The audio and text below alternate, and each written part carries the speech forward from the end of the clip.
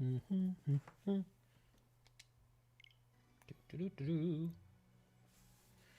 my god, Bidoof. That's not Bidoof. This looks so goofy. Hey, look. I'm riding this little dude around. It just looks so weird. No! I got jumped. Oh, it's just a second.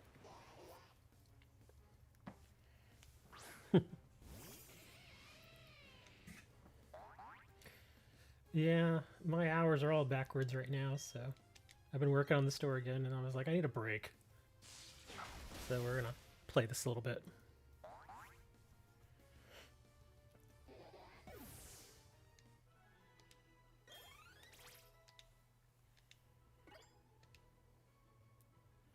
Fire spin. What else does this guy have? Let me see. Flame charge.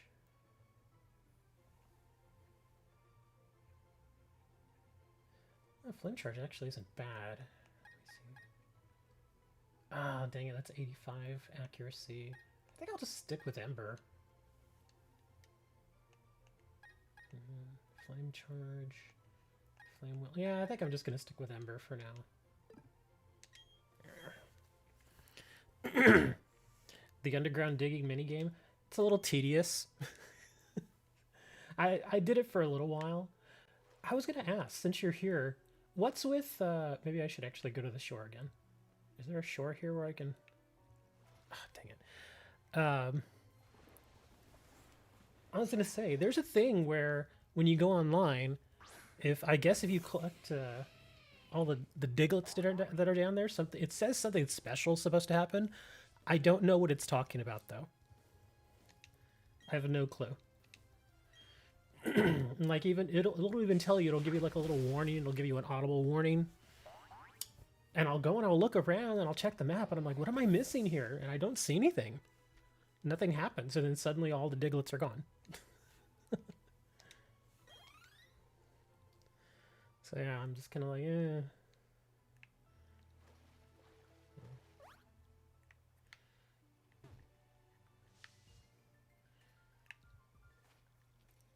In fact, I can go there right now, can't I?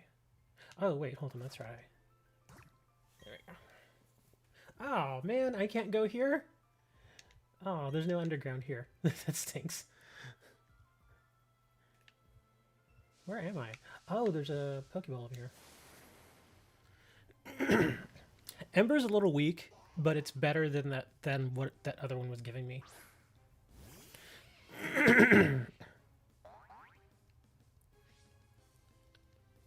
Oh, if 40 Diglets had been stepped on, the shiny rate triples in the Pokemon hideaways and digging spots are almost guaranteed to have a Jade statue box. Oh, okay, cool. So that's the only thing. So I guess it makes sense to go online then when you're doing that, but only lasts for 4 minutes. So I guess what you do is once that thing happens, then you immediately go and find or if you see that it's about to happen, then maybe find a spot to dig, and so you can get a Jade box. Blizzard. I figured it's still enough time to get a Jade box. I've opened some of those boxes and all they do is give you little statues. What are the little statues for? They're just kind of there, it looks like.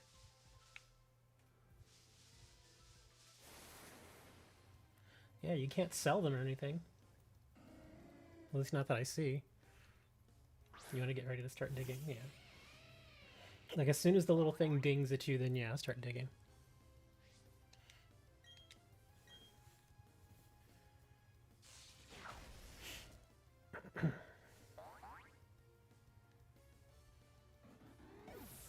If you're fast, you can get the boxes. I tend to take my time on those little things. Like most things, I overthink it. I've gotten a little bit better at it, but...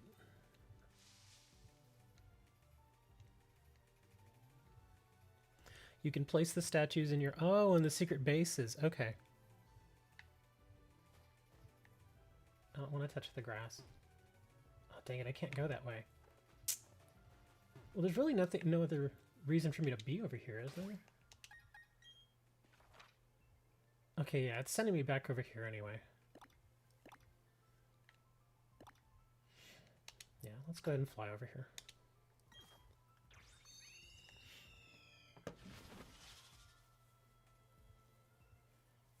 I think I only need like one more badge, and then I'm all done with the badges.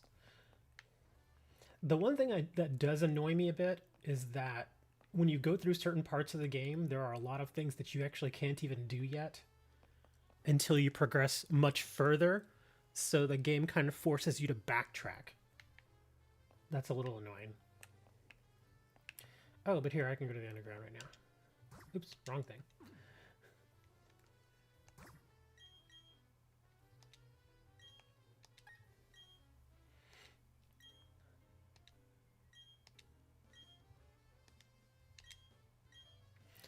So that's kind of what I'm doing right now, is just going and finding all the places where I couldn't like break a rock before, or I couldn't move a rock, or where I couldn't go across the water. It feels like a lot to me. And I guess if this were more designed like an open world, I probably wouldn't mind that so much, but because it's designed in this particular way, it's a little annoying. Okay, here's a spot where I can dig.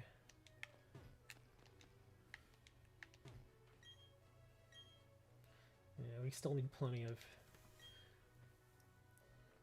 See, I'm still kind of trying to figure out when should I use the hammer and when should I use the mallet? Because like when the rocks are big like this, I tend to use the hammer. And then I can switch to the mallet for the smaller parts, like down here.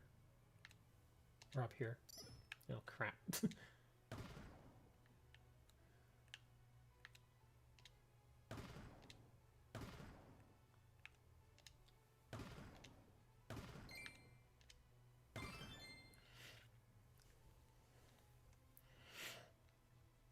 Not as tedious as it was in Sun and Moon. Well, I couldn't even tell you. I've never played Sun and Moon. So I have no idea what any of that means. I mean, I know it's an old game, but yeah, never played it.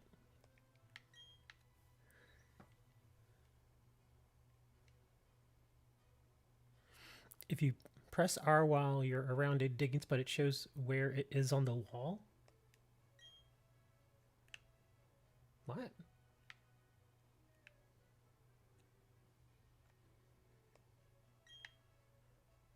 Yeah, I have no idea what that means.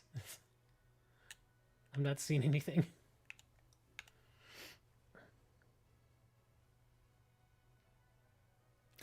Oh, I think I see what you mean. Not here, necessarily.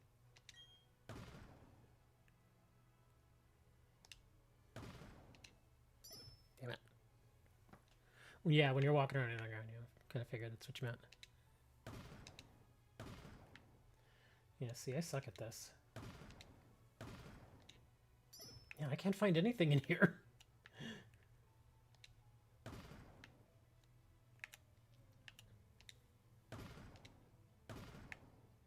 Oh my god, come on, give me something. Oh, finally, we find that. I may not even get it. Okay, I did get it. Thankfully. That's why it's tedious. It's like, oh my god, some of these things are so small.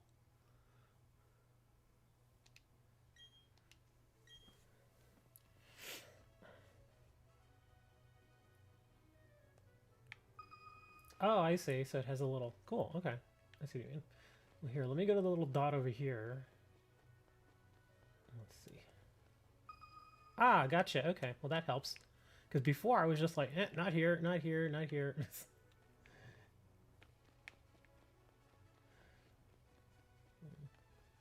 me see if I can go find some diglets.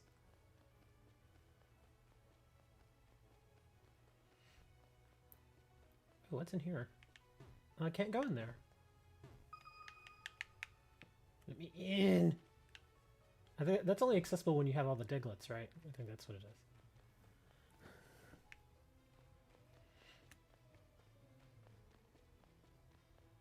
Oh, I can actually rest real quick. I think this is the rest guy. Oh, he's the trader. Never mind. I don't even think I have anything yet. Or I don't have enough of the little spheres to get anything. What are the pedestals for? Are those for... You place them in that little room and then you can put your little statues on them? I guess that's what that's for, right?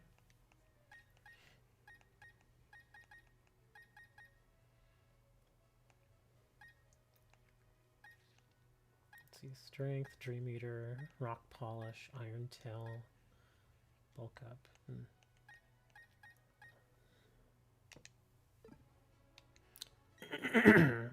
Talk with the entrance. They make your statues look a bit nicer. So you say talk with the, how do I talk with the entrance? Sacred base, would you? Oh, that's so dumb.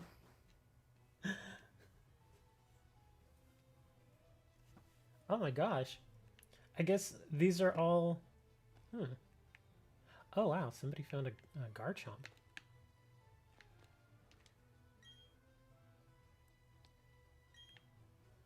Okay, so I guess you would put the little pedestal here and then put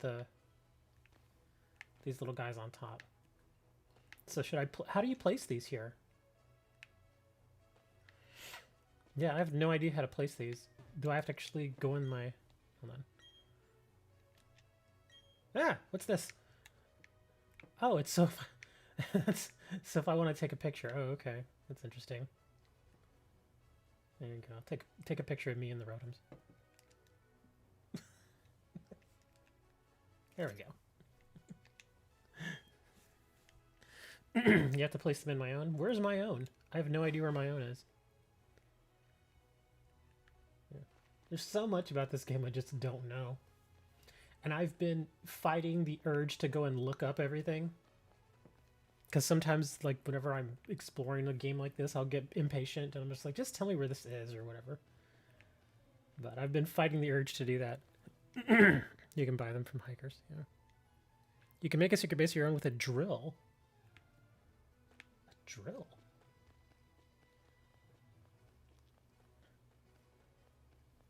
So I can, like, find a base right here and just drill. Yeah. What bugs me is... Hold on, let me see.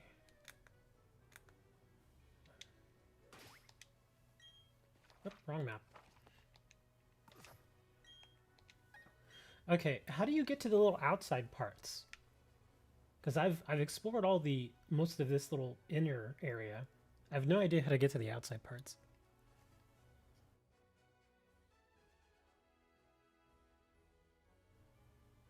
Maybe you have to talk to the guy that gives you the exploring kit.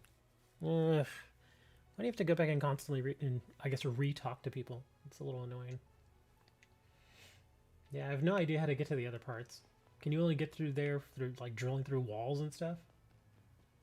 Oh, there we go. We got a Diglett.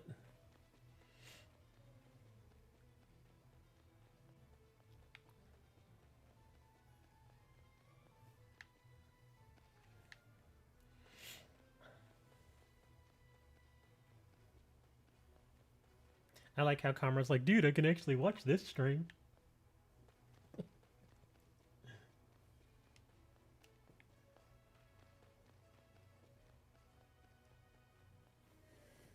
You can enter the other parts from other locations on the map. Twin Leaf, Celestine, and... I actually tried that and nothing changed. Yeah, like I've like, I think it was not last night, but like the night before. I was like, maybe if I try in different locations. So I went to all the different cities, and they always brought me back to here. So yeah, I mean, I can try it again. Let's go back to the surface.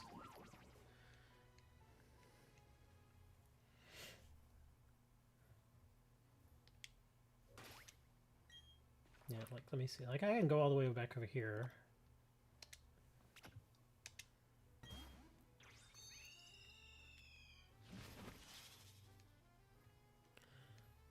Celestic puts me in the middle.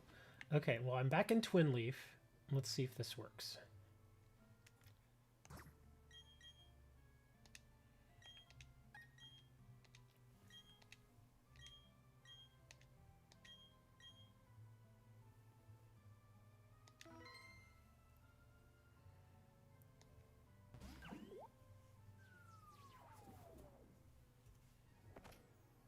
Ah, okay. That's weird. I wonder why it wasn't doing that. I wonder if you have to progress a certain amount in the game. Because just in the last 2 days, I've gotten like 3 more badges.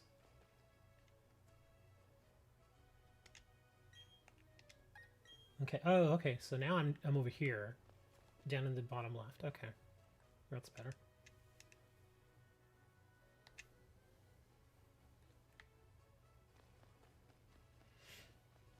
Well, I guess I'll just go around exploring this area then. Because all I've really been wanting to do is just go around trying to find more of the various Pokemon.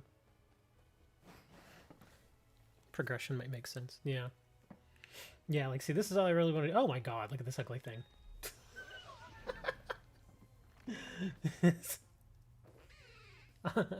I am Chonk.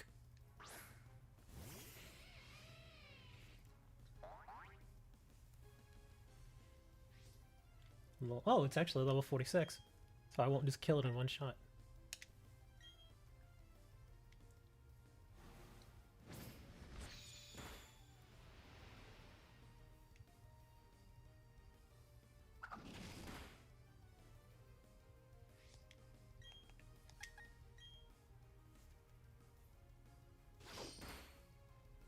Kind of cute in its own way. Like, so unattractive that it's attractive for some reason.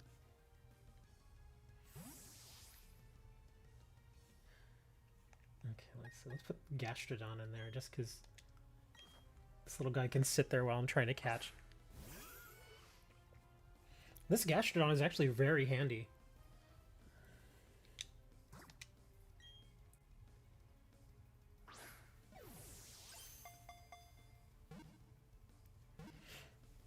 And I don't have a Perugly, so yeah, that helps.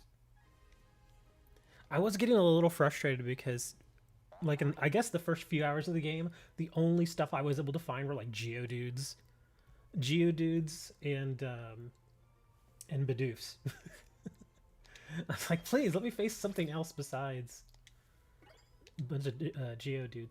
Oh, and I actually ran across a shiny Graveler. And I didn't realize that in order, because it was one of those double matches where I was in one of the caves and there was like some little guy who was following me around. And it was, you know, like my Pokemon and his Pokemon versus like two wilds. And I didn't realize that what you want to do to catch when you're doing one of those doubles is that you want to kill the regular one first and then try to get the shiny. I went at it backwards, so I missed getting the shiny. I was like, oh man. Sorry, Perugly, you're going to a box. So yeah, I did find one shiny, but couldn't get him. Got a Pelipper, Badoo. Don't really care about you. Another Perugly.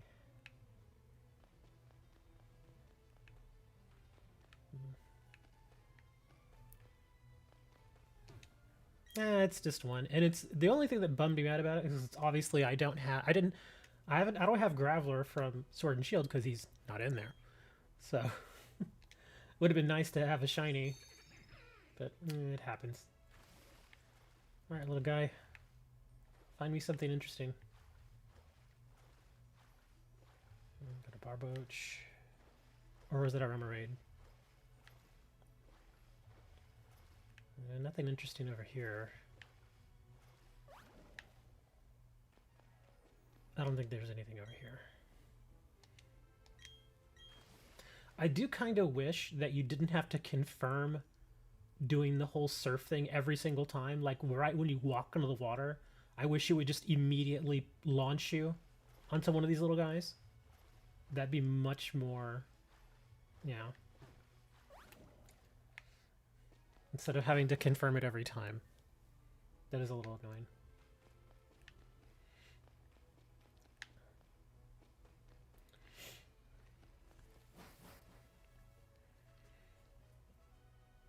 Already got one of those. Dang it. I always get stuck in these little, like, invisible corners. Ugh. Like using Rock Smash and Strength consecutively. Yeah, that would actually be good. I mean, once you get Surf and you're able to do it, like, it would just do it every time. Like, Rock Smash and all that, I guess that's fine. And I guess if it did it that way, that would actually be okay. But I don't want one of those. Oh, what's that, a Graveler? Yeah, it's another Graveler. Don't need any of you. Another Graveler. Nah, nothing amazing here. Let's see, we're gonna exit upwards.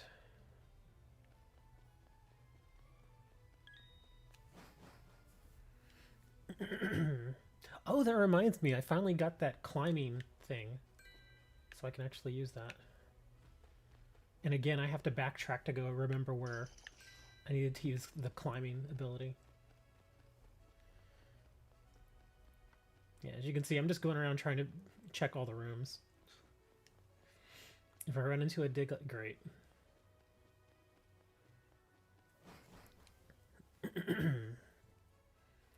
Golbats. Oh, I don't... Well, I do have Pinsir and Sword and Shield, but not here.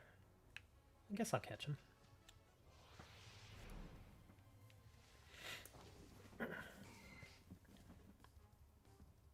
Oh, Wooker, I don't know if you know, but Moni actually decided to jump on the bandwagon too. He went out and bought a Switch just so he could start playing Brilliant Diamond. And he was doing... It was weird because he was... he was trying to farm in a shiny Chimchar. So he's restarted the game like something like 1,000 times. I don't know if it was 1,000 or 100. I don't remember what he said, but I just remember thinking, dude, he just keeps restarting just so he can try and get the shiny Chimchar. I'm like, that's dedication, man. So he hasn't even. The last time oh dang it, I hit it too hard. The last time I checked, he hadn't even really started the game. He was still trying to just get the shiny Chimchar. I'm like, dang, dude, just play the game, man. It'll come.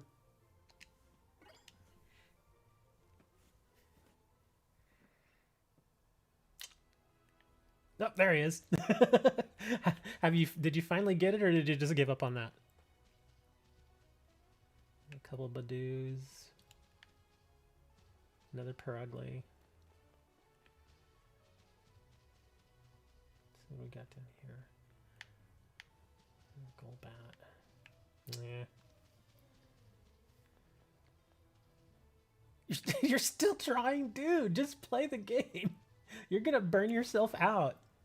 Yeah, just play, man, and either breed for a shiny or just. Oh man, I should have exited upwards. Yeah, it's.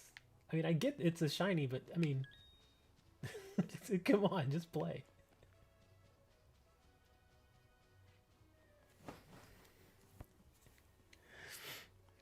Yeah, I see what you mean though. Yeah, like when you've put in. Wow, we're pretty close to the Diglett thing. When you've put in so many times. Oh, thankfully my egg finally is hatching. When you've put in so much time into something, even though it just doesn't seem to be working, you're like, I'm this far in. I've this far invested. I'm not gonna stop now. Sunken Coast Fallacy. Oh, a Riolu. Oh, that's cool. He's a... What is he, a dark fighting? I think that's what he is. Oh, he's just fighting. Okay. Do I have any other fight? I don't think I have any other fighting types. Well, Chimchar is kind of a fighter. 2103 resets so far. Dude. Come on, man. Oh, well, he's not still. He's fighting here. I think Riolo is just fighting. I think Lucario is still in fighting. Yeah, he gains still when he evolves, yeah. Okay. I'm going to actually keep him in my party. I'll level him up. He's pretty useful. I kind of want to go and try and get these Digletts, though. Just so we can get the little bonus here. Because we're pretty close. Oh, that person. I was like, what are they doing? They're digging. What's this guy do? Feel like taking a break? Yeah, actually, let me rest my Pokemon real quick.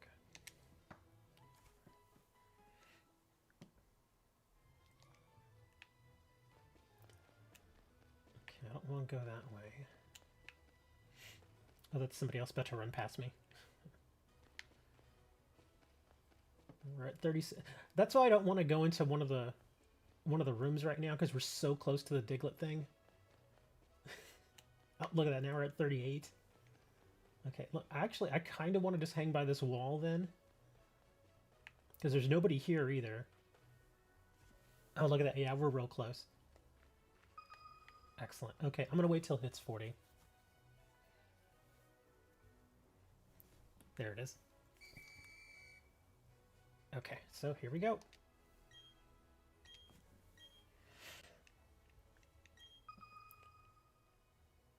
We got 3.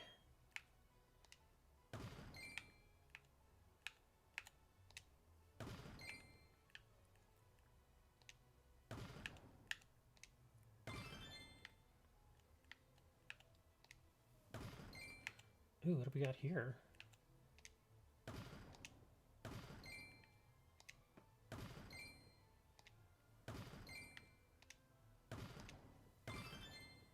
Oh, well, there's our box.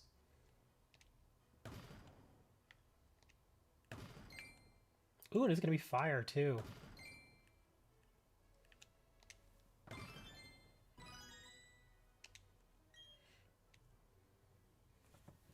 And I still have enough time to go get another spot. 3 statues of the starters. Cool. I want a water stone. Ooh, a gorgeous stone box. Haven't gotten one of these. Be a Charizard. Ah! Magmortar. Alright, let me see if I can go find another spot to dig here real quick. Nope, not there, not there, not there. I'm gonna have to battle with this person. Get out of here.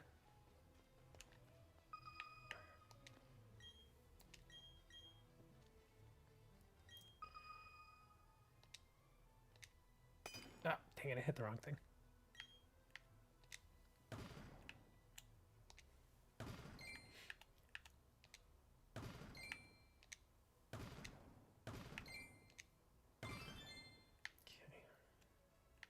I'm guessing maybe over here?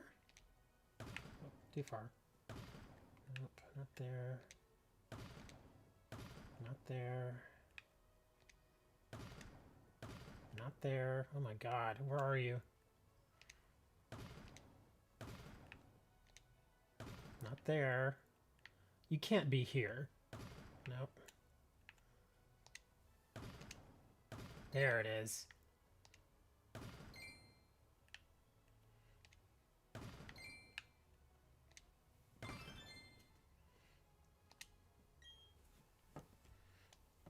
Nice. So we were able to get 2 fancy boxes.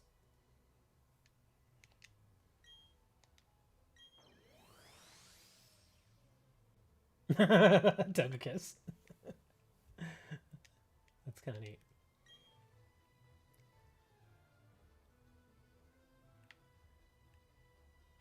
I guess well, maybe I can go and start digging over here real quick.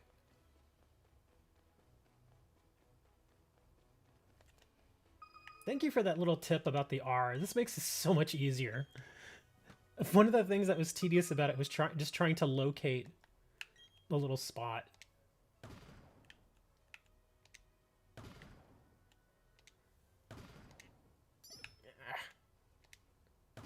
Oh, there's the box. Okay, let's get our box.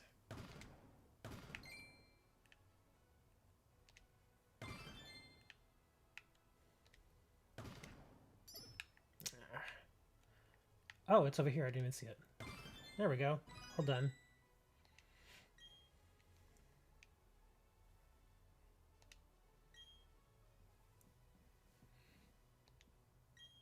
What is that, water?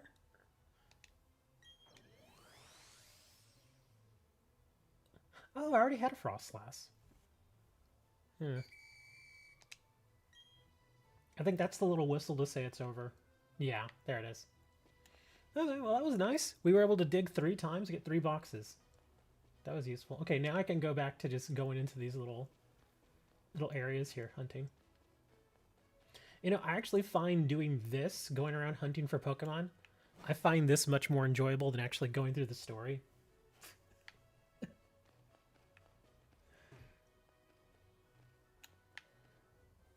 Come on. Let's see. Have something good in here. What do we got? Okay, already got that. That's a do I have a Rhydon? Or is that a Rhyhorn? I can never remember the differences. I don't think I have one. Oh yeah, I do. There it is, Rhyhorn. Stupid Graveler.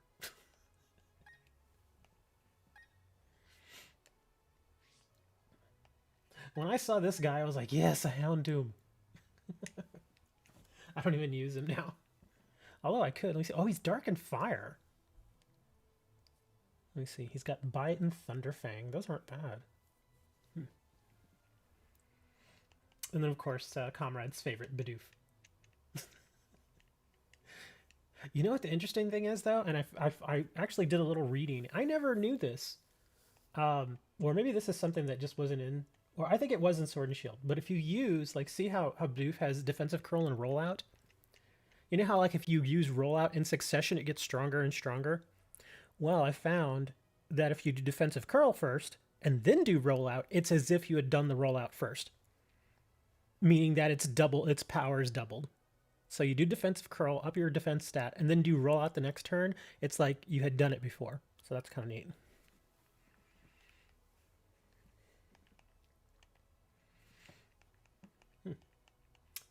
Why do I have 2 of these? Probably the same reason I have 3 Whoopers. Yeah, hurry up and get moving, Moni, so I can trade you some of these. Not that you would... I don't think you would have anything that I would need anyway at this point. I was kind of stoked to see Manaphy. The fact that I was able to get Manaphy and Jirachi so early in this game, I was just like, yes! These are awesome! Let me see. And you say... Oh, is that under Mystery Gift? The code? I've seen the code before. Oh, I don't think I can do Mystery Code down here. But I'll do that here in a little bit. Once we got a Pelipper...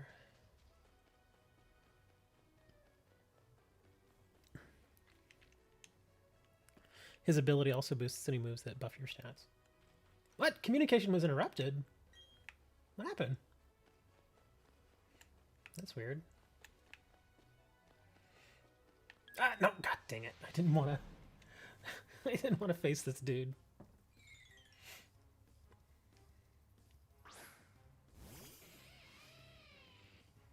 I love Luxray, but his cry is annoying.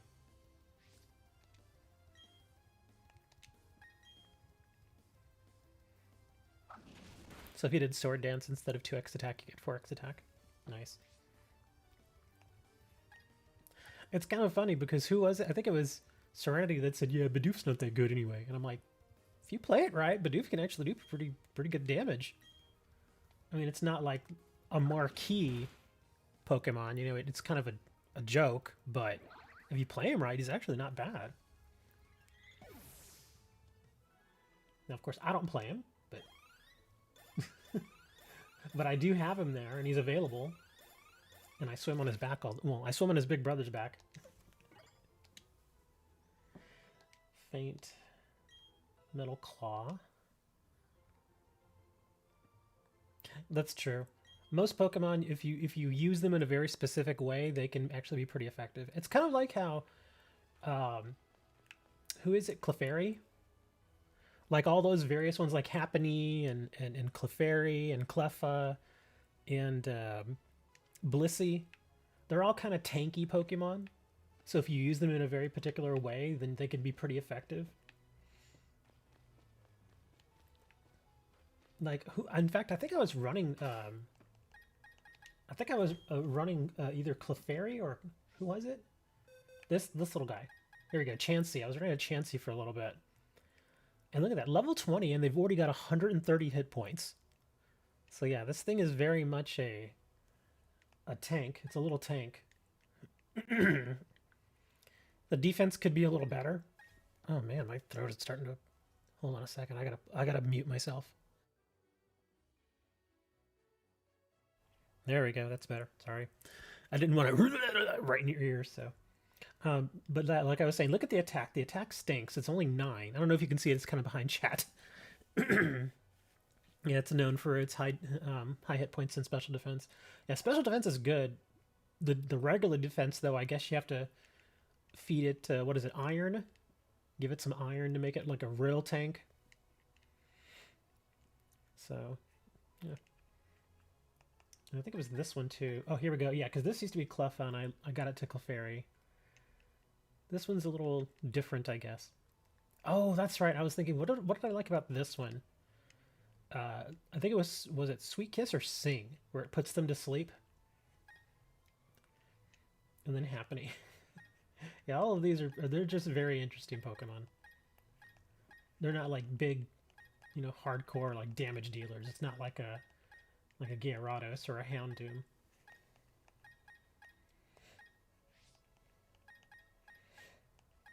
Oh, that's right. I was meaning to level up Bonsly. I hate this little guy. I feel so bad for him. I hate that thing. Scorpy. I just don't like him.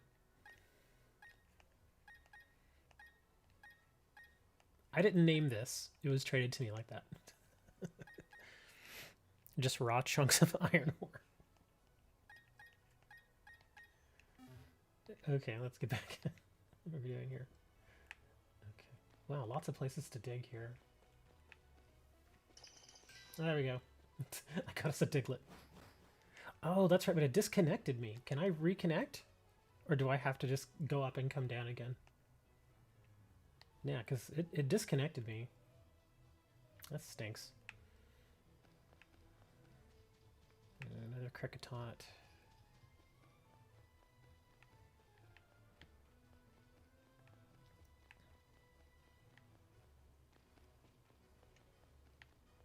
I feel bad for Andre Young.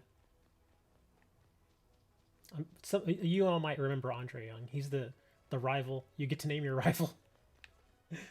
Actually, I feel bad for him because you beat him every time. You beat him every time you face. Well, I guess you're supposed to beat him. You may not necessarily beat him, but you're supposed to beat him every time you face him. And then every single match he's gotten into, he always gets his butt kicked. Who's this guy? The Grounded Ratio up right where you can see them. It's so exciting. Yes, it is. Hey, Hammer. Can't sleep?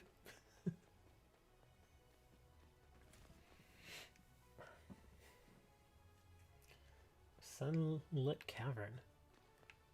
See, when I see these bigger rooms like this, I was under the assumption that it just means that there are better Pokemon here, or maybe there's like one Pokemon that's like really like a stage 2 or something. Oh, that's a big tree right there. Oh, look, we get a ball. X Scissor.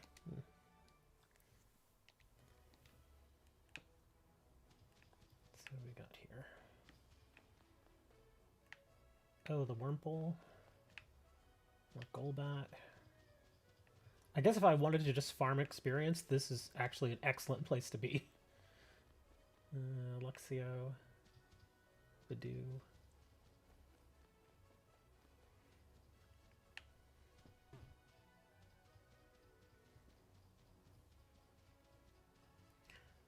I think that's pretty much this entire area. I just gotta go to this little corner.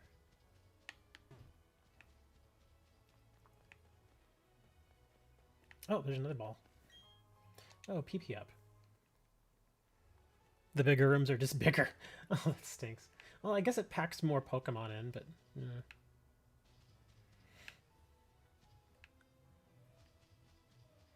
Yeah, I was hoping there'd be like a stage 2 or something in here just to make it interesting. Like a... just... you know, stick like a big... you know, like a Machamp in the middle or something. Like, there you go. Go get him. He said pee-pee.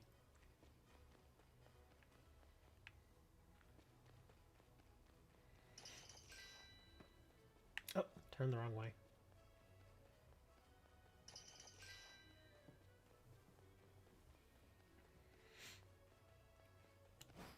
Because it's kind of neat because they make the underground seem like a little dungeon crawl.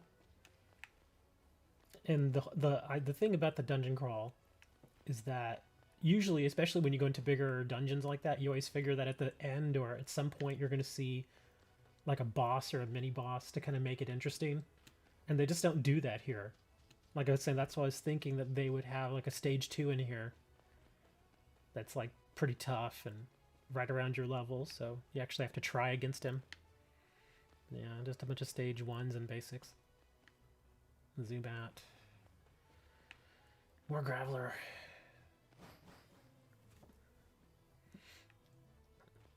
Well, I used to call it pickle points.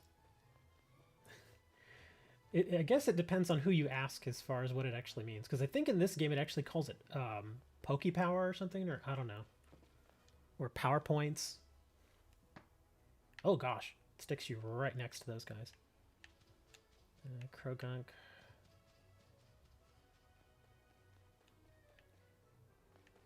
Yeah, like see right here, I'd like to just walk right into the water and have the little guy be there already instead of having to confirm this. I guess they just wanted more reason to have that little fly-in. It still looks neat though when you're swimming. Oh, wow, there you go. Now that's something I don't have. This is a Tentacruel. Yep. Yeah, I don't have this guy. I gotta be careful. I don't want to one-shot him. Let's see, he's 45. Oh yeah, I may. We'll just hit him with Bite. Because I know if I hit him with any of my lightning stuff, I'm going to immediately kill him.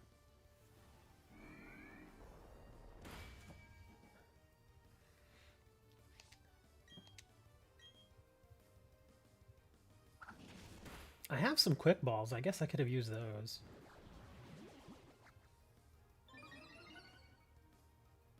Defense. Okay. Yeah, let's try and catch him now. What the heck? Yeah, it's what time is it anyway? It's like 3 in the morning. I don't even know what time it is.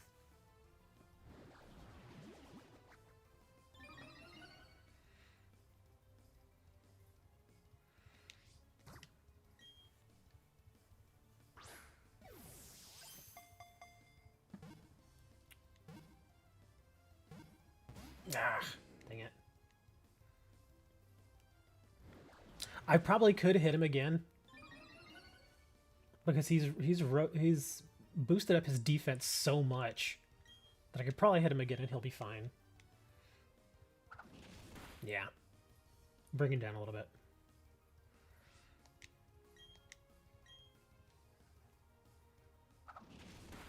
There we go.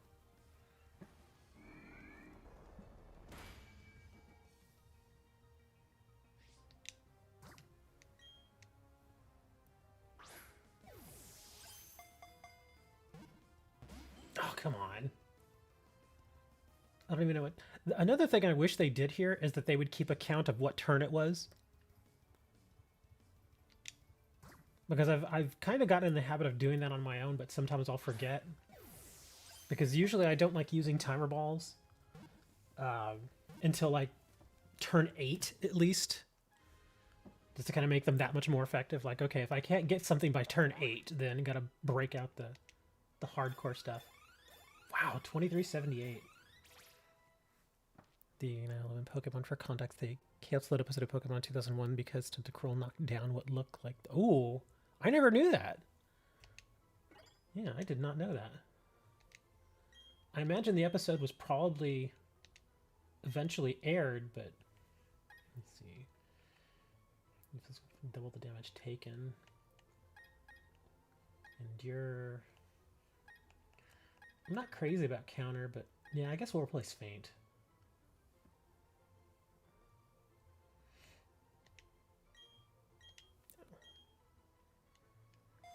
Yeah, I don't remember that. I do remember that one other movie that came out in about 2001, 2002. I forget what it was called. But there was a scene in which the characters, and this was an animated movie, there was a scene in which the characters were actually in an airplane that was like crashing to the ground.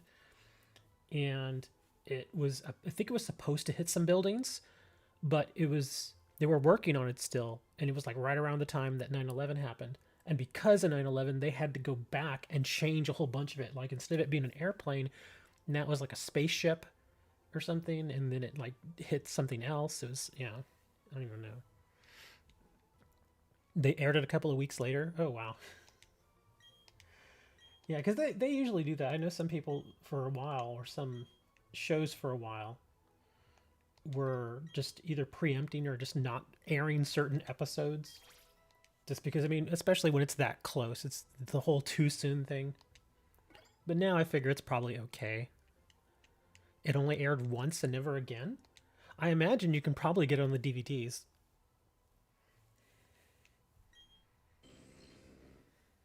You thought they never aired it? Well, I guess it depends on where you were, though, too. Because remember, I mean, a show like Pokemon is not just in the US, it's also in other places. Now I kind of want to look that up. I'm not kidding. I'm going to look that up. Let me see. I'm going to end up on a watch list. Let me see. Pokemon 9, 11 episode.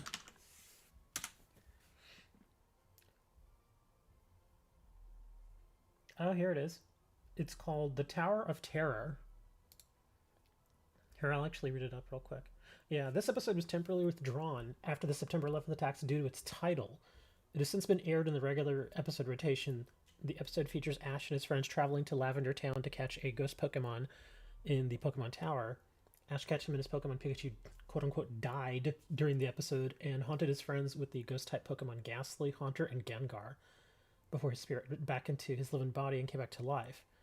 While the episode in question has no similarities to September 11th attacks, the episode was likely pulled due to the title. Oh, well, here's another one here, too. That's the Tower of Terror. But then there was another one here that you had mentioned, the Tentacool and Tentacruel one. Let me see. Yeah, Tentacruel and Tentacruel. This episode was temporarily removed from rotation after the September 11th attacks of 2001, mainly because of the similarities between the attacks and Tentacruel attacking the city. Oh, okay. The character Nestina also used military-style weapons during the fight scenes in the episode. However, Tentacruel striking a building was not removed from the dub's opening theme. The episode is still available on home video and DVD markets, so you can get it in the DVD.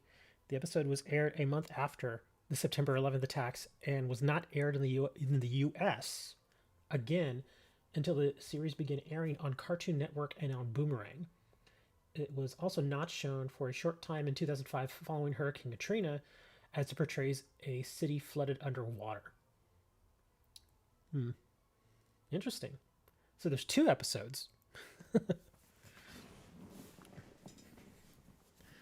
So it looks like, yeah, you can still get it on DVD or Blu-ray, I guess.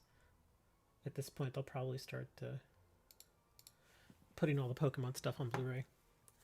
For Pokemon Go, every time I did it. Oh, wow. What? Oh. Looking for some CP values. Well, that makes sense when you really think about it. I can't say what they think CP means without getting flagged. So, yeah. Because CP means something else now. Which is, yeah, unfortunate.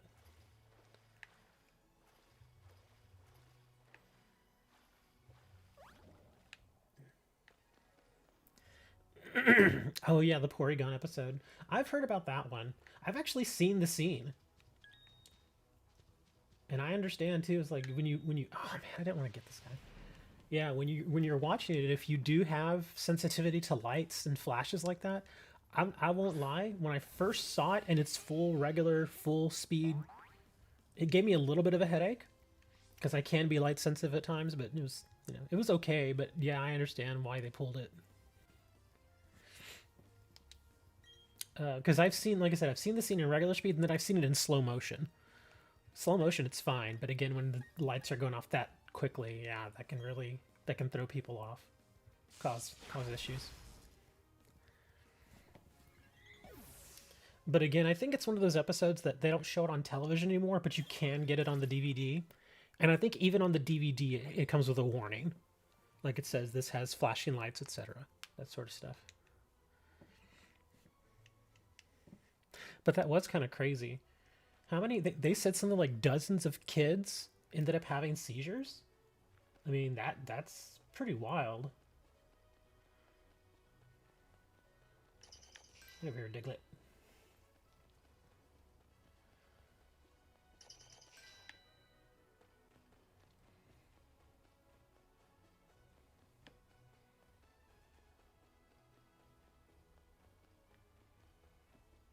Ooh, who's this guy? Oh, it's a girl. Oh, it's the cowboy girl. The cowboy girl is so goofy. Have different terrains. It's very important to know what kind of place the wild Pokemon you're searching for lives in. Okay. Thanks, cowboy girl.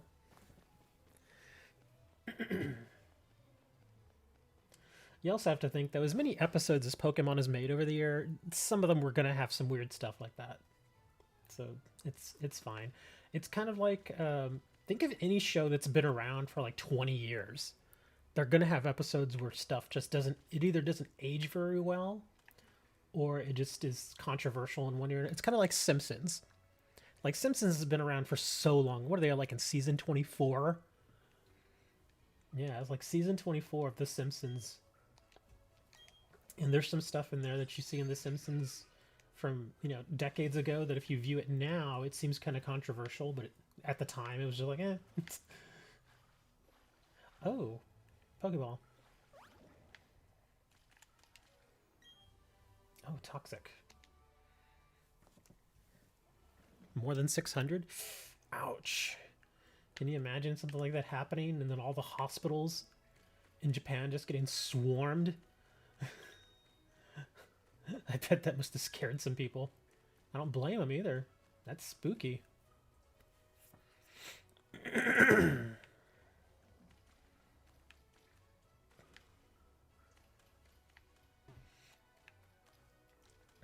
Uh-oh.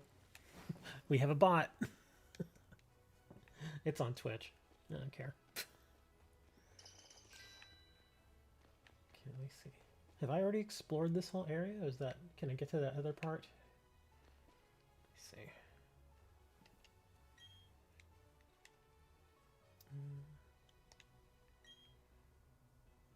Okay, so I can get to that other part.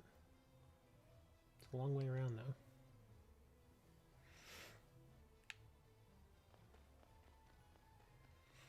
Why it's always Twitch.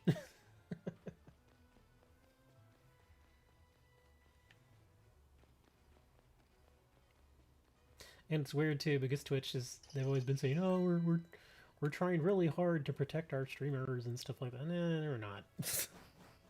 If the streamer makes them a certain amount of money, then they'll protect them. But if, you know, you're a smaller streamer like me, they don't care.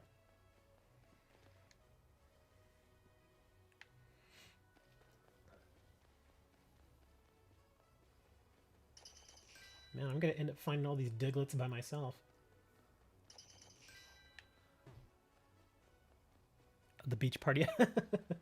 The beach party episode, is that the one where James dresses up in a bikini? And he actually looks 100% like a woman.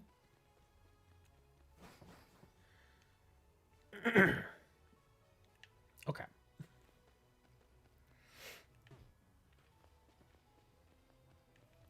Well, Moni, or not Moni, Wooker, I was going to say, we can join together using the code.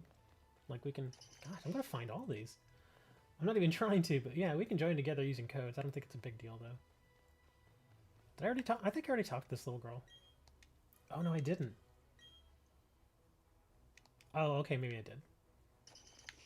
Oh my gosh. So many of them. Again, I don't even care about the Diglets. I just want to go and explore all of the little caves here.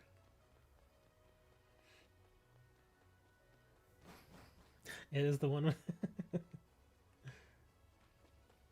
It is kind of weird that they, again, I mean, like with Yu-Gi-Oh, you can kind of argue that for a while it wasn't really marketed toward younger kids. Like, especially in season 1 and season 2, it was definitely marketed toward like at least like a teenager demographic. And it just so happened over time it started kind of redirecting to younger people. So I can understand why they did some of the stuff that they did in Yu-Gi-Oh! But again, Pokemon, it feels like has always been directed toward kids. And so to see some of the stuff that Jesse wears is like, whoa, okay. Oh, I don't have you. Was that a gimbal? Gibble, there we go, Gibble.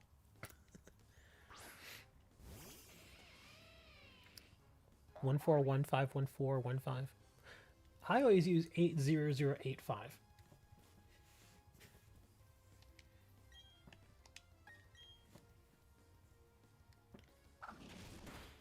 Oh, that was perfect. Oh, dang it.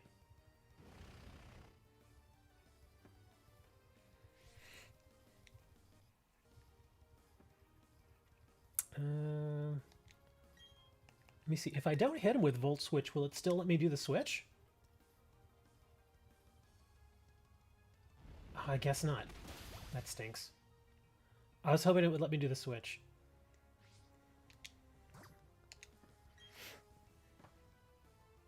Gimbal? Yeah, we're gonna name him Gimbal now. But I'm a Gimbal. No, you're a Gimbal.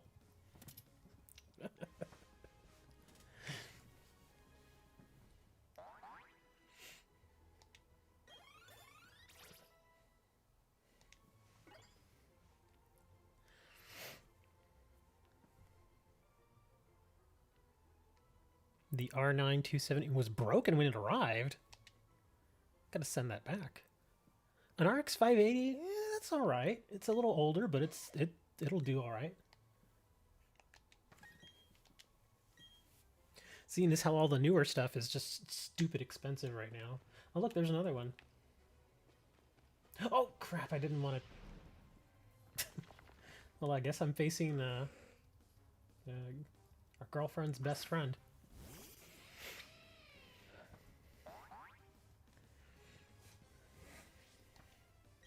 Oh, speaking of video cards, there's a new video card company that's going to start producing video cards here very soon, like in 2022. There are a couple of caveats, though. But they actually aren't so bad. Actually, I want to Volt Switch. One of the downsides is it's a Chinese company. So, of course, there's certain restrictions that come with that. But the good news is that a majority or a good chunk of all the crypto mining operations and stuff, even though they've been cracking down on that in China, there's still a lot of it going on there. So if China has a new company that's going to be making video cards, that means that a lot of the crypto miners there locally will start buying from them.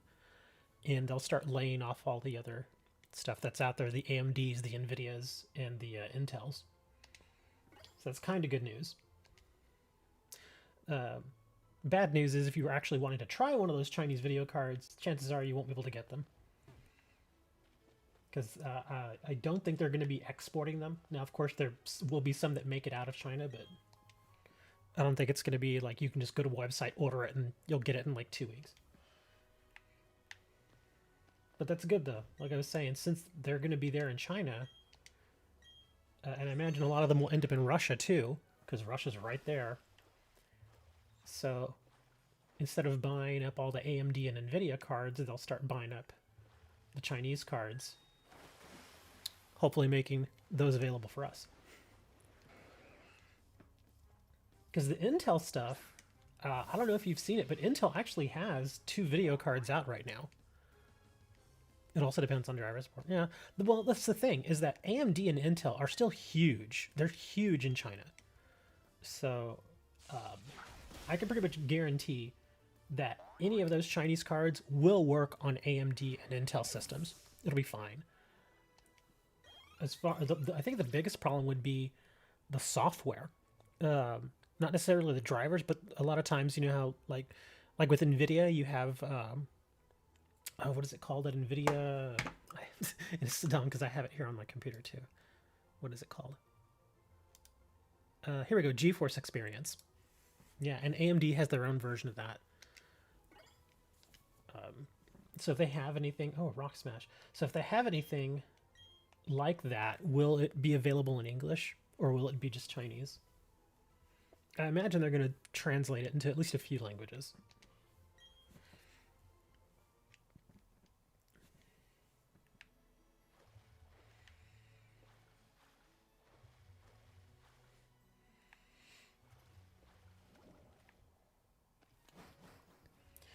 But yeah, the new Intel cards, they're not great. they're basically workstation cards. But they're okay in certain tasks. Not in gaming, but In certain other tasks, they're fine.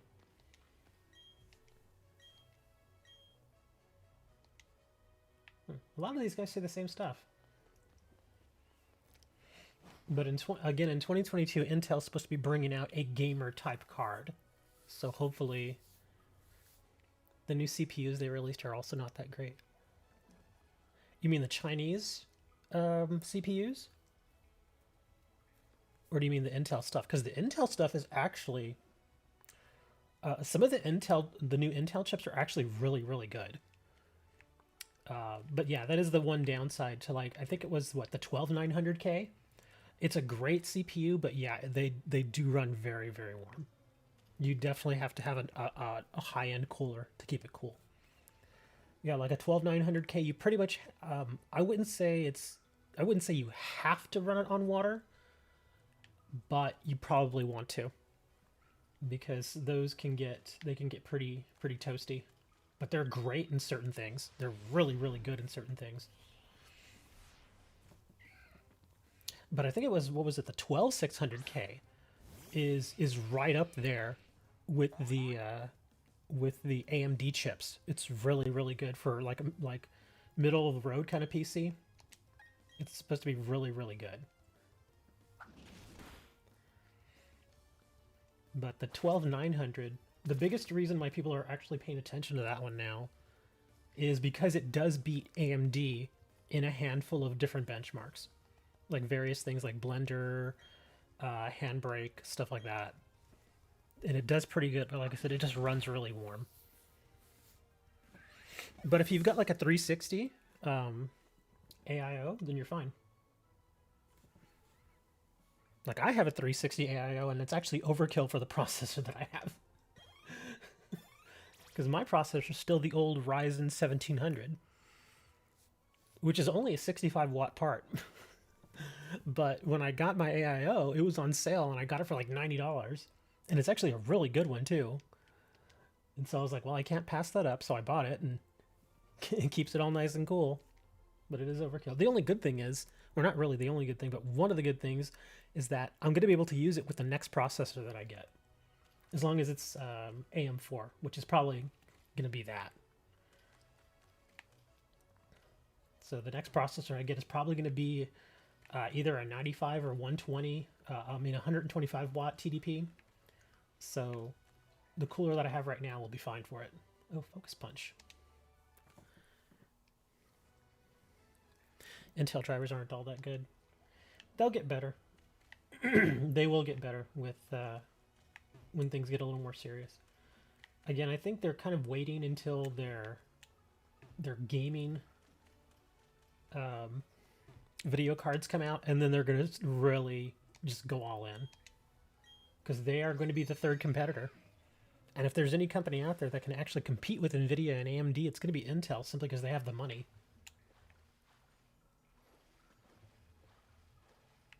Yeah, let's go kill him. And like I said, the video cards they have out right now, they're workstation cards, but they are actually really good at certain things. Like if I remember correctly from a couple of the reviews, one of the cards that you can get right now, you have to buy it when it's already in a system. They only come in pre-builts right now. But one of the ones that you can get is actually really, really good at stuff like video encoding and Photoshop and Premiere, like all, again, workstation stuff. Not so great in gaming, but really, really good in the other stuff. Which, again, is really good considering what you do.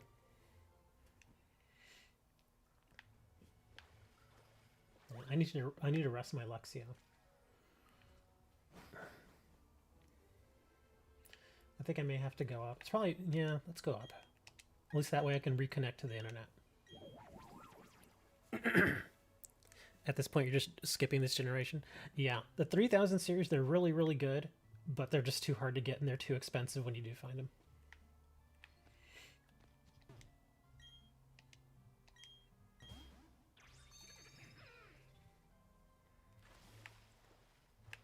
Even a pre-order doesn't guarantee anything, unfortunately.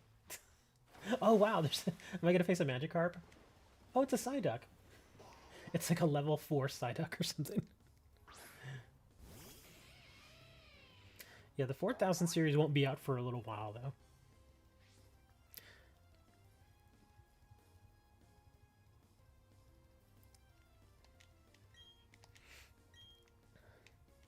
An i3 7100, 16 gigs, 3200, terabyte Western Digital. Now, the hard drive, is that NVMe SSD or is it old school SATA? A mechanical drive? Nothing wrong with a mechanical drive. Just, it feels like mechanical drives nowadays have pretty much been relegated to storage space, which is really what they're best for at this point. Like all of the videos and stuff that I make, I store them all on a 4 terabyte mechanical drive.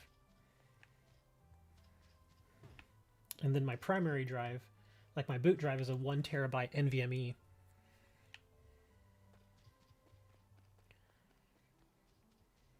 Oh, that's right, I was going to go back. Let's go back.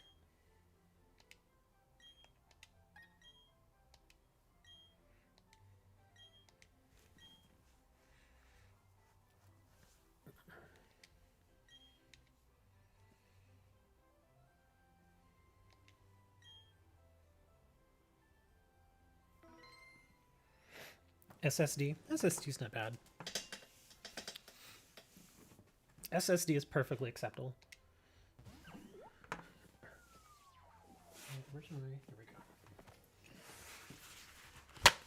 Sorry, my hands are getting a little warm, so my controller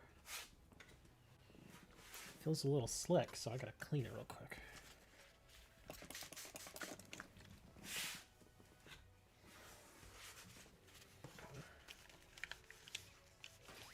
Oops, sorry. I'm just rubbing this stuff all over it.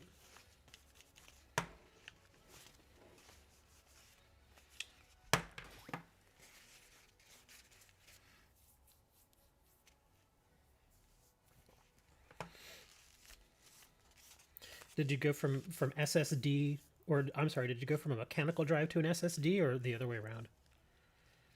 Because again, depending on the drive that you get, can really make a huge difference. Just because it's like say for instance, in general, an NVMe drive is a little faster than a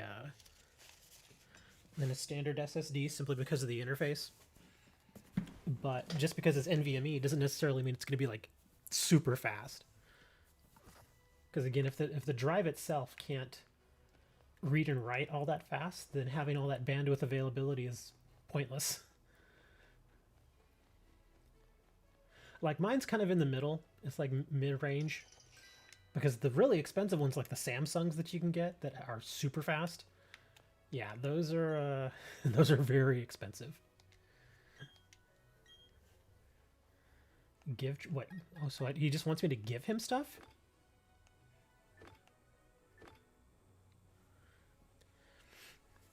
NVMe M.2.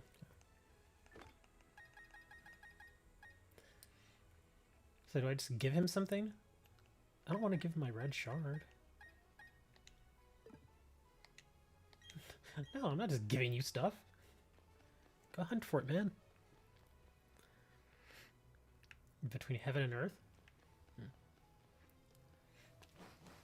The biggest thing that people I've found talk about, and it's kind of odd to me, is boot time, which I mean is fine, it's important, but you only, how many times do you boot your computer in a day? One usually. So yeah, it's kind of like eh. But what I'll do is I actually use it for video editing. When you use it for stuff like video editing, you can scrub through video so much faster.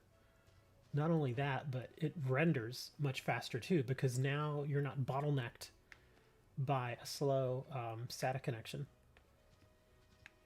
And there's nothing in here. So yeah, to go even from, oh, there's something. To go from like an SSD on a SATA connection to NVMe is a huge difference. It really speeds up rendering times. Because for a while, like a 10-minute video would take me like 15 minutes to render. But when I moved to NVMe, now they render in like 4 minutes. It's a huge difference. Hey, Akij. Akin, Akij.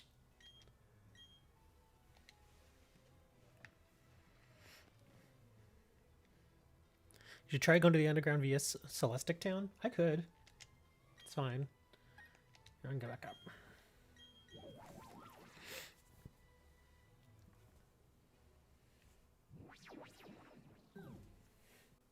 I'm a little torn right now because I really want to get a new processor, a new CPU, but I think because the 5000 series AMD stuff is really, really good.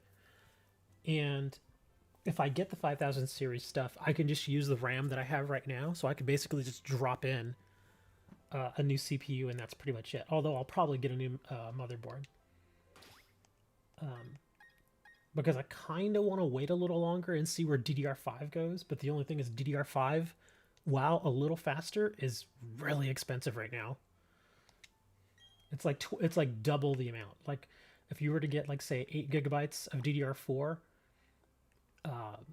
I'm sorry, 8 gigabytes of DDR5, it's like twice the price of what DDR4 is. Celestial Town, where is this? It's over here. I don't know where it is. Or how I even unlocked that town? I don't think I have.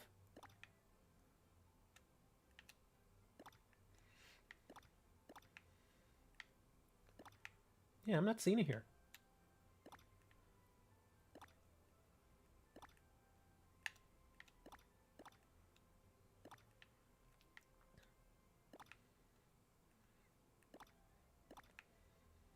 Oh, there it is. It's one of the tiny ones. Well, see, that's why I want to wait. Because, like with the new Intel stuff that's out there, you can run them on either DDR4 or DDR5. You just have to buy the appropriate motherboard. Whereas AMD right now is only DDR4. And I imagine the next AMD CPUs, which are going to come out next year, are definitely going to support DDR5. Which at the time, if you give it like another year or so, DDR5 prices will come down a little bit, but I don't know. I don't know if I want to do that. I think it'd probably be better just to get the Ryzen 5000 series. God dang it. And just do that. Because if I get a Ryzen 5000 and just use the DDR4 that I have right now, that thing will last me like 5 years at least. Blue small square. Yeah. Oh, speaking of which, I forgot Moni was giving me that code. What is the name of that code? If your battery runs out while you're disconnected, you receive a gift code. Oh, I don't never mind. Okay, I'm going to check that code that Moni gave. Where is it? It's up here somewhere. I'm scrolling. Oh, there we go. Thank you.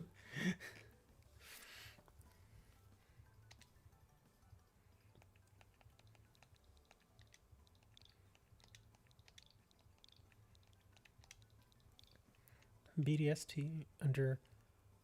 Oh, so it's actually a 0 and not an O in underground. Okay.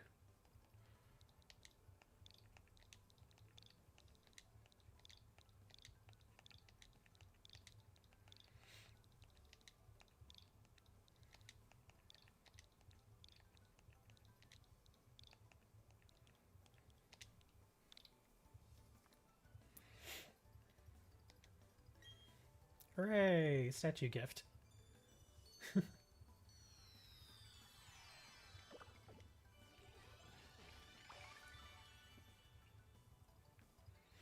Looks just like a loot box.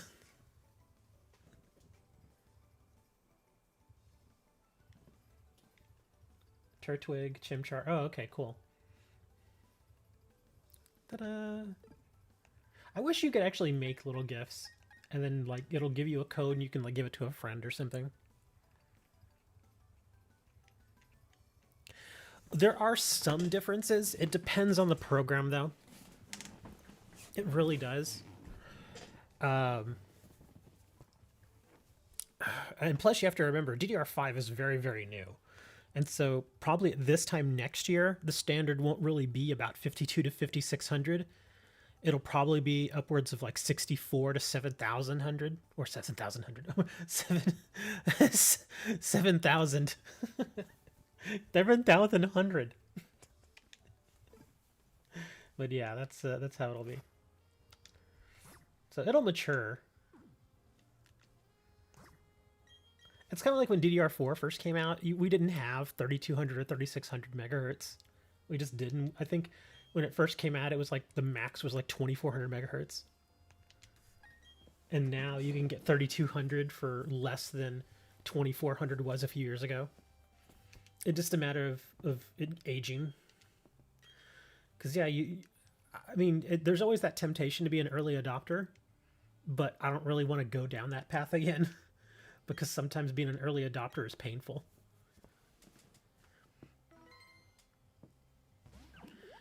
That's usually what happens.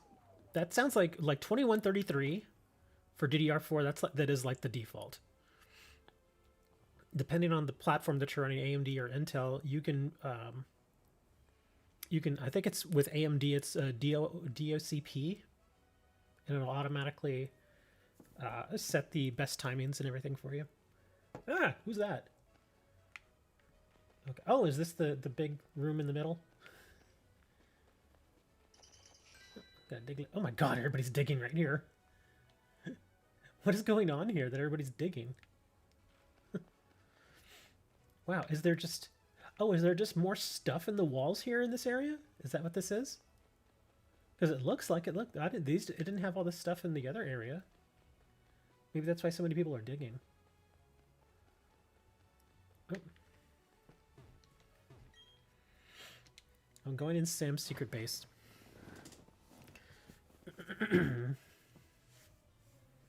Oh my god, she's got so many.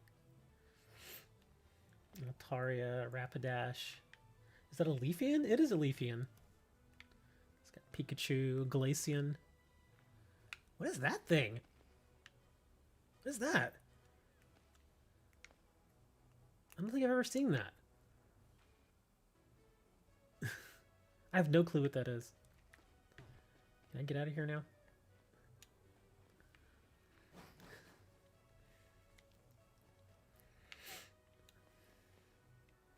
Oh, an unknown. Okay. Well, I guess I should go in the big room. Might as well. Let me see. Does this area actually give more? Yeah, an unknown. When you said unknown, then it rang a bell with me. That's the whole idea of the name. I thought it was pretty funny when I first heard it. Ugh, that was bad. That's bad too. Oh my god, what is happening here? I was hitting nothing but crap for a while. Yeah, someone else is in here with me. Go away.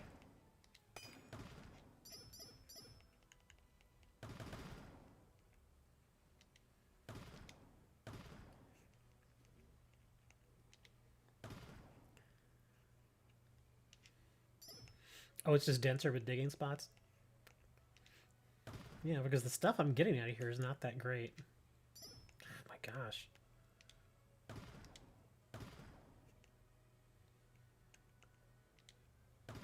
I imagine it's going to be in here.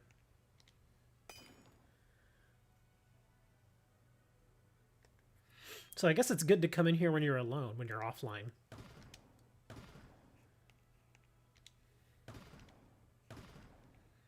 Wow, there's nothing in here. Yeah, we have a lot of digging spots, but there's nothing. Yeah, this is terrible. I got one little thing, that was it. Do I see the cross? What cross?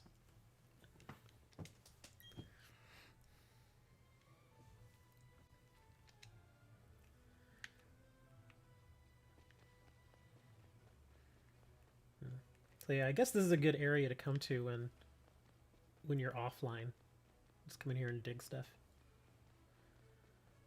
Is there anything else over here?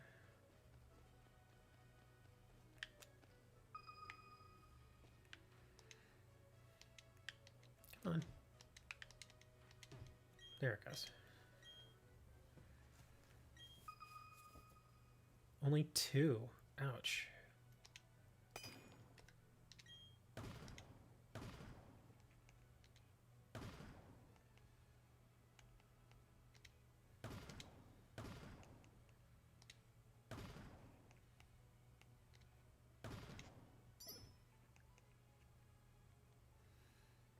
In the post game, you'll return? Oh, okay.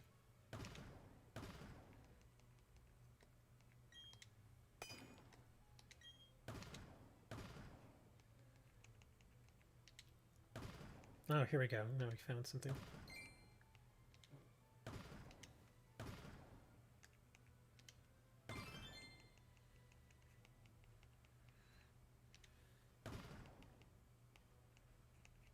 I'll try over here. There we go.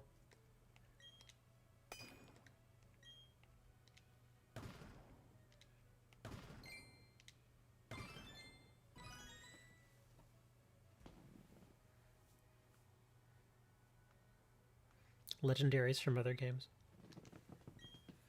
Legendary trainers? Legendary trainers! I just want to face Cynthia.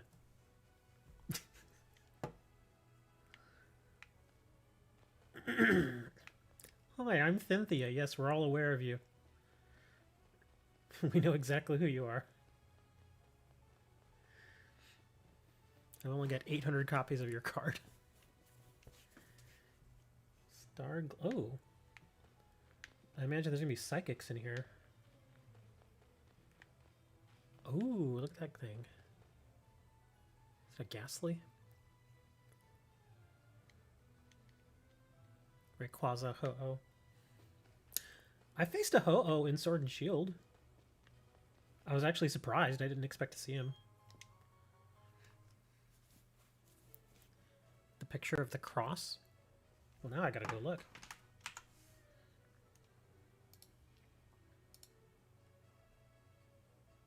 Oh. Yeah, that happens a lot.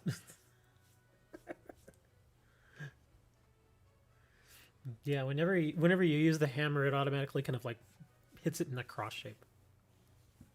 Do I use Xbox Game Pass? I don't have an Xbox, so no. And I have no urge to buy an Xbox either. If someone gave me one, I'd be like, okay, sure, but I probably wouldn't get any use out of it. I'm not a huge console gamer. I'm mostly PC gamer. And again, the only reason I'm playing the Switch is because you can only get the Pokemon stuff on Switch or on Nintendo stuff, really. If you could get the Pokemon games on PC, I would just play them all on PC.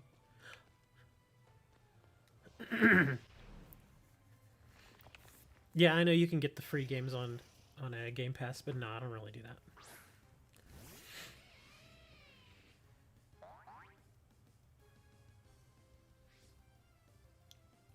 Be able to battle 18 different ones. Oh, cool. Oh, dang it! I keep forgetting to heal Luxray. Actually, I have an idea. Let me.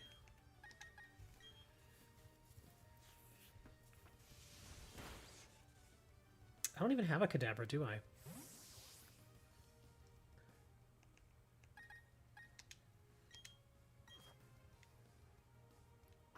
Guess what I'm doing for the next century? Still trying to... You've got a code, so do I want it? I don't know what I would do with it.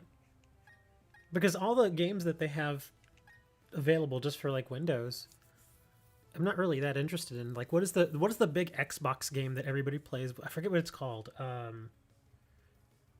gosh, what is it called? It's been around forever, and there's like so many dozens of variations of it. Like, I've heard of it, but again, see, that's how much I pay attention to it. I can't even remember the name. Halo, there you go, yeah. Like, I've heard of the Halo games, but it just... those games just don't really appeal to me.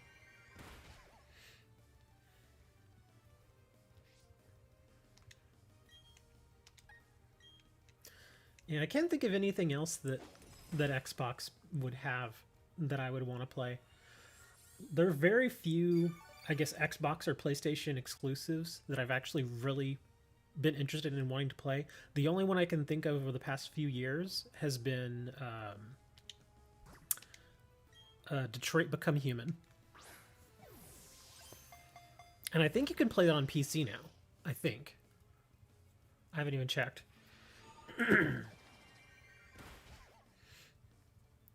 13 legendaries? Yeah, 13 legendaries is still a lot.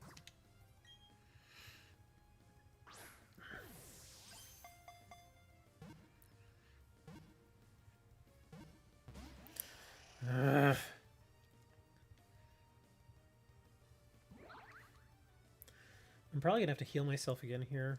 He's probably gonna pop me with something. 5 version exclusives. Oh, that's true.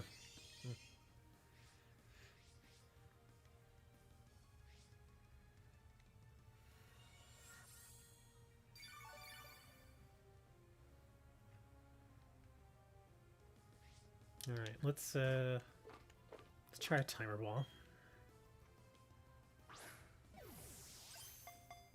Halo is the game with Master Chief. Yeah, that's it. The Master Chief game. I hear the games are really, really good, but again, it just those particular types of games, that genre just doesn't really appeal to me. Like the Call of Duty stuff. Because I've tried playing like Battlefield. In fact, I have Battlefield 4, I have Battlefield 3, and the only reason I even have Battlefield 3 was because it was on sale. And I have Battlefield 4 because it was an Amazon Prime game that I got for free. So I was like, okay, I guess I'll take it. And I tried playing them, and I can't get into them. I just can't. Excuse me. Yeah, I don't think there are any other... I think, Hammer, you and I are the only Americans here right now. I mean, I'll try it. I'll look at it. Let me take a look, because I know it's all built in here. Let me see. Xbox Game Bar. No, I don't want the Game Bar.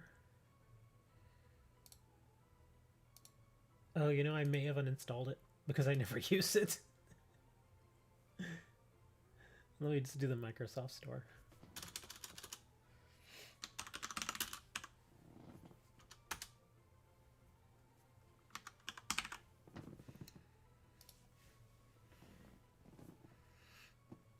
He's Dutch.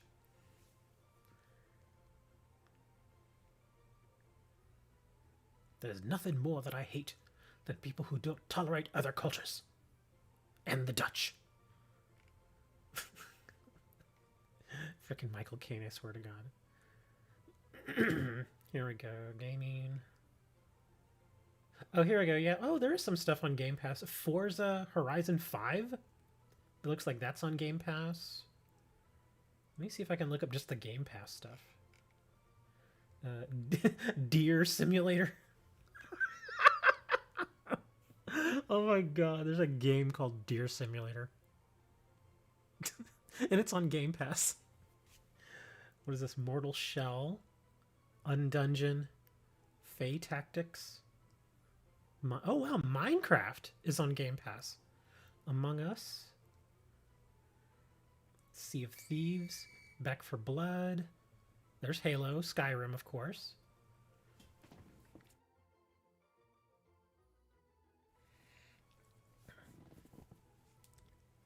All Dutch people here.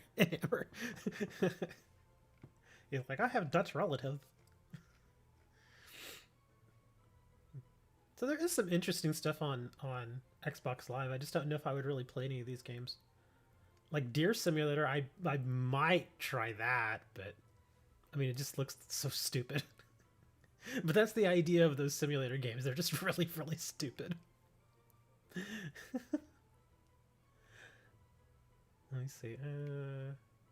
Oh wow, there's a lot of 1-star ratings for that game. I don't think a lot of people understand the whole reason behind these simulator games. Like, I played Goat Simulator back in the day, like several years ago. And the idea of the game is it's just stupid. That's it. It's just a dumb, dumb game. That's the whole idea. No one in your family is Dutch? But yeah.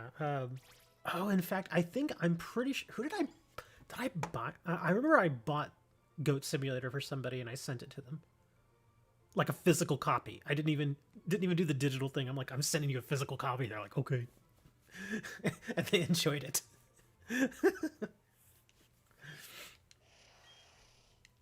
But yeah, Goat Simulator it's just a dumb game. It's meant to be stupid. It's meant to be ridiculous.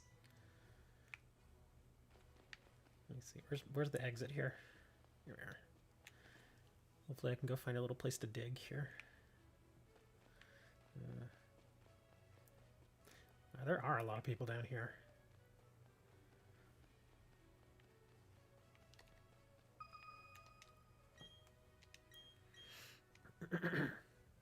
Goat. Yeah, if you've never played Goat Simulator, it's actually pretty funny. There's my box. Ooh, another fire.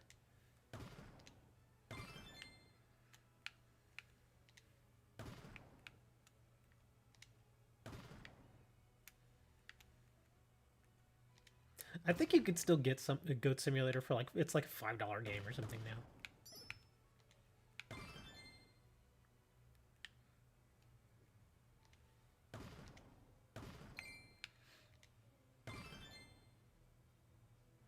Newark was first Dutch and called New Amsterdam.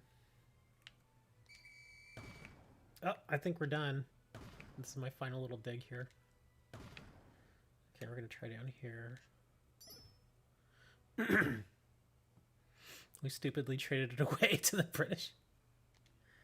Well, the thing about the British is, I'm sure that if you hadn't traded it to them, they would have just tried to take it from you. Because that was the British back in the day, man. Oh, you won't give this to us? We'll just take it. We'll just stick a flag and it's ours now. And be like, no, it's not. We were there first. They're like, we don't care. That was British, man. That was British rule back in the day. I mean, how many different countries did they do that with? Probably one of the most notable is, what, India? They did that with India. They did that with Hong Kong. It's just a number of different countries. They did it with, I mean, obviously Ireland and, you know, all those other places. That's part of why the French don't like them.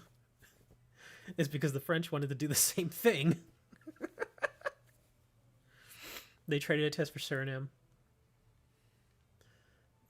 Until Suriname wanted independence.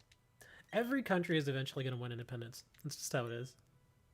Especially if the government that's ruling over them is seen as tyrannical, which happens very often. Really, another one of these?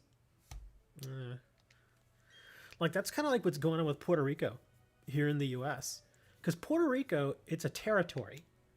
It's not a state. So, unfortunately, unless you're a state, you don't get certain rights and that sort of thing. Even though they pay taxes and they are considered Americans, there are certain things that they just don't get benefits of because they are technically not a state, which is dumb. I think that's really dumb. They should be a state. We should either make them a state or just let them go. Let them go do their own thing. The Dutch tyrannical. The Dutch took India after the Mughal Empire started failing. Yeah, it's weird. Oh, well, Mr. Mime, I don't have that guy. I should grab him. Yeah, a lot of times some of these smaller areas, they just trade one tyrannical government for another. Like, if you're not under French rule, you're going to be under British rule, you know, that kind of thing. If you're not under, you know, Japanese rule, you're going to be under, you know, whatever else is out there.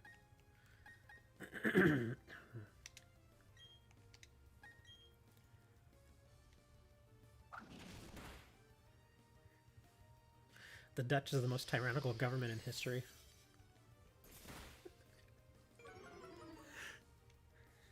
Them in Sweden. I'm obviously kidding. I don't know enough. Honestly, I don't know enough about Dutch history to... Ah, dang it. I got smacked. I don't know enough about Dutch history to really know what they've been up to. Obviously, we know a lot about Britain here because we, you know, many years ago, we were pretty much owned by them. And they were like, nah, man, y'all gotta get out of here. Hey, so we know you all have been adapting to the French, but they traded you guys to us, so now you have to listen to the Dutch. Let's see, do I... doesn't really matter what I hit him with here. I just gotta get him down so I can catch him. Oh, dang it.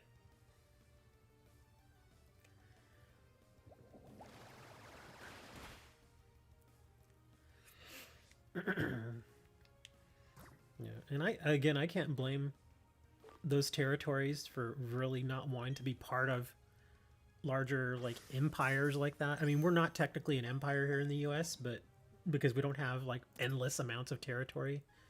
But there are some of the territories that we do own, I guess. that we should just let them go, but we never will. Because a lot of them are militarily advantageous. Like, the biggest reason why we won't let Puerto Rico go is because of where it is. Same thing with Guam. Look at where Guam is. Riola wants to learn nasty plot. No, he doesn't.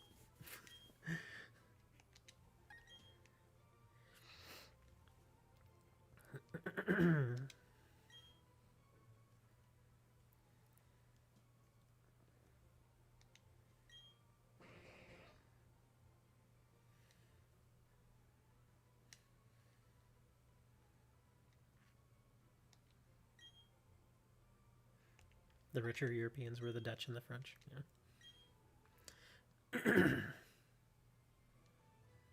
South America is like an endless supply of territory and cool spices. It's still a place that has to deal with all that. Deep sea scale.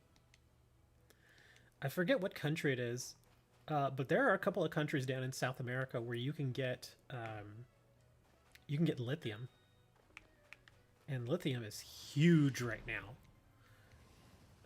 Mostly because of the electric car market. So of course, certain companies, like Tesla, for instance, they're probably throwing around some money down in South America to try and get themselves hooked in there so they can get all the lithium they can. Oh wow, I didn't know I was going to kill him that easily.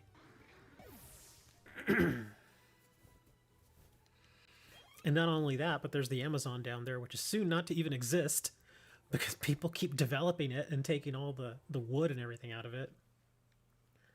And nobody does anything to stop them, which is really sad.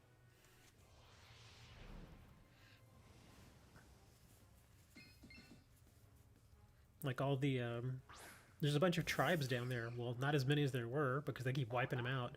Like small tribes of people, of a few hundred people that own certain, or they were granted ownership of certain parts of land down there. Wow, nothing, huh? They were granted ownership of certain parts of land, but a lot of these companies, they just go and they take the land anyway.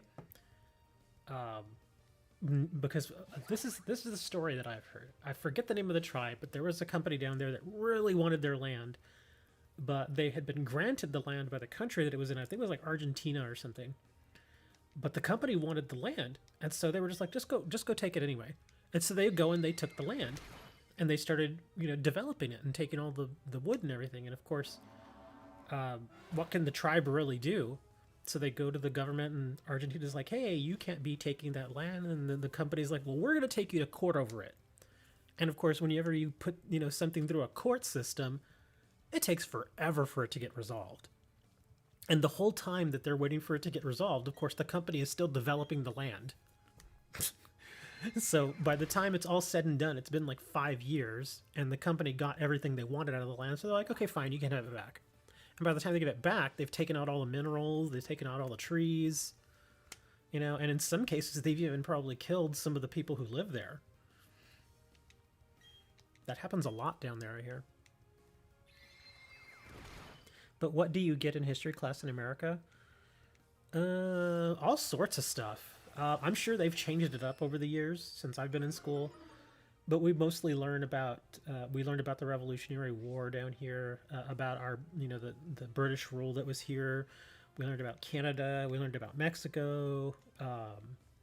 Pretty much just our history as far as our relationship with Britain, our relationship with France. The slave trade, all that stuff.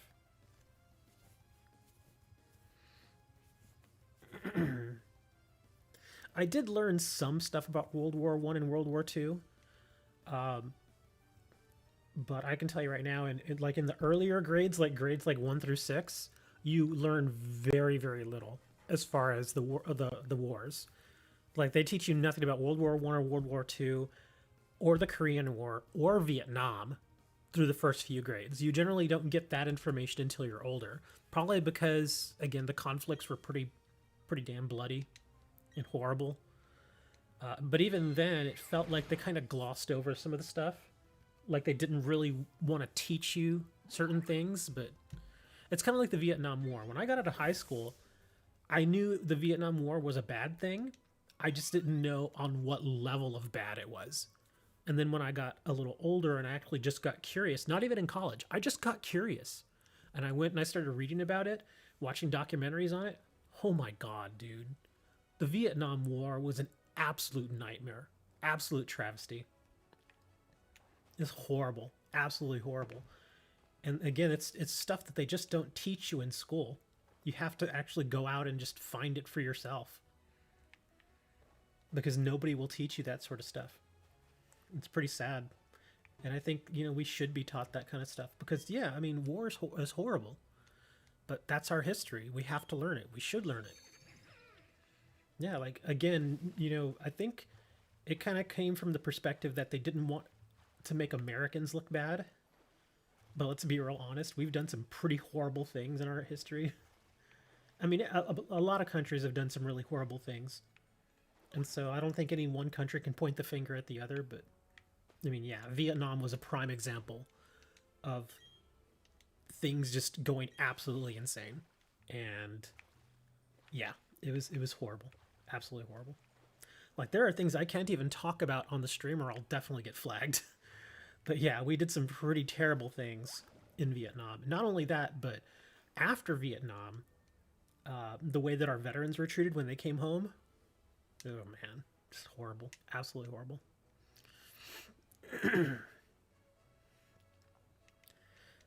American school systems like that. You have to go to understand the evils. Yeah, exactly. That's kind of how I think about it. And I mean, heck, even here, like in the past, no joke, in the past month, here in the US, mostly in southern states, there are states and school districts that are trying to ban books. And some of them are. They're banning books. And I'm like, no, dude, even if you don't agree with a book, I mean, it should still be made available. Like one of the more, oh God, dang it.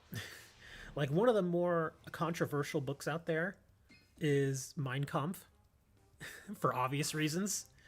Obviously the author is one person we don't hold in any sort of high regard.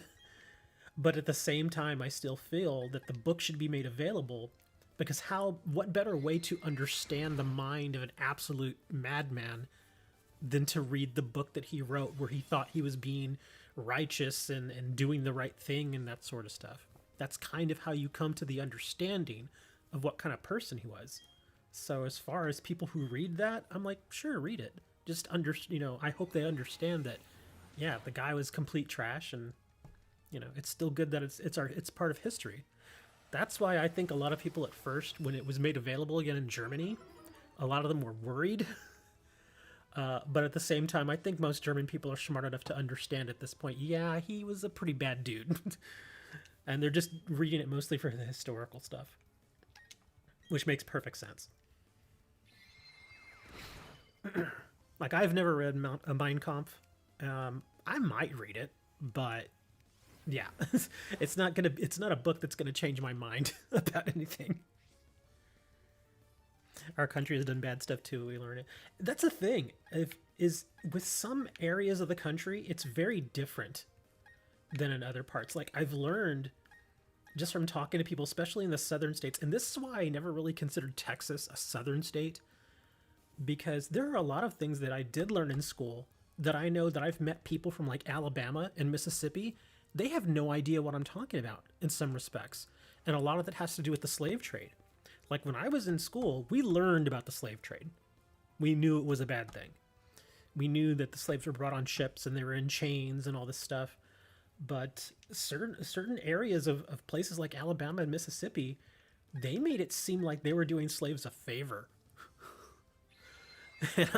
And they're like, yeah, they were helping them, right? And I'm like, no, they weren't doing that at all. Well, that's not what I learned in school. You were taught wrong, man. I hate to say it, but yeah, you were completely taught wrong.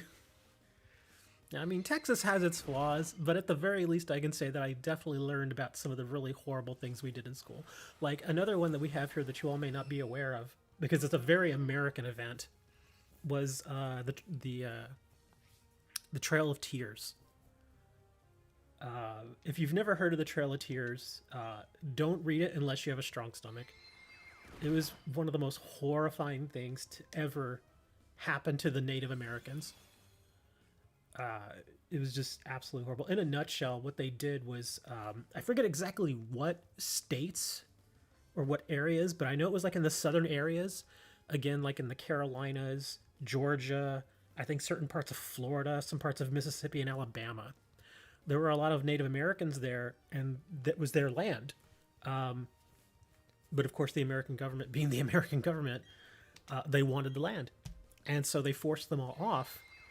And what they ended up doing with them is they literally put them like in a huge group and marched them out of the area. And this was, if I remember correctly, it was in the wintertime. So the weather was pretty brutal, and they didn't give them any supplies. They didn't give them any blankets or anything like that. So there were Native Americans that were marching through these areas like hundreds and hundreds of miles just to be pushed out of their own land. And a lot of them would drop dead from exhaustion, from exposure, from malnourishment. It was horrible, absolutely horrible. And I did learn about that when I was in middle school. And that was just. Urgh. And I remember thinking, even when I was younger, I was like, how could we let something like that happen? And greed. It's just straight up greed, man. The Native Americans, America did them wrong in so many ways. It's not even funny. I mean, and again, this is Texas. We have kind of a melting pot here anyway, but it's even find a Native American even in areas like Texas or in New Mexico and Arizona where you would expect to find them. You just don't find them anymore. You can occasionally run across one, but yeah, the government almost completely wiped them out. The only places that I think a lot of them even feel safe is on some of the reservations, which thankfully they've been able to hold on to. But even then, a lot of really shady stuff happens with the reservations. Like one other thing that doesn't get I want this guy. One thing that doesn't really get talked about a lot is a lot of Native American women, like literally thousands of Native American women have over the past decade just gone missing. No one knows where they are. No one has heard of them. A lot of them are considered either trafficked or dead. And nobody talks about it on the news. Nobody. It just doesn't get talked about. And nobody, like I said, nobody really does anything about it, which is horrible. But yeah, literally thousands of Native American women just disappear, just flat out disappear. And nobody knows what happened to them. Their disappearances never get investigated. Nobody ever looks into any of that stuff. The only reason I even know about it is because we do have a handful of Native American areas here in Texas.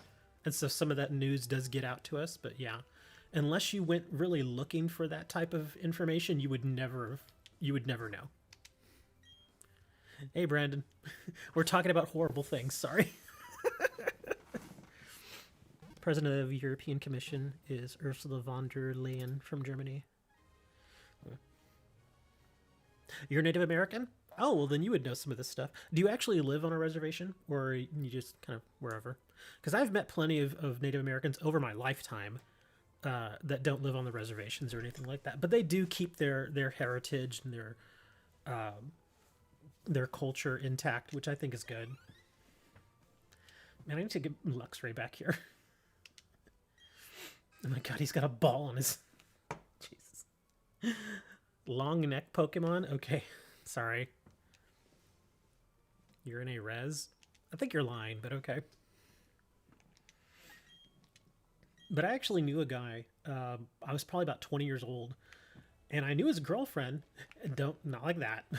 I knew his girlfriend because she worked at the same little cell phone / pager place that I worked at.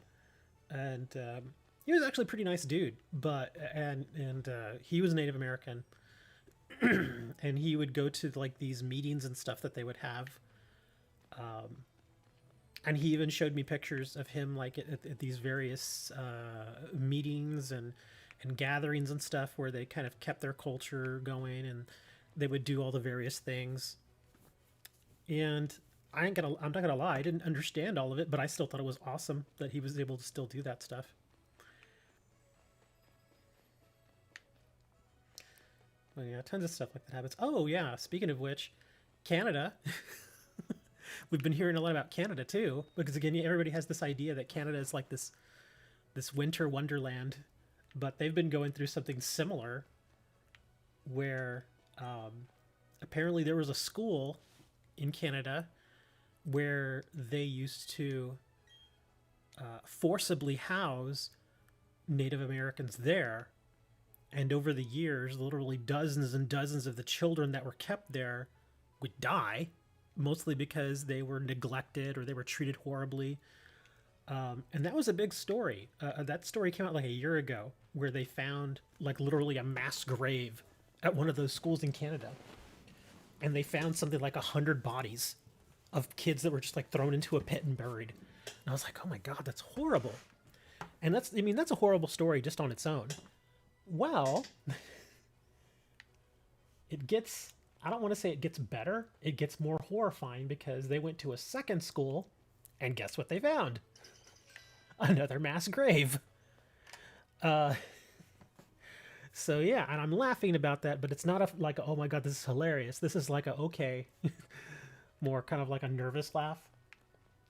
So again, they found another one of those schools.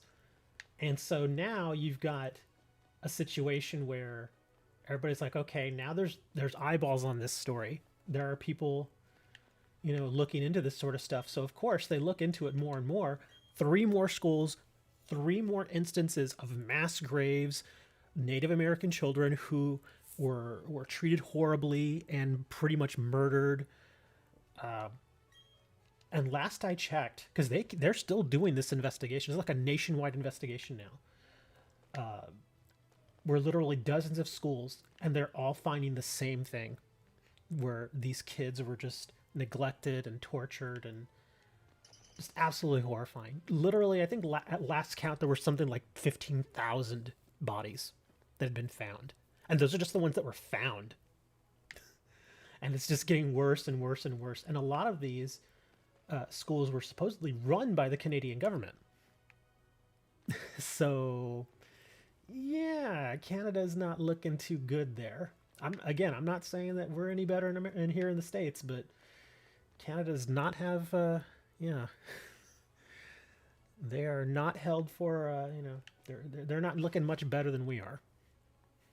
We did some horrible things, and they did some horrible things too. So yeah, it's looking really, really bad. I didn't want to face you, stupid Bronzor. I should really just switch out to a fire Pokemon at this point. I end up facing these guys. Canada has a very dark past. There's still a lot of racism there too. Because for the longest time, Canada was presented to us here in the States as like this, not a perfect country, obviously, but as just a place where people were just so much more friendly, and it was safer. People, they wouldn't lock their doors at night, that kind of stuff. And all of it was a lie.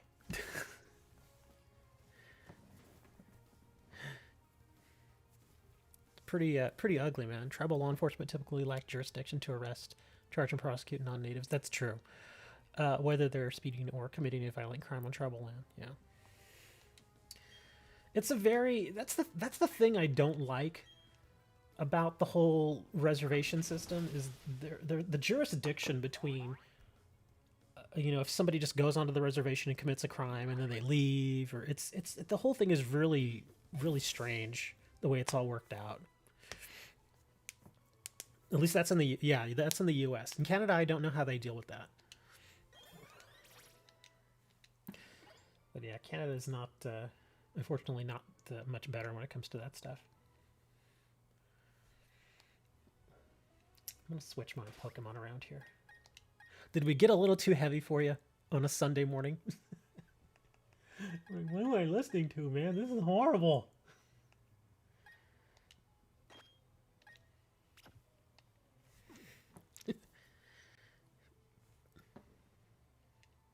You're happy you live there. Yeah. I mean, I imagine that the Netherlands. I mean, the Netherlands. I'm not gonna lie again. Just from what I've been presented on the Netherlands, I just imagine you're a magical land of cheese and stroopwafel.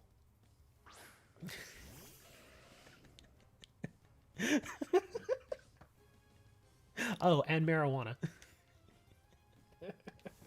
Lots and lots of marijuana. And sometimes all meshed together. That's the Netherlands. You don't like cheese. Yeah. Well, you can skip the cheese and just go straight to the stroopwafel. Dude, I owe it to Moni, who introduced me to that. I think it was Moni. Oh, wait, actually, no, it wasn't Moni. It was Dan. Dan actually mentioned stroopwafel, and I think it was because Moni was in one of the streams where we were just talking about random stuff like this. And Dan was like, "Yeah, I really like stroopwafel," and I was like, "Oh, I should try those." And I went out and I actually found some here, and it was the stuff's actually pretty good. It's a little, how can I put it? It's a little heavy, but it's really really good with like hot chocolate. Like I mean, it's kind of like a firm sort of thing, but it's like it has like a caramel sort of stuff taste to it. I like it. They're pretty good.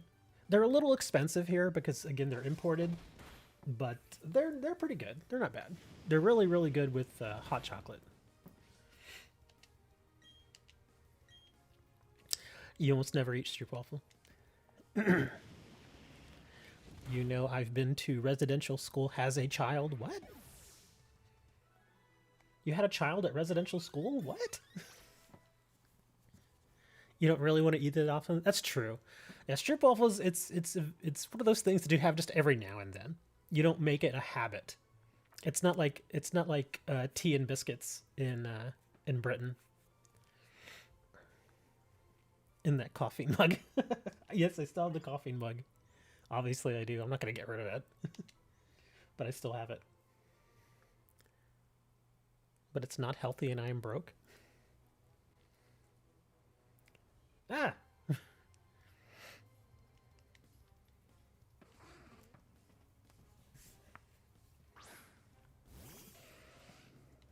Still waiting for this thing to evolve. It doesn't want to evolve for me. Does it evolve at 50 or something? Because I've had this guy a while. He does not want to evolve. Oh, he's gonna die. Dang it. Kind of figured that happened to him.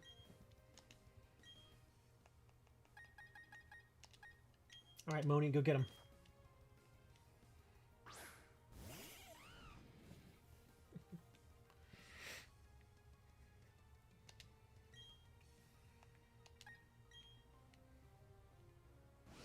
He evolves at 40?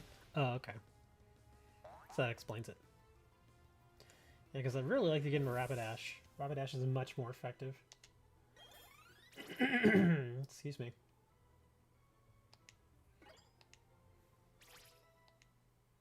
I have rare candies, but I don't want to burn rare candies this early. I'm going to wait till like they're in their 90s. Like if I really want to buy a level like from 96 to 97, then I'll do it then.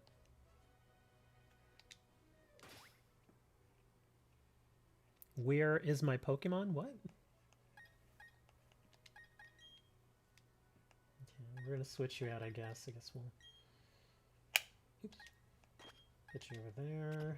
Let me actually res him, because I still want him to get experience.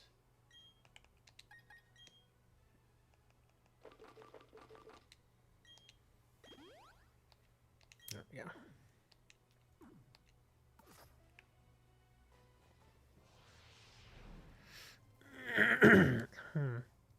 Term residential schools refers to an extensive school system set up by the Canadian government and administered by churches. It started in 1870s until 1996, and it was residential school. Oh, okay. Yeah, that's actually, yeah, that's what I was talking about. That's how those schools were run. They were around for a long time, and surprisingly recently only got shut down. In 1996 was not that long ago. Everyone has a name but you. We just call you Hammer. We call you Hammer Time. Or do you mean... Oh, I see what you're saying. You want me to name a Pokemon after you. I don't have a Wooker Pokemon. And I only gave this Pokemon the name Moni because it's hilarious.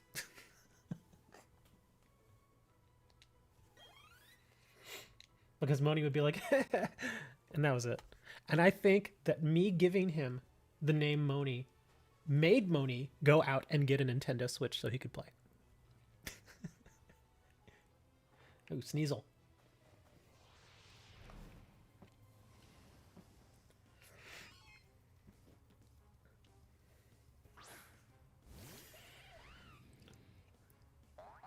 He doesn't have a brand in Pokemon. I don't generally give nicknames to my Pokemon. I just did the Moni one as a joke. That's it. And he's actually really useful, which is why he's still in the party. If he were useless, I hate to say it, but I would put him back in the box a long time ago. But he actually is really good. Especially as a stage 2. He's really, really good. Very useful. Because he does fire, flying, and fighting. Yeah. I think that's all the Pokemon here. Yeah, I think I've got them all. I don't want to go in the water.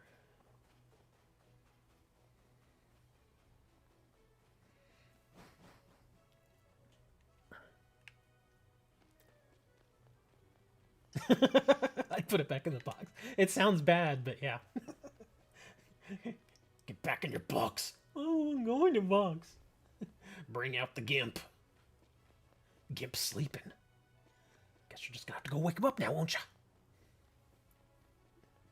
That quote right there shows my age.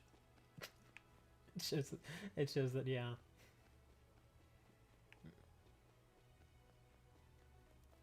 Come on, everybody, let's go find some more Diglets. Let's find Diglett. Wow, everybody's going after this one.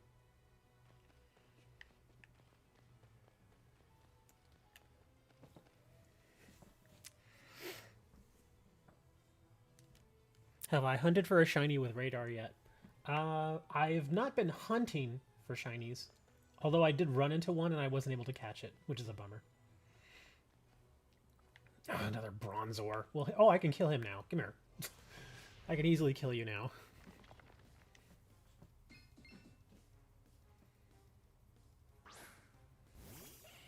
I have messed around with the radar a little bit.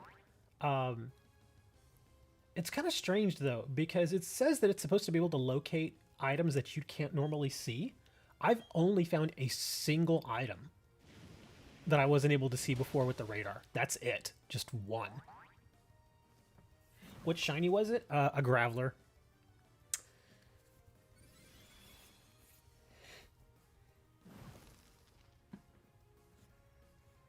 And I don't have a shiny Graveler from Sword and Shield, because he's not in Sword and Shield, so I would have really liked to have had him, but yeah, it happens.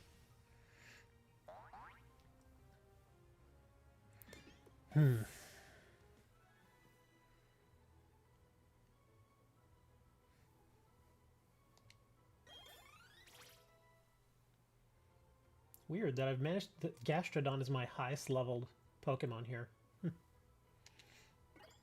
I feel like I've used Luxray a lot more than Gastrodon. You woke up at 4 a.m. Did you catch it? No, I didn't catch it. Because it was in one of those double matches where I was in a cave and I think it's Riley? Is that the name of the character? Where you're in the cave with Riley and as he's going around with you, you end up doing double matches with him. And I made the mistake of hitting the shiny Pokemon first before taking out the other one. And so, and I didn't realize you couldn't catch just that one. Because again, I had never played this game before. I've only played the remake. I didn't play the original one. So I didn't know how that worked. So unfortunately, I hit the shiny one first. It didn't die. But then I was like, oh man, I can't catch it with a Pokeball. So I tried to go back and start attacking the other one. But unfortunately, Riley ended up killing the shiny. So I was like, God dang it. Thank you for the $5, Hammer. What's with the... Why you want to hit me? Do I have one of these guys? I don't think I have one. I don't think I really need him, though. Because I already have a Haunter. Yeah, I don't think I really need this guy.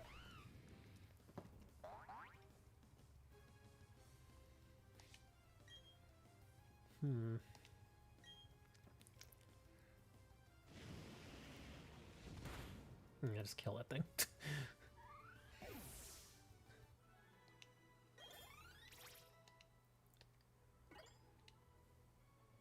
Real, let's move Screech. Nah, no Screech.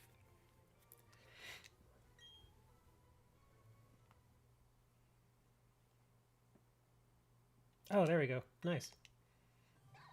There we go. We got Lucario now.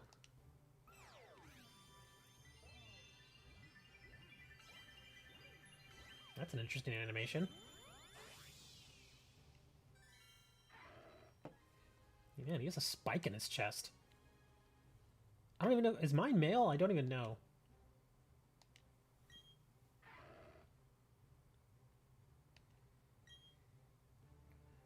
Metal sound.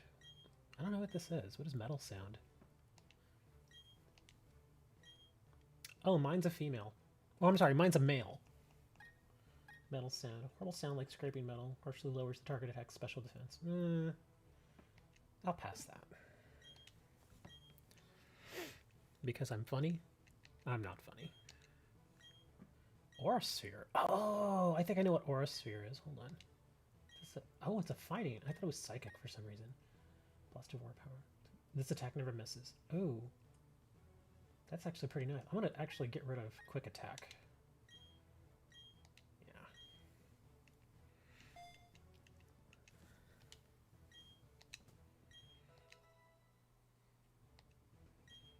He just got much more useful.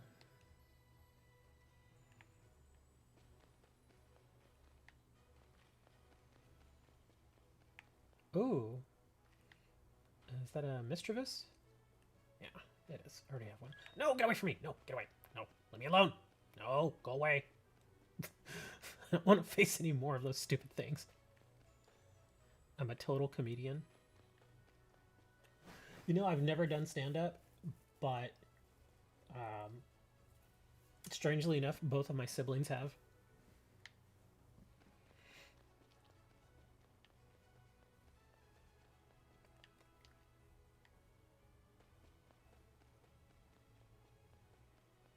I think I'm going to get out of this area. Let's go back up.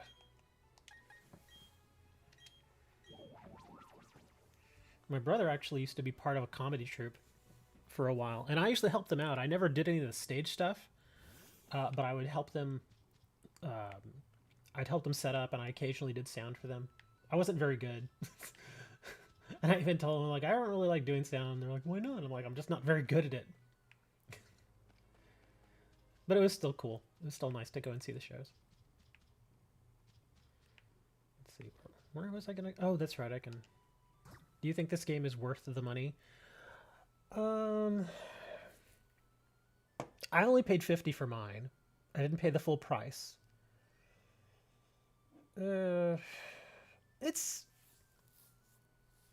all right, I guess. Some of the stuff I just don't like about it. I think if I could go back and maybe not get it, I probably would. And maybe just wait for Arceus, because Arceus looks like more of a...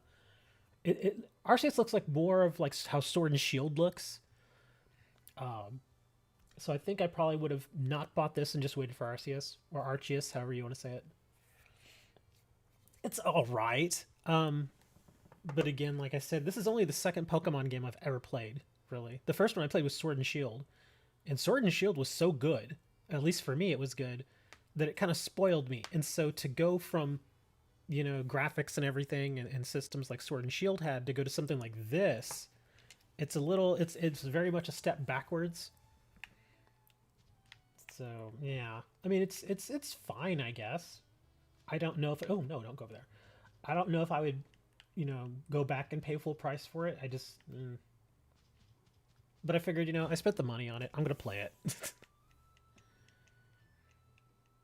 Look at your cat. He is trying to... You have a cat? Did you tell me once that you had a cat? I don't remember. Hey, that's a cat. Why did your cat steal your credit card?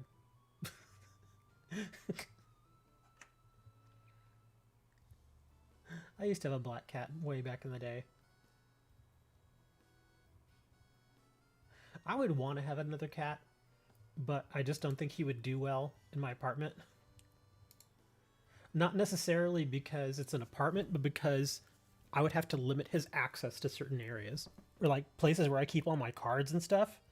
Oh, he could not go anywhere near that. Because I have like racks of cards now.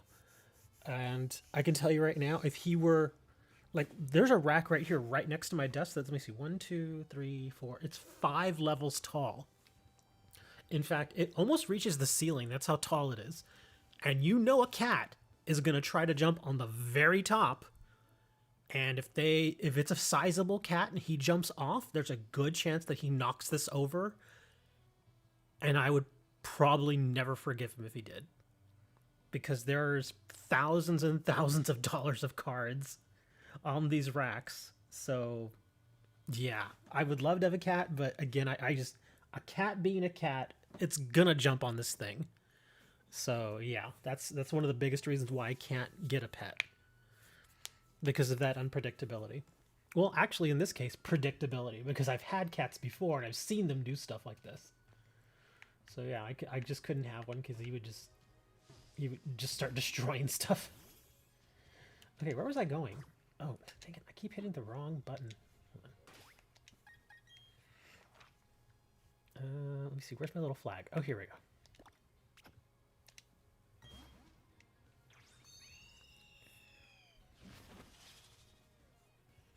Yeah, I mean, I could probably get certain racks and cases and stuff that would kind of cat-proof them, but that would get really expensive.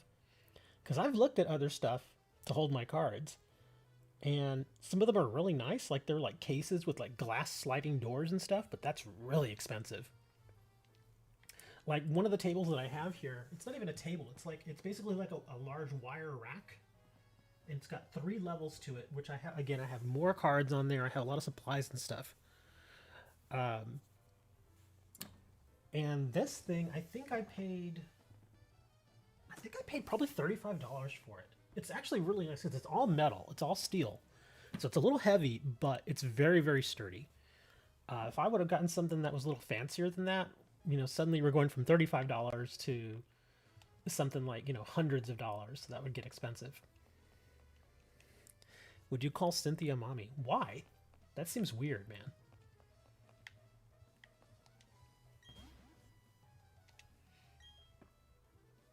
Those are some mighty impressive antennae.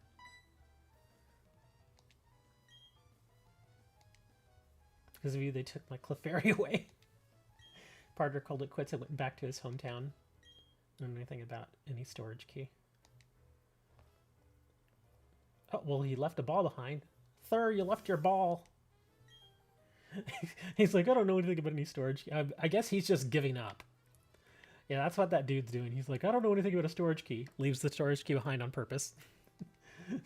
He just bailed. He's like, I'm out of here. I don't want to do this no more. God dang it, I keep pressing the wrong button. Forget it's X.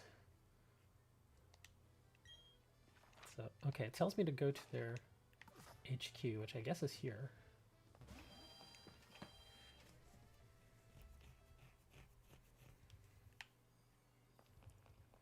Oh, now I know where I need to go. It's over here, right? There's like a little storage thing. Oh, well, that's not it. Okay. Huh. Oh, there's another one over there. That's right. I don't even call my mother mommy. I just call her mom.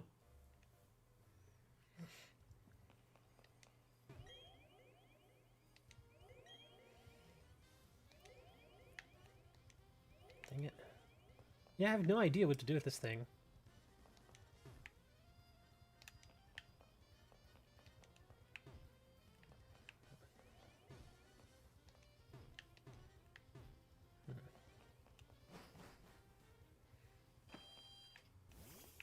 But this is their headquarters, right?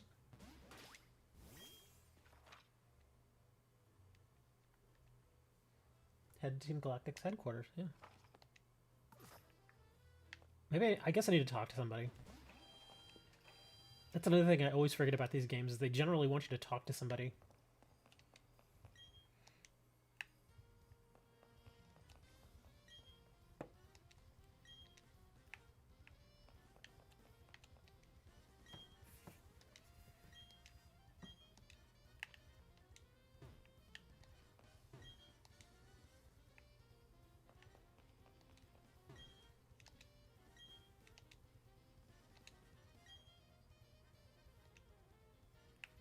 Okay. Well, it says this is the headquarters, but I can't get into anything. Maybe it's like a little area around the back or something.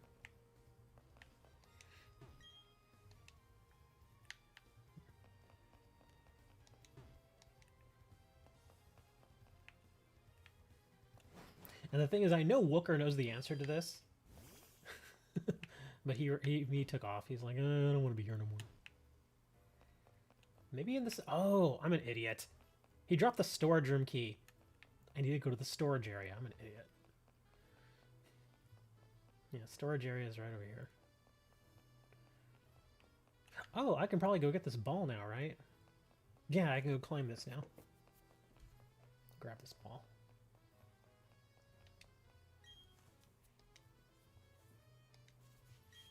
Could have hidden... Yeah, I have the hidden move. I thought I could do this now. Darn it. Ugh. Oh well, so much for getting the ball.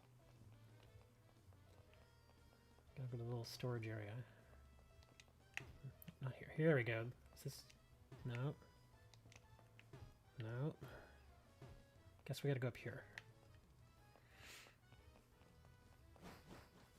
This game is made for kids.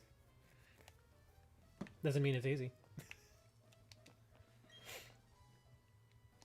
Yes, I have the key.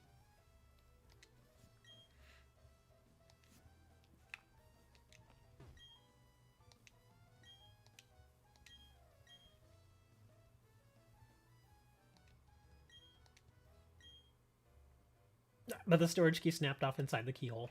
Terrific.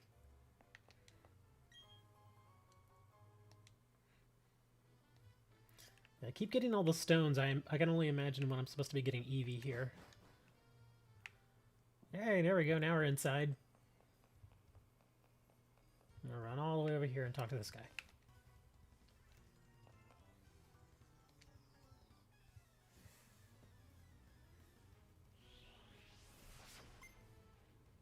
Team Galactic Grunt. That thing is ugly. Seriously, just look at it. It's just ugly. Like, look at my mouth. I got a big mouth.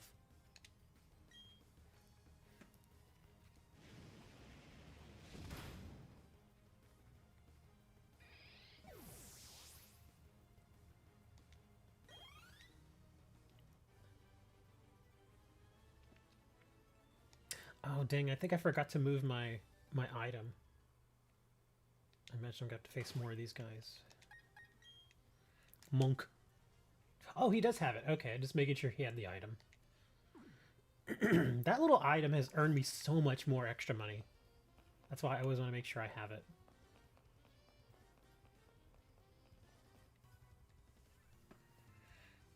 That was the name they thought I was going to name it. But the problem is that that's not a monkey. Chimchar, well, not Chimchar, but I guess in this case Infernape is not a monkey. He's an ape. I want to get one of those. The Dustox looks neat.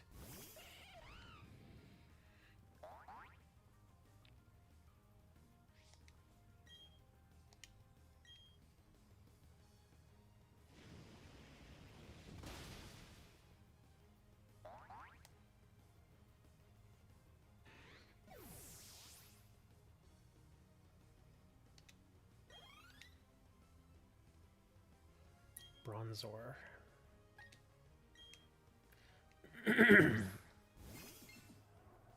It's the adult toy of the Pokemon world.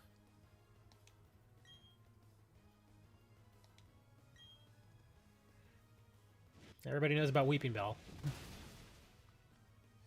The bat Pokemon with its mouth. The Golbat.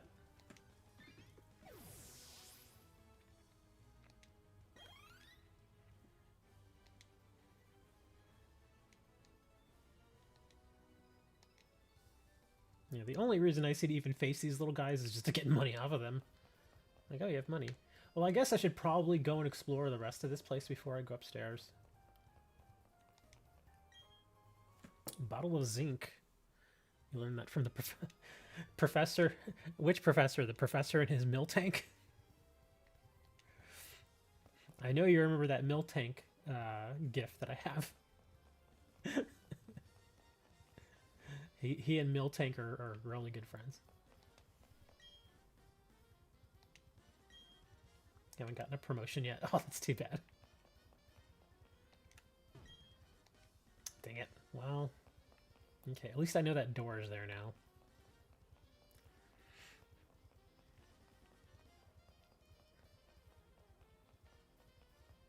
Wrong way.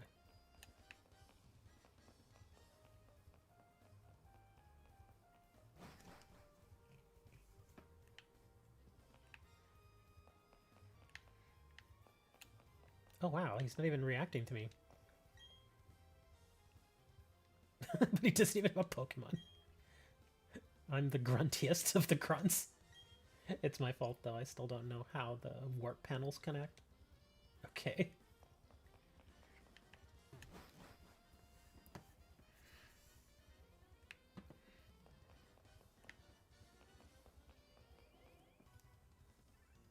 Professor Oak.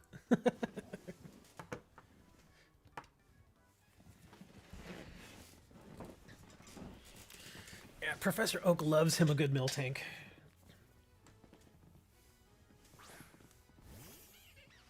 And who is it? Jessie that loves her Lickitung?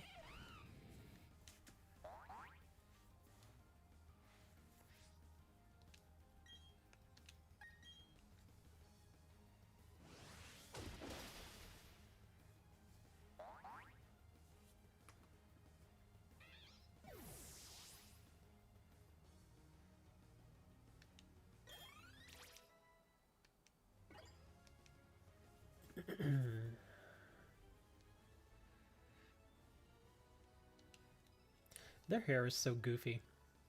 All of them. Oh gosh. Weird. Okay, so can I do anything with this laptop? I must steal this laptop.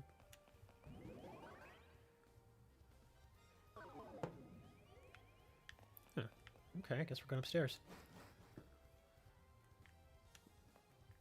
Oh, I guess to go up the stairs, I'm gonna have to face this person. This close to getting my promotion to commander.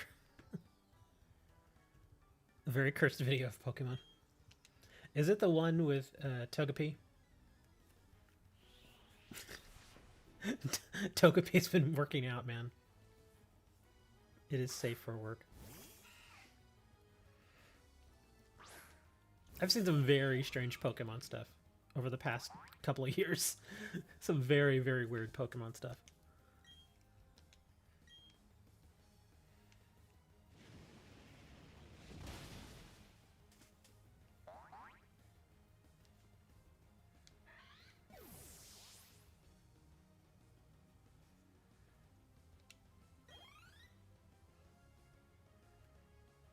More cursed. More Dustox, huh?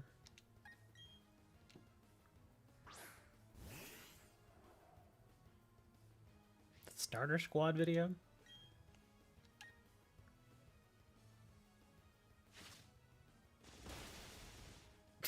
That move just looks so weird.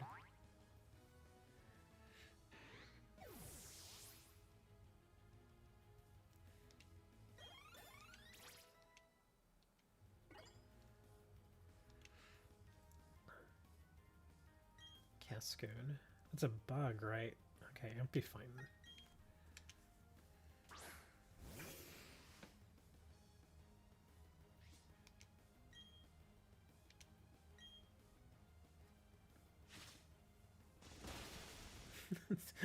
It's like he just goes there and just punches the crap at him over and over.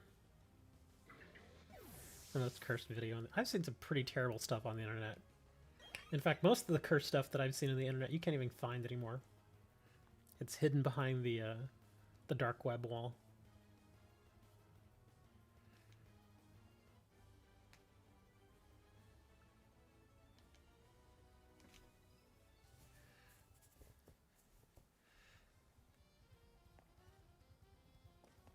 So, well, which one do I want to do? Do I want to do this, or do I want to... Let's do this. I can always come right back. Oh, that goes downstairs.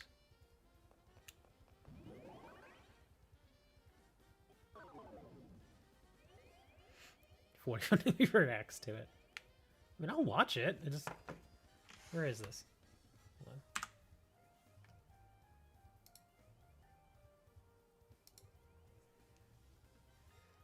on. Explaining which Pokemon is the hottest. Okay, this looks goofy. Professor Lando. Oh, that's a Gardevoir. Oh, this is actually kind of a long video. We start with an ethical question. Poke Waifus 101. A matter of hard science versus the social science. When we are analyzing the question, This looks so stupid. What Pokemon are the most attractive? We have to consider the ethical question, which is, can you be morally sound in performing coitus with a Pokemon? Okay. So I believe that answer is yes. Can you be morally sound while performing coitus with the Pokemon? And he believes it to be true. That's so stupid. Oh my god. I don't think I can watch that right now.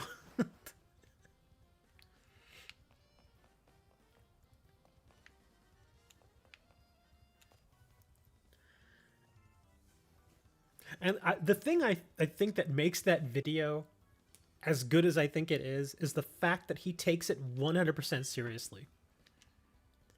Like, it's not done as like, okay, you know, it's as like, yeah, this is hilarious. It's more like a tongue-in-cheek approach.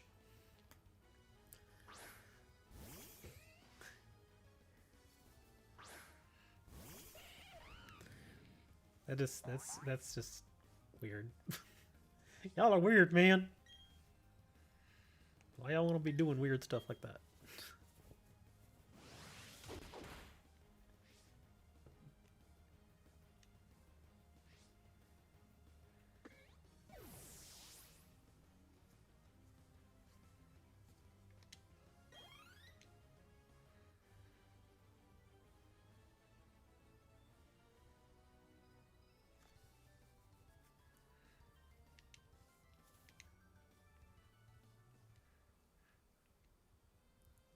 He takes it too seriously. Well, that's part of the reason. That's part of what makes it funny.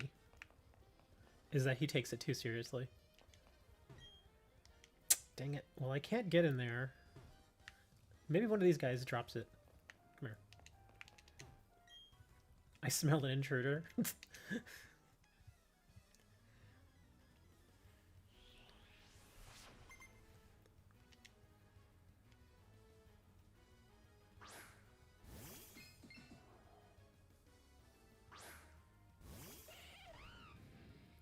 I'll go watch a little more of it here. Let me face this guy real quick. Yeah, Flame Well.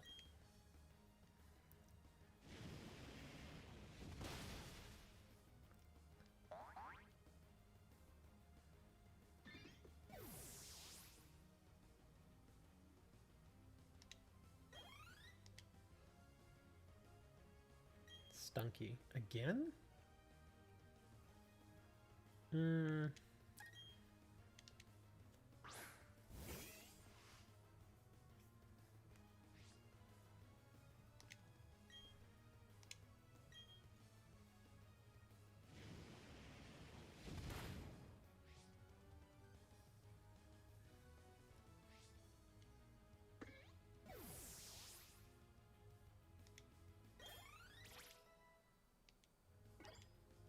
Come on, Ponya.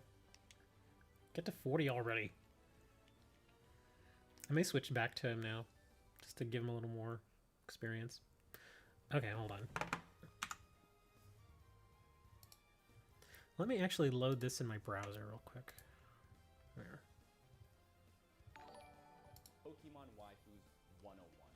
We start with an ethical question. Thank you for the $3. That is The Shiba a dog. matter of hard science versus Oh, he did this on stream. when we are analyzing the question, what Pokemon are the most attractive, we have to consider the ethical question, which is, can you be morally sound in performing coitus, being intimate with a Pokemon?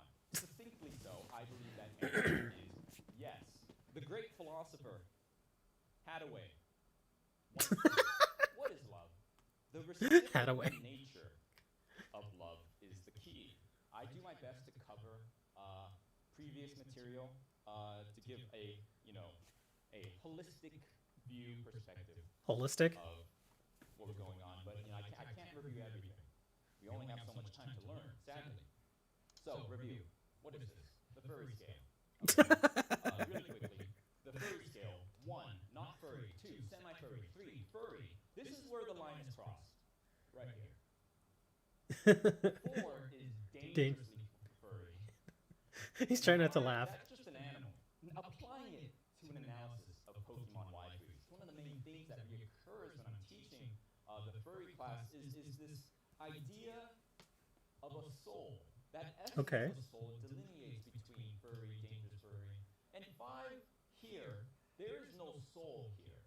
That's Really? just an animal. I think we all innately feel that. It's wrong. They might be cute. They might be a little thick. 5 equals no There's soul. no soul there. That's Okay. just an animal. But a Pokemon, that's a different story. They're conscious thinking. Pokemon are self-aware creatures. You think of all the Pokemon media that exists. Ash and his friends interacting with each other. I think they've proven that Pokemon can think. Even more than that, I think Pokemon, they feel, they cry. Okay. They can care for their human partners. Pokemon So do- can love. So do dogs. And if Pokemon can love, they can perhaps even exceed the potential of a human's capacity to love. Why? The capability to love like a human mind, but with the veracity and the physical prowess of a Pokemon. First off, This is so stupid. I call these the oral types. What? Oh god. Oral types. Here we have a weeping bell, and here we have a lickitung. Again, I say low tier, low hanging fruit in that, in terms of Poke waifu material, these are commonly picked purely for their physical ability, for their ability to perform that Hobby Lobby Sloppy Toppy. Get out of here. These are the fleshlights of Pokemon. Physical, mental. It can't just all be physical. There has to be connection. How are you going to spend the rest of your life with a weeping bell? You won't even be able to talk to it because its mouth is going to be so full. Get out of here. That's terrible. We're going to go into a little more abstract area. What do we have here? Mewtwo, Flygon. These are the plump types. It's the thickness here that really makes you question the intent of the original designers. You really got to question that. And the key thing here is the rotundness. Yes, obviously the thighs, clearly. The thighs are the first thing that draws your attention. But might I bring your attention, class, to what I call the pokey taint. This area really extends. Get out of here. Tail. And there's just something about it that does something for me. It's not just the thighs. It's like it looks so soft and bulbous, and it's the pear shape, right? God. This is so stupid. I know y'all are like, share the screen. Hold on, let me see if I can screen share this. Hold on, gotta check. Okay. Hold on, let's see. Browser. That's not what I'm looking for. Let me just do a window capture. Nope, not that.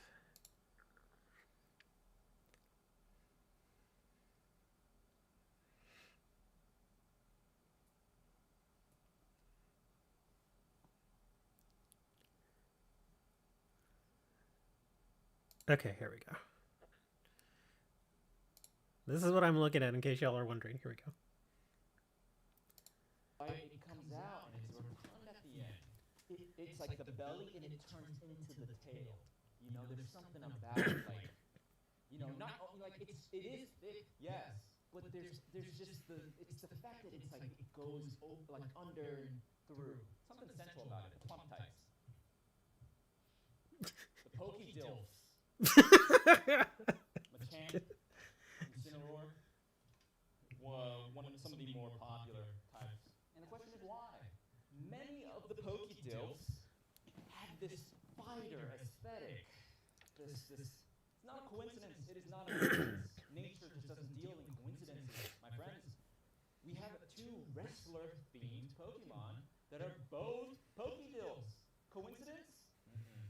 Why? Full Nelson. Do I need to say more? No. Pokédills. We're going to move on to some specific points. With all disciplines, there are general guidelines that the academic community... This is getting really, really weird. But there are always exceptions. Or rather, maybe not exceptions, but there's always special cases. So we'll be going over some specific examples of common discussions that I like his tie. discussing which Pokemon is the most attractive. Ditto.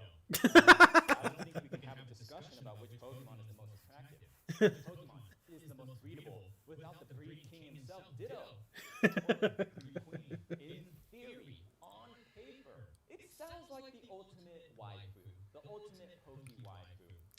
Why? If you're unable, or if you're unfamiliar with a Ditto has the ability to transform its physical form into practically anything. You know, one day you're feeling some low honey, Ditto can do that. Next day, you want to be with a Gardevoir, Ditto can do that. The next day, you're not even feeling Pokemon, you want Nurse Tomei, actress who plays Aunt May in Tom Holland's Spider-Man, Ditto can also do that, and much more. And this is where the trap lies. It almost seems too good to be true. And it is, I talked about love and sentience earlier. When we look at the Ditto, what do we see? What do we see right here? Cold, dead eyes. We see the emotional range of a dead fish. There's hardly a soul there. A glorified fleshlight. Lovemaking requires a connection, not just a pump and dump. That's what Ditto is, let's be honest. It was great. You had Ditto transform into whatever you're feeling that day, that particular chef's choice. You know, after you're done with the deed, you want to roll over and you want to be able to turn and look over into the loving eyes of your partner, of your Poke waifu, laugh, live, love. But with the Ditto, you're done with the deed, you roll over, all you're looking at is just a gloppy pink and white, soulless face that stares blankly at you, filling you with shame. You're feeling a little like Shinji after he visits Asuka in the hospital. For me, Ditto is not the ultimate Poke waifu. It's a bait and switch, like a monkey's paw sort of deal. If we're doing the deed with the Ditto, I need to be able Monkey's to look paw? at it That doesn't and make see sense. fear in its eyes. I need to be able to see that fear. I need to see that little glimmer of passion. I need that slight hint of doubt in their eyes is what keeps it exciting. It's what I need to get off. And with the Ditto, I'm simply not having that. Also, might I even say that a Ditto untransformed might be better than a Ditto that has transformed. So, straight off the bat, I want to say Lopunny is another bait. It's another bait and switch. Unfortunately, this is a very controversial topic, but here at Ligma University, we deal with the hard truths. Lopunny has one of the highest marks in terms of physical attractiveness. I mean, clearly. Sheesh. You see Pokemon trainers out at the Poke Park, and they're walking their Lopunny, and they're like, yeah, I like that Lopunny has high base stats. It's like, who are you kidding? I know exactly what you're doing, that Lopunny, you sick. We talk about the subject of love, and Lopunny is viewed as one of the most attractive Pokemon. But the problem is, she knows it. She knows it. How can I maintain She's full of herself. relationship with that? The e-girl of Pokemon. The e-girl of Pokemon. Makes her smug. Makes her a little too smug for my That actually makes perfect sense. Snapchats to Professor Oak while pretending to give me that exclusive low honey, low pussy. You know what I'm talking about? Yes, this is this is a very often glossed over Poke waifu. in my opinion. We talked about how Ditto and Lopunny are actually not as good as you think.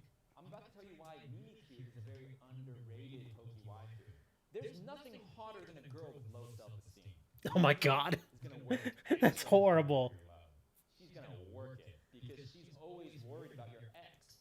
Pikachu. We have Gardevoir. This is gonna be an unexpected explanation, analysis of Gardevoir as a Poke waifu. Gardevoir is, we talked about Poke Dilfs earlier.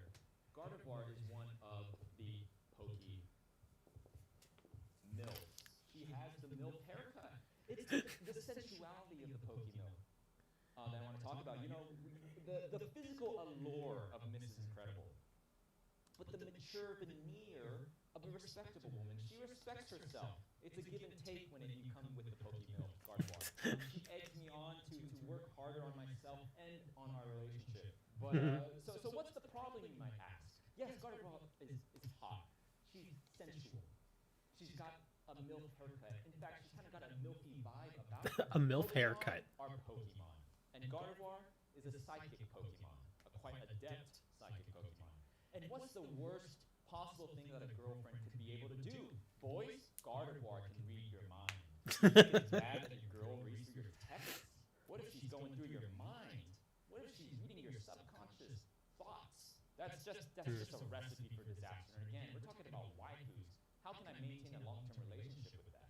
I don't need to be having an intimate night of lovemaking with my Gardevoir.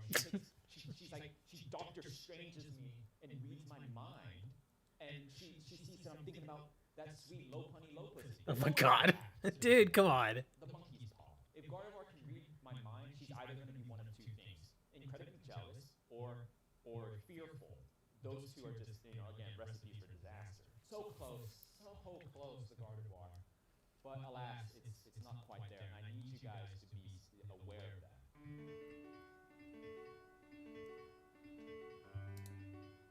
that. Okay. What on earth, dude?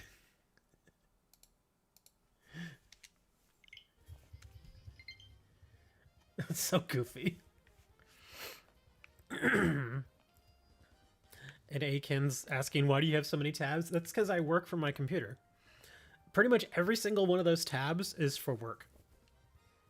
Except for Imager. Imager's like my break. Like every now and then if I start getting frustrated working, I just turn to Imager for like a minute or two and just look at memes.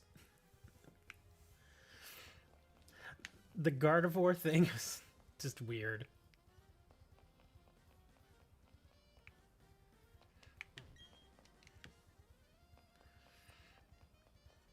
I can only imagine how many messages he got about that video.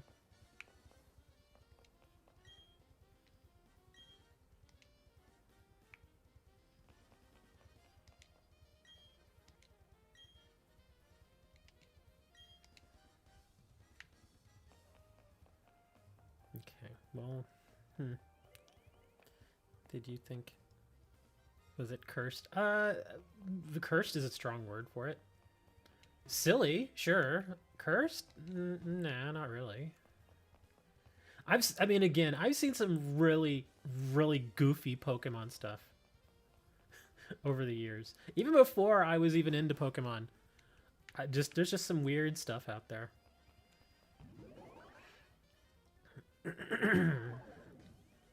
Oh, I think I've already been here. Oh, wait, no. Let's go downstairs. Oh, who's this guy?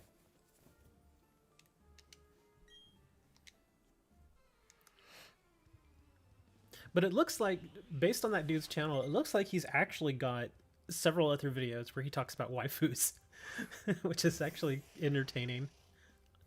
And he does a lot of that stuff on stream, and then he just recuts the video and puts it on YouTube.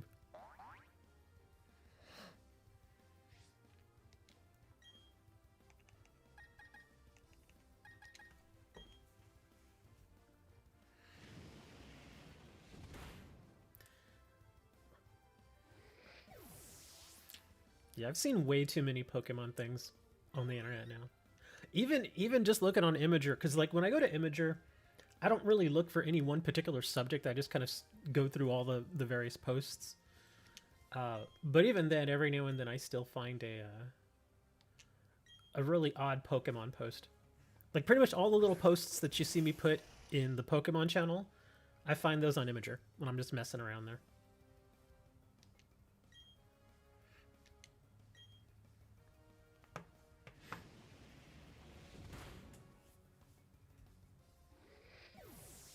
He's so serious, dude. Well, that's part of the allure. That's what makes it that much funnier. Is again, it's a very tongue-in-cheek approach to the way he does it. It's taking something that should be absolutely hilarious and making it even funnier by taking it way too serious.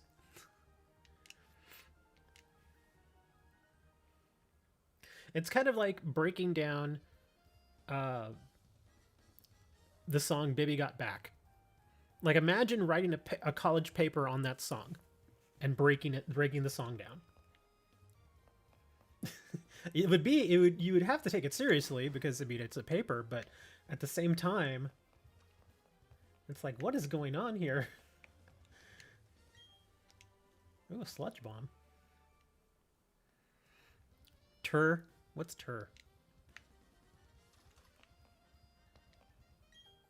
Ooh, a galactic key. There we go. That's what we were looking for.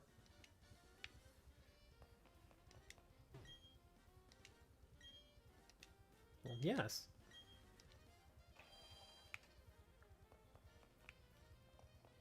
Now I imagine I can go back and open all these other doors.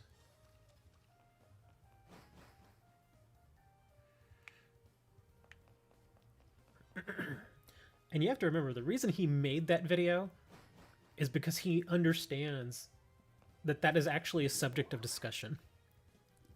He knows that people talk about that sort of stuff.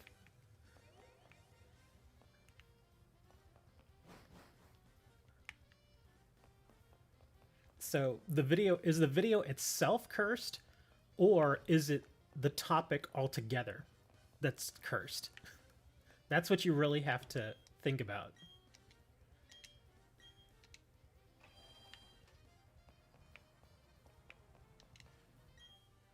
Oh, Dazzling Gleam.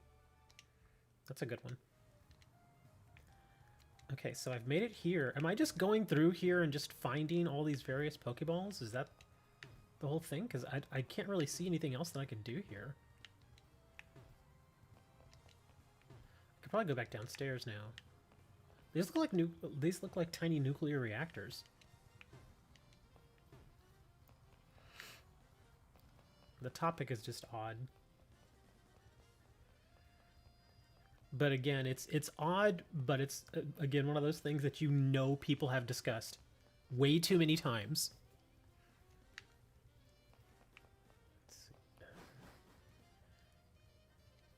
Now I can enter the Galactic Building.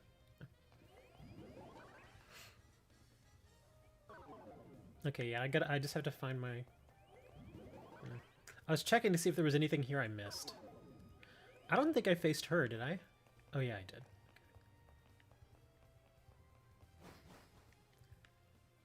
What this guy, did I face him? Yeah, I did. Okay.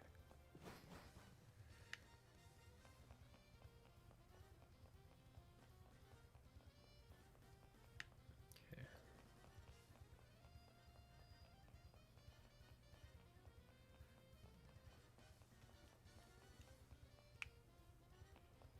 Oh, this is where I just came from. Alright, upstairs.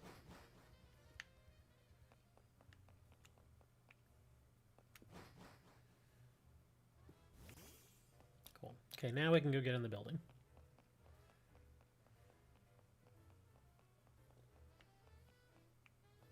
Actually, let me rest my Pokemon real quick.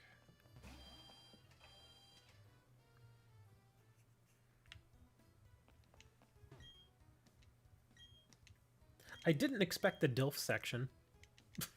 But again, I guess it's one of those things that, yeah, I'm sure some people have discussed. Have a good name for a shiny Rookidee. Shookidee.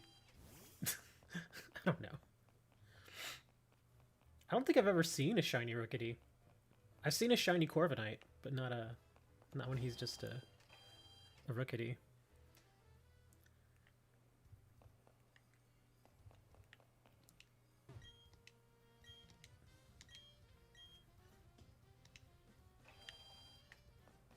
Yeah, we're in. We've hacked in. Oh.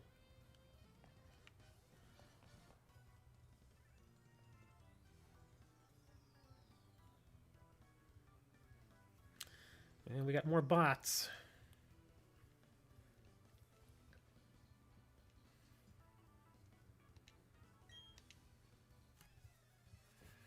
And again, the bots are always over on Twitch, man.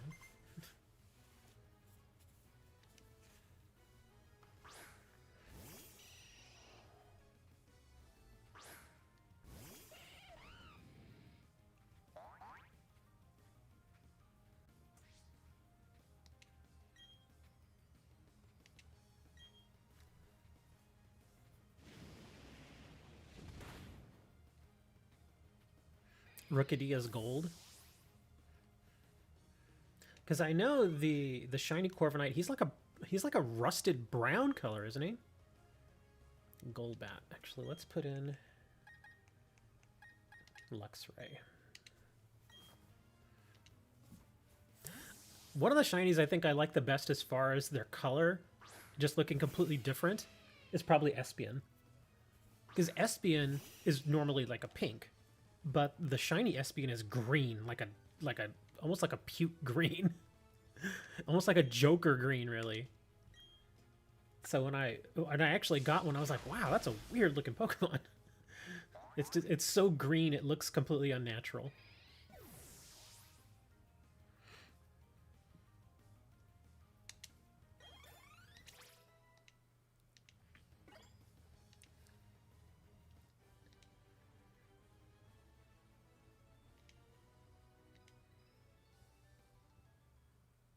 Ducedai is your... I don't think I have a shiny Ducedai.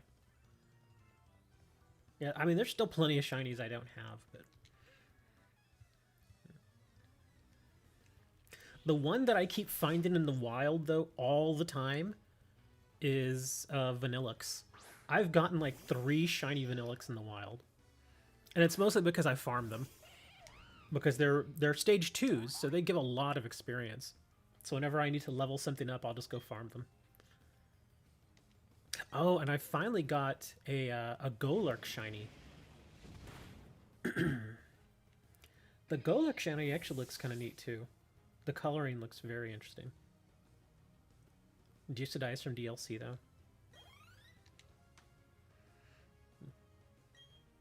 Silicoon. We'll keep this.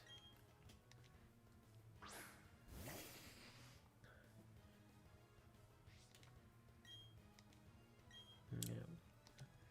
It feels like I've only seen like 60 Pokemon in this game so far. They really hold back the Pokemon. I don't think I've seen a shiny Leafeon. I imagine he's like a...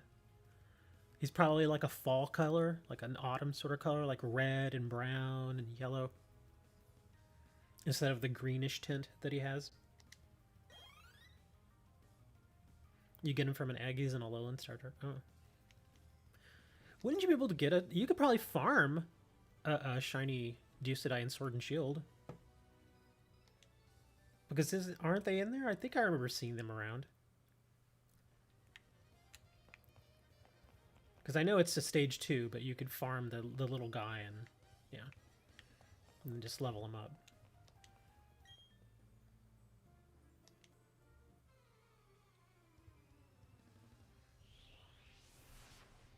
You should play Pokemon Go to see all the different shiny Pokemon.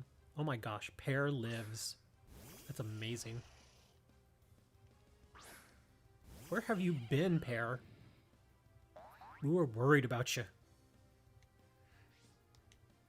I only ever see your occasional tweet where you get angry about the final page of a report saying end of report.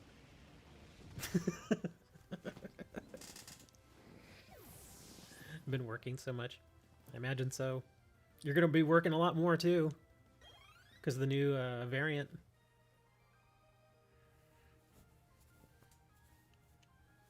It's a waste of a staple. But they kind of have to do that, especially when it's with certain reports. Like I know here in the U.S. they do that with government reports all the time. They have to, because then there's always that, well, aren't there more pages? Because it doesn't say this was finished.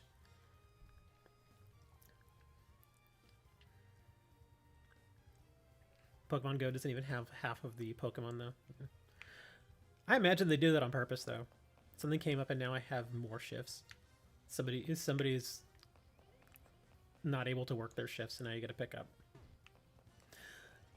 Do you at least get overtime, or are you salaried? If you were at least overtime, I'd be like, oh man, that's not terrible, I guess. But although I do imagine it's still very tiring. Like there have been times when I was hourly and I was asked to pick up shifts, and yeah, it's very tiring, but it's also nice to see that paycheck. To see that time and a half on there.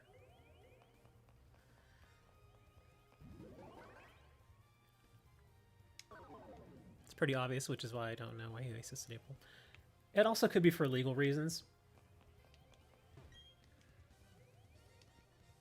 Because at least here in the US, I know, again, with government reports, if it doesn't say end of report or something like that, a good lawyer will argue, well, are there missing pages here?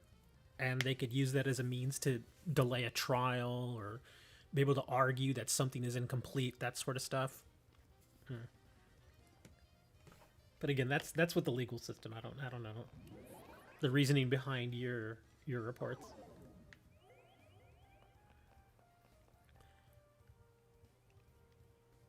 You actually don't work much, so you don't think you'll get overtime? Oh, okay.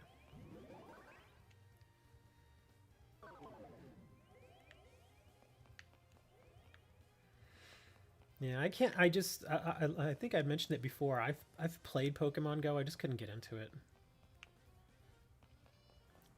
Okay, there's nothing over here. More of a daily checklist than an official document. Oh, okay.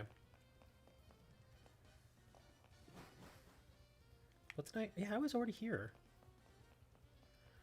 Okay, so it let me into the building, but now I'm like, where the heck do I go from here? Because I'm just working my way backwards now. Okay, maybe I missed something. Okay, these two... I can't go that way.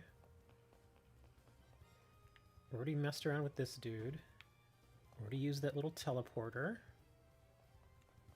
Or did I use that teleporter? I'm pretty sure I did.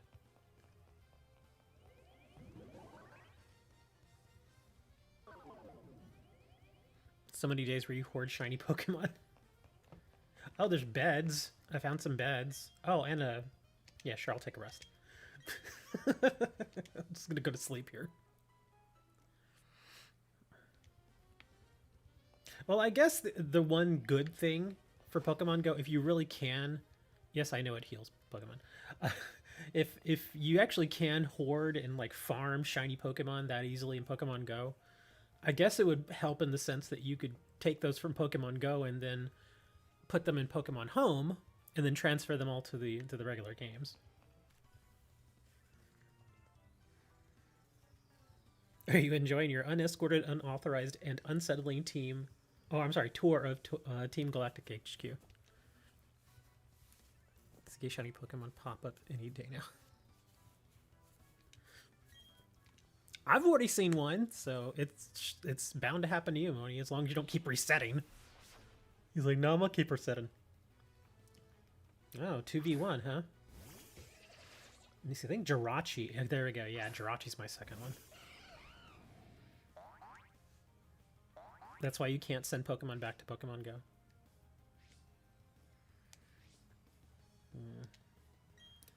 Let's see. Use that. And Jirachi will use...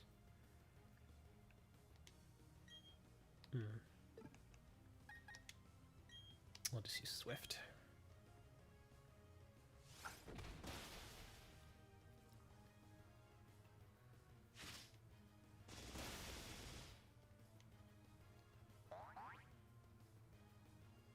A wild girlfriend has appeared. Your girlfriend showed up? Oh, wow. I didn't think it was going to one-shot him.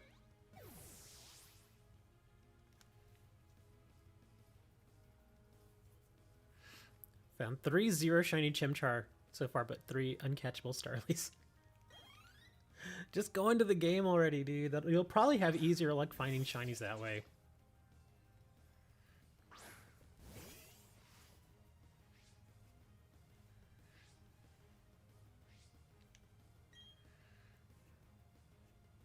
Oh, it's basically the same too.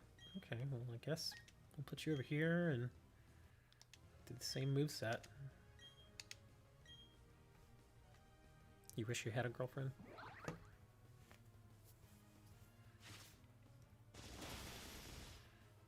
It's not hard to get a girlfriend. Just gotta go out there and say, hey, you want to be my girlfriend? And sometimes they'll say yes.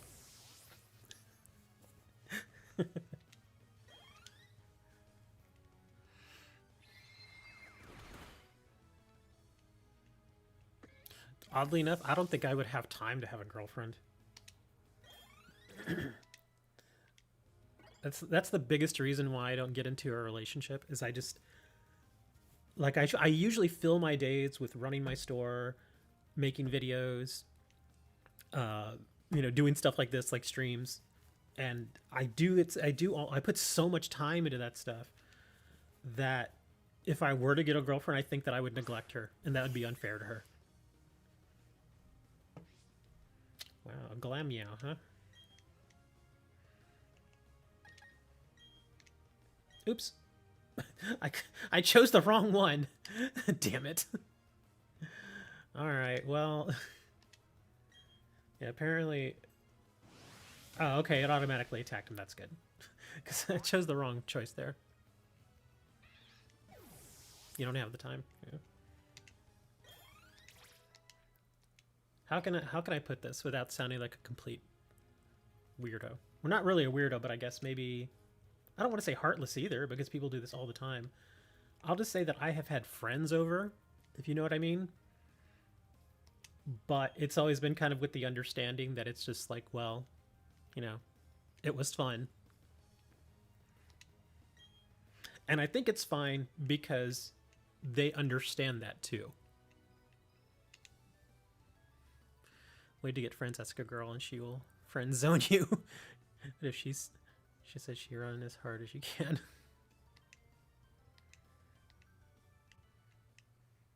Just find somebody that has similar interests. Oh, there you go. Now you're finally evolving. Thank you.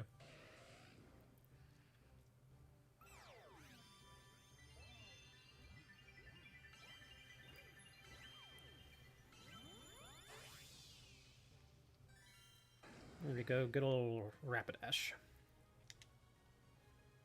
See, do you want to learn a move? Nope.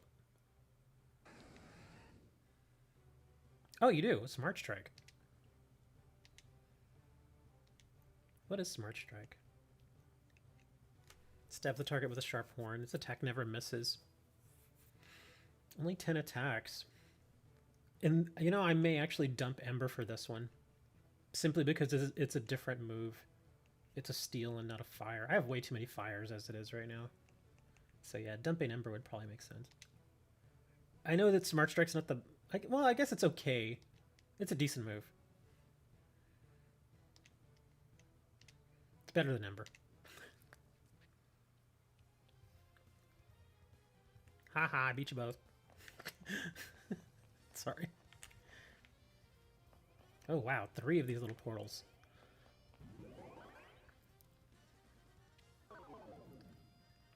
Yeah, I'm totally getting lost here. I don't even know where I'm going anymore. I'm just gonna go in here. Oh, is this it? Is this where I need to go?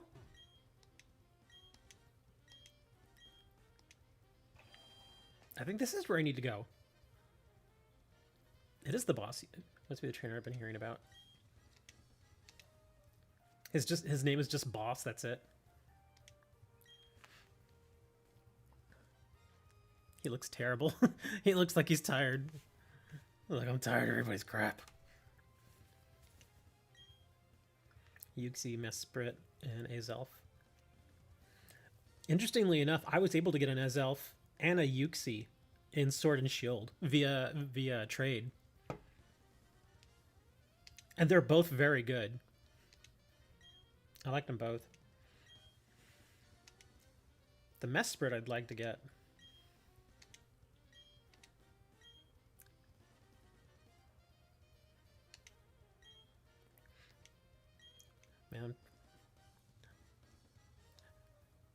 We had several raids. Pear really wants me to play Pokemon Go.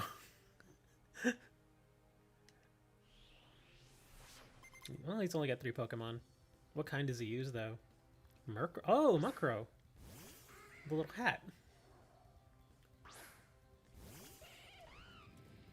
He looks like he's got the plague. Well, the plague's curable. Well, the old plague is curable. The new plague...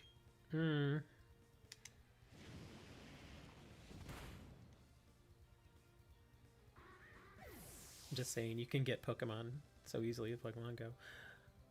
Not really. Not if you don't walk. It's a little harder if you don't walk.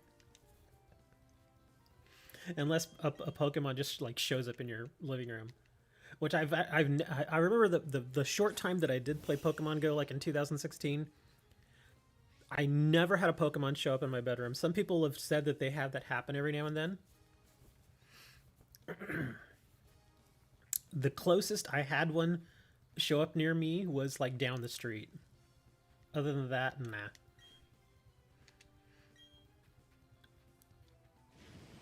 They make instant sort good.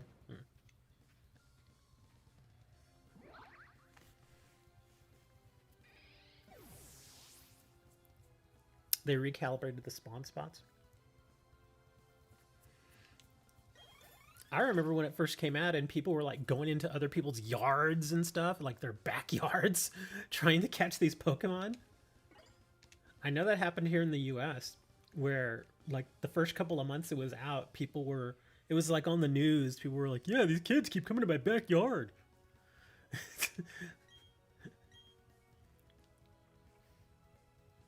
Oh, he has Crunch. Oh, I think I may actually want to learn that. Yeah, Crunch is a little better than Bite. I kind of want to keep Bite, though. Let's see. I don't really need Thunder Shock. But yeah, I think I'm going to dump Thunder Shock. Volt Switch is pretty handy. Yeah, I think I'm going to dump Thunder Shock. I think what I'll probably end up doing is I'll take the Crunch, dump Thunder Shock, and eventually in the future I'm probably going to get rid of Bite and put something else in.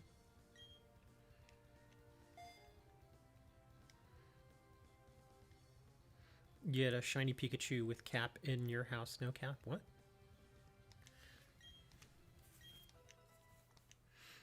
But yeah, I remember when that was all over the news. People were like, yes, play Pokemon Go, but please respect boundaries.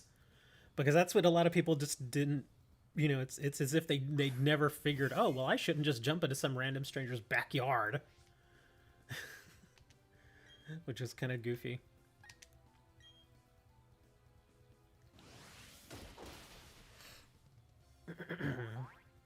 And then I remember there was like this insanity going on, I think in Japan, where there were literally like groups of like 40 or 50 people all just going to different spots. Like these massive groups just moving throughout Tokyo and stuff. And it just seemed, I mean, because Tokyo is very, they got like a massive population anyway. So I can only imagine how much that kind of threw everything off again. Yeah, raids. That's kind of crazy.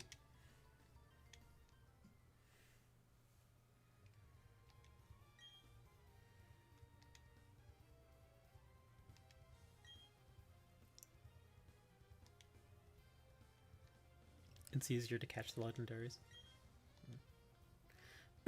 The only thing, another thing I didn't like about Pokemon Go is that I was going through my Pokeballs really fast. Like I mean, when they first started the game out, you would only get like 3 or 4 Pokeballs, I think, per day. And it was very easy to burn them all on a single Pokemon when you're trying to catch it. And I sucked at throwing the ball.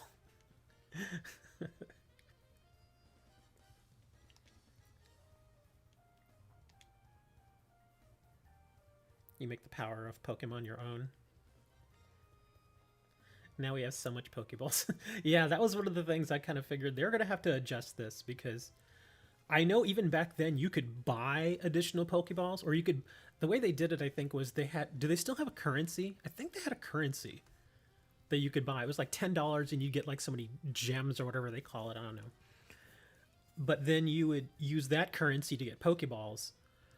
And it was, again, it was very easy to burn a lot of money really fast just on Pokeballs. And I had to think, do I really want to spend this much money on a game that I'm just really not that invested in? And so that's why I ended up getting rid of it. I was like, I'm not going to do this. I mean, it's a cute idea, and it's kind of interesting in the way because it got a lot of people outdoors, and it got a lot of people, going out and walking around and stuff, which is good. Good, go get some exercise. Why on earth would they put these two things here in a building? This makes no sense. I have never seen the inside of a building with something like this. That's just dumb. You've always been free to play. Hey, I'm not going anywhere. There we go.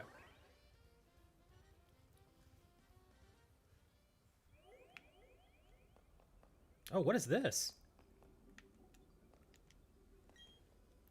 But this experiment has gone too far. What is this experiment? Suspended in green fluid. This looks a bit creepy. This is like alien stuff. Got a Fallout 4 vibe going here, man. Who's this person? I can't say anything in our defense, but that thing we made, what is it going to be used for? They made something? Oh, well, I guess we're going to find out what this is. You didn't even have a phone in 2016. Oh, these are the Pokemon. This is the one I don't have. This little thing.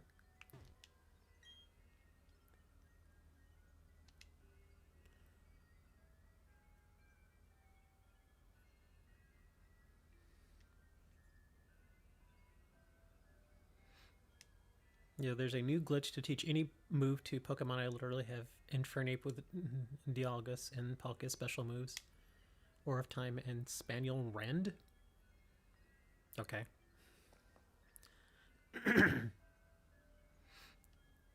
Phone. How's your phone-free life? Is your life much worse now? The only reason I even have a phone is because it's kind of a necessity now.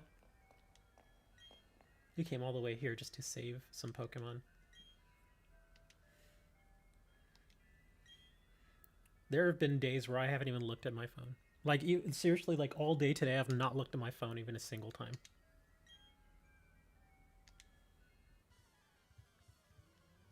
Special Rend. You just played outside. That's good, though. Sometimes, I mean, sometimes that's the best thing to do. Just go outside and go for a walk. Go play in the dirt.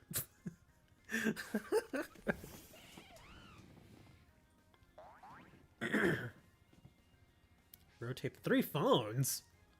Oh, that's right. Because you probably have a work phone, and then you've got your personal phone, and why would you have it? What would the third phone be for? Is that from for your government work? Because I know you work for, what is it, the Australian equivalent of the CIA? You were 9 in 2016. Oh man, you're young. You're only, what, 14 now?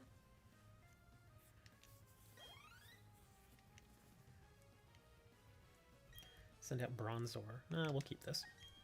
Infernape is just destroying things at this point.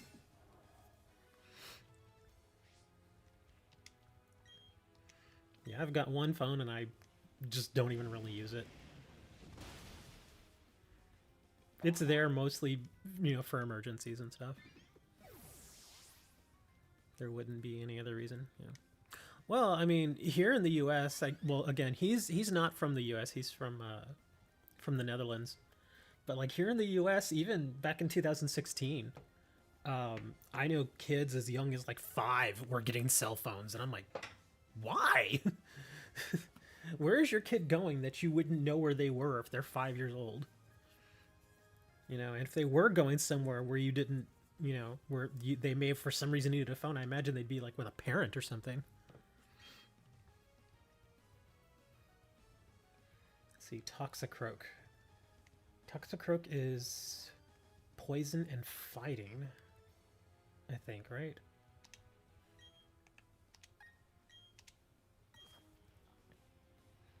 You didn't have a phone until 2018 when you were 18.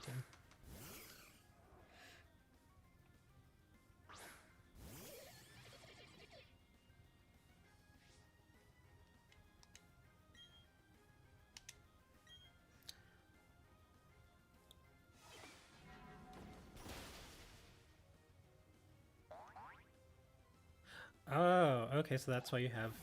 Man, that's insane. I can't imagine having that many accounts for Pokemon Go, for a game. It seems weird. But I have seen people that do that, though. There was a guy, was it Japan? I think it was probably Japan, where a dude had a bike, and set up on the bike, he had this, like, it looked like a custom stand, basically. And he had, no joke, like 15, 16 phones on, and he would just ride around the city, and on every single one of the phones, he would go to the locations of the Pokemon, and he would just catch them all on all different phones. I'm just like, dude, that's insanity, man. I mean, it's not like you're getting paid for that sort of thing, are you?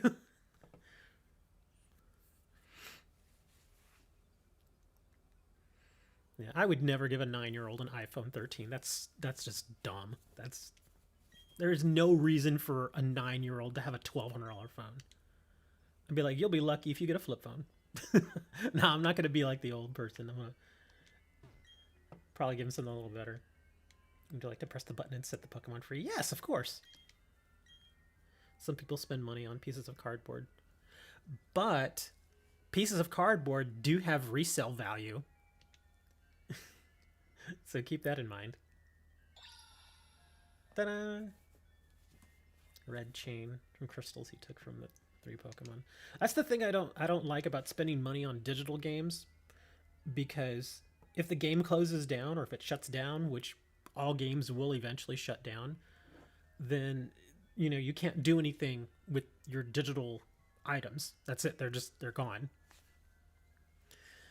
But like with a collectible, like a baseball card or a trading card, again, as long as you treat them well, and obviously I have a card store, so I know all about that. Yeah, the values of those things generally only go up. Even in dead games, I still make tons of money. World of Warcraft. Seriously, the World of Warcraft game that has been dead for almost 10 years now, I still sell those cards. And the people that buy from me, they don't buy like 1 or 2 cards. They'll buy like 40, 50 cards from me at a time. And the cards aren't cheap. I don't put them at like a dime each. Like the cheapest World of Warcraft card I think I have on there right now is probably about 40 cents.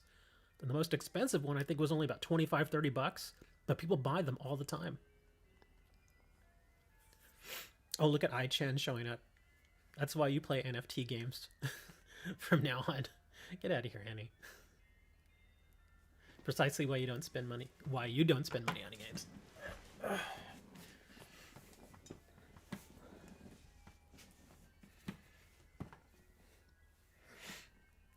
Poor Annie.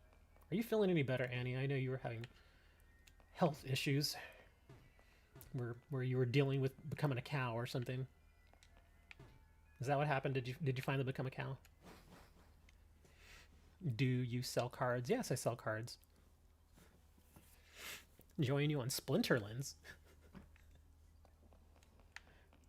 Yeah, I have a card store. The link is in the description. In fact, I'll actually share it real quick.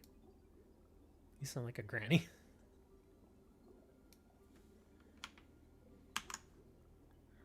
But yeah, you can. In case you're actually wondering, yeah, I do actually sell physical cards. And yes, I do sell to the Netherlands. Although, honestly, it's a little expensive for the shipping. I think my shipping to Netherlands is $4? Yeah, it's usually about $4 for shipping. But I guess all things considered, that's actually not that bad. Okay, so I freed our Pokemon friends. So I guess I just leave now?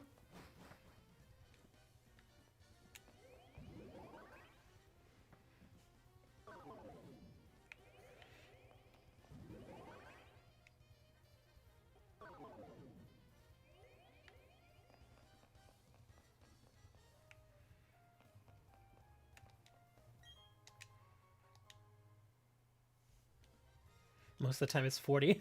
Well, that's the benefit of selling trading cards is, I mean, to ship like a single trading card, thankfully, is not very expensive at all. The only problems occur on as far as international orders, the only problems that really occur. Oh, what is this? There's nothing over here. The only problems that occur is if somebody orders like 200 cards for me, and they're from like France. Then at that point, I actually end up having to cancel the order because now we're talking like bulk cards and things start getting really heavy. And yeah, because to send like 5 cards, not that expensive. It's like a $1.50, and then of course I got to pay for my other stuff uh, like envelopes and the card protectors, that sort of stuff. But yeah, when somebody orders a massive order like 200 cards, all I can do is cancel it. Dude, I can't get out of here because then it's a lot more than $4 at that point. Yeah, shipping on if it gets to like anything over like 8 ounces starts getting really expensive. Yeah, that sort of cost I can't absorb, so I just end up canceling those orders. Thankfully, I don't get many of them. Okay, well, I guess I can leave here, huh? Okay, let's see. I always press the wrong button. I think I keep pressing the Y button. And again, that's from Sword and Shield because I do so many surprise trades on Sword and Shield. I'm always pressing the Y button. All right, hold on. Let's see. Where's it telling me to go now? Oh, it wants me to go over there. No? Oh, it wants me to go over here. Oh, to the mountain place. Mount Coronet. Okay, I guess I'll go... What's the fastest way? I guess I can go here.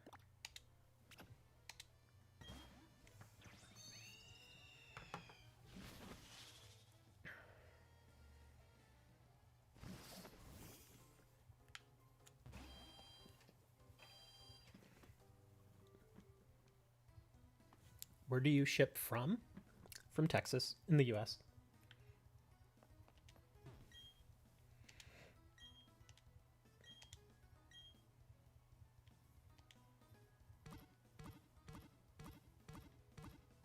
Is one evolution incense $2? I have to check the pricing on that.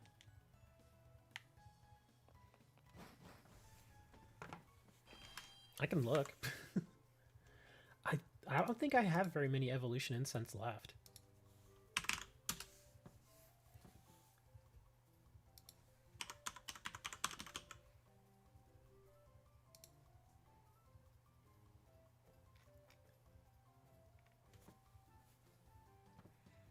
Well, wow, I only have one left. Mine is marked at $1.64. Yeah, that's actually not a bad price. There are cheaper ones there. I just don't know if they sell internationally. But yeah, $1.64 for the one that I have. And yes, those do sell pretty well because I've gotten a ton of them, but they sell really, really fast all the time. Let me see. Let me put from the Netherlands.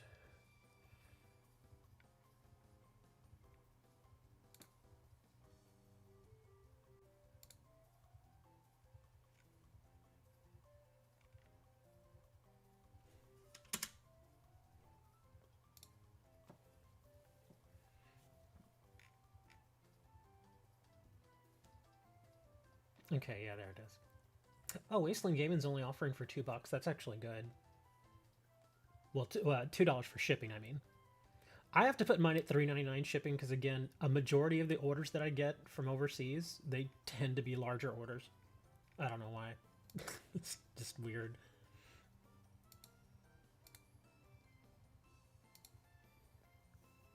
Do you sell ultra rares? I sell I sell Pokemon, I sell Yu-Gi-Oh, I sell Magic the Gathering, Cardfight Vanguard, Weiss Schwartz, Flesh and Blood, World of Warcraft, all kinds of stuff. They can be commons, uncommons, rares, super rares, ultra rares, secret rares.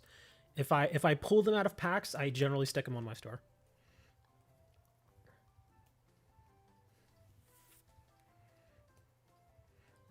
Extra Pokemon halls and non-halls. That's up to you, Hammer. I will leave that up to you, sir. But Yeah, if it comes out of a booster pack, I probably put it on the store.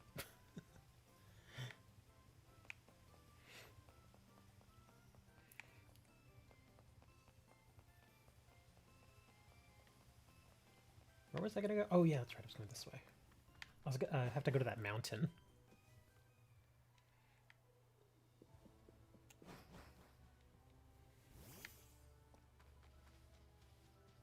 How do I? Oh, okay. I gotta go a little further. You don't have any use? If you want. Just gotta remember, if you send bulk cards like that, it can get a little expensive. The shipping, I mean.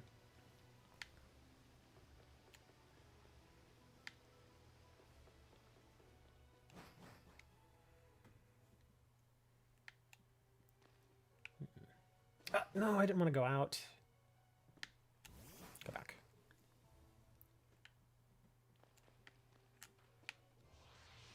Oh, come on.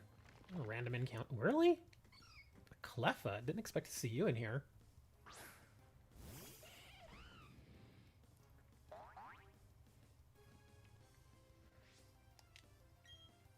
It's Flame Wheeler.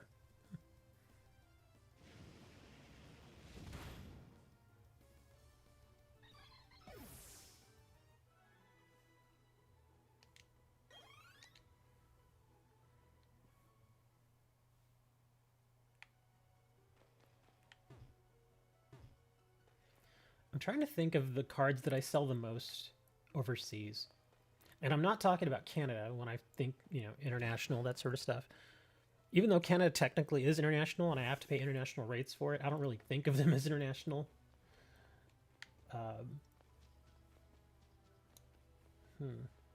Is this where I wanted to go?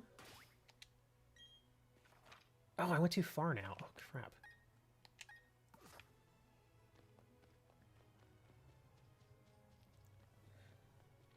Yeah, ever since I've been forced to stop shipping to Australia, not by choice, but apparently there's some issues going on in Australia with their postal service, so I can't ship there right now. Maybe I should go this way. But yeah, I wouldn't say my international orders have dried up, but they're definitely not as many. Because every month I would get like 15 to 20 just to Australia every month. And so when we were forced to stop selling to them,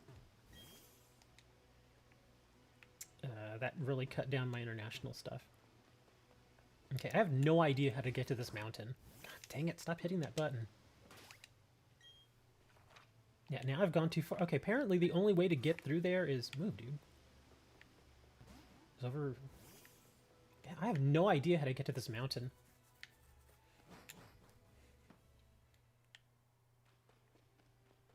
Is it up here, maybe?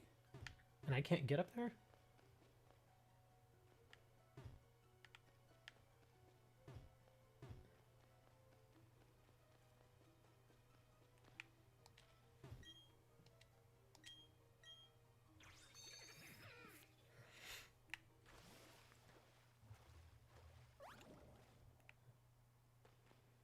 Yeah, I can't even get up here. No, no! Well, at least I didn't accidentally jump off. That's what I was afraid I was about to do. I thought I was going to jump off. Do you know the card game Star Realms? It doesn't ring any bells for me. There are a lot of games out there, though.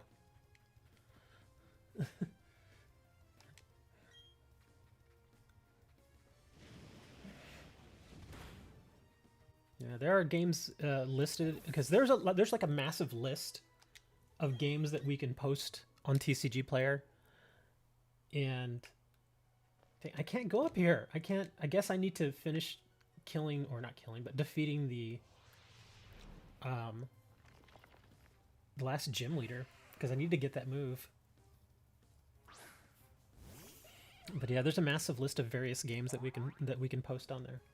Some games they actually don't have, like Versus, which I was very surprised about. And I've asked them multiple times if they could find it in their heart to let us do Versus system. No, I can't use Rock Climb yet. I think that's the last one. Because you get your moves by defeating the various gym leaders, and I have like one gym leader still that I have to finish. So yeah, I can't use it yet.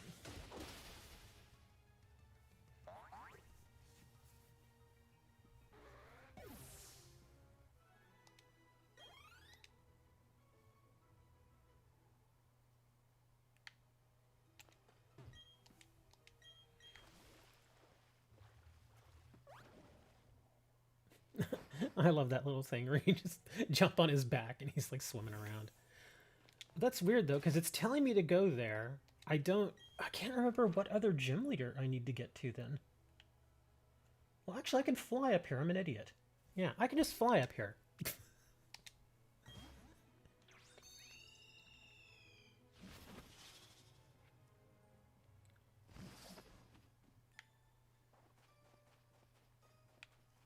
Because I already beat this one. This one was annoying. It was really annoying.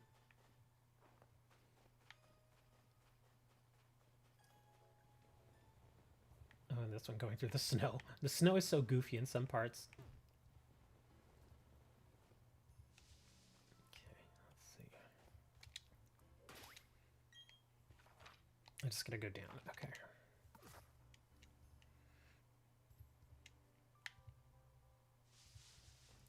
Sometimes I get really bad tunnel vision on something and I just completely forget, oh, wait a minute, I can go do this.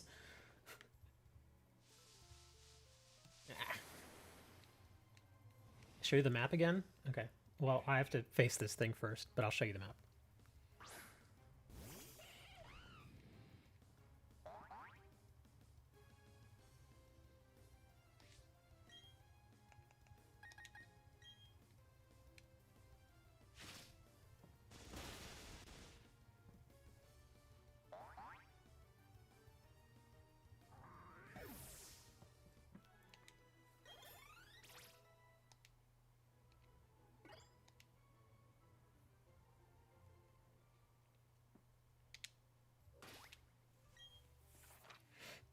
Yeah. See, I'm up here. My giant head. I completely forgot that I had unlocked this point.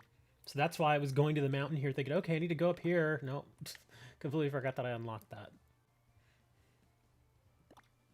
You know, I think, based on my progression, because I think the other gym leader is over here, right?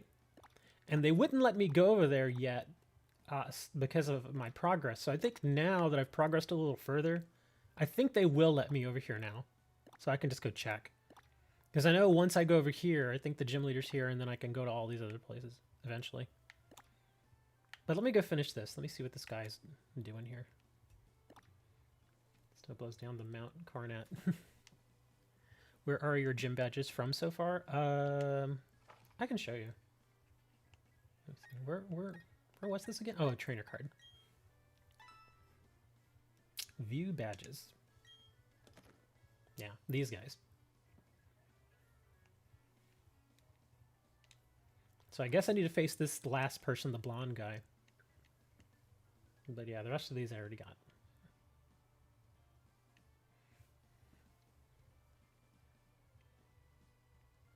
Electric City? I have no idea where that even is. Is that the Sunnyside place? Because I don't remember seeing Electric City or whatever it's called.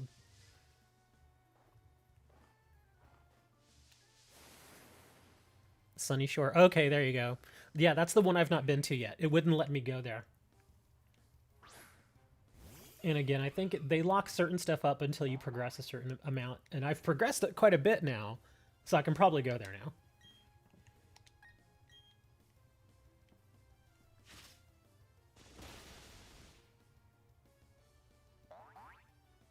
It's so many lights. I have to turn down the brightness there.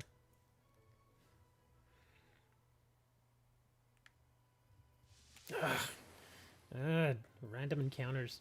That's another thing I don't like about this game is that, like in Sword and Shield, if you're messing around in the tall grass, usually like it'll put like a little warning to you saying, "Hey, look out! There's like a Pokemon over here." Here, it doesn't do that. It just like, "Oh, there you are. You're in a battle." So you can't avoid it.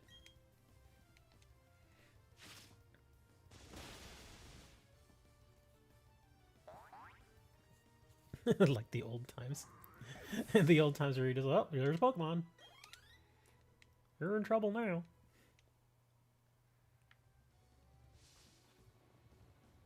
Okay, so oh, here we go, the deep snow. I don't think I faced that guy right here. Or girl, whatever.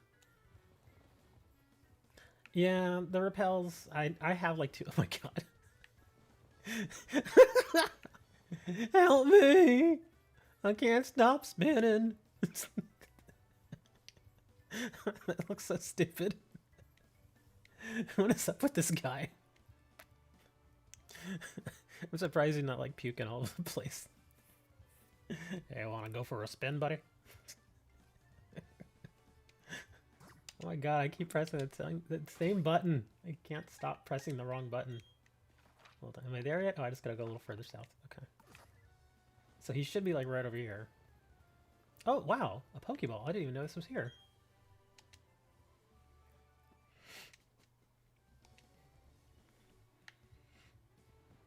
Oh, wow, another one. How did I miss this? Go into the hut. You think? It's kind of cold outside. I think I will go into the hut. I thought I'd been here. Maybe I just completely missed it.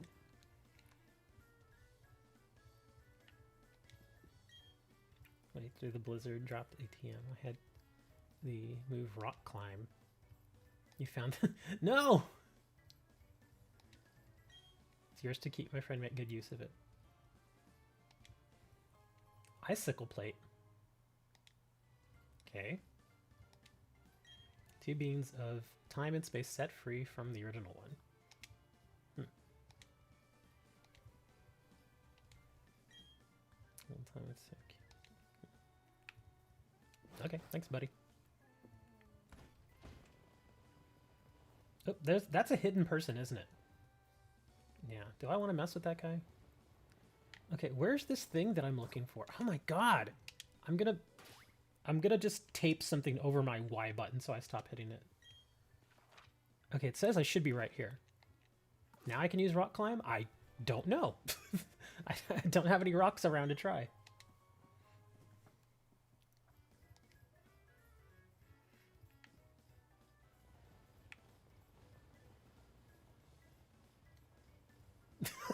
Look how deep the snow is. That's actually funny. Oh gosh, what's this? Oh, another skier. Okay, where is this guy?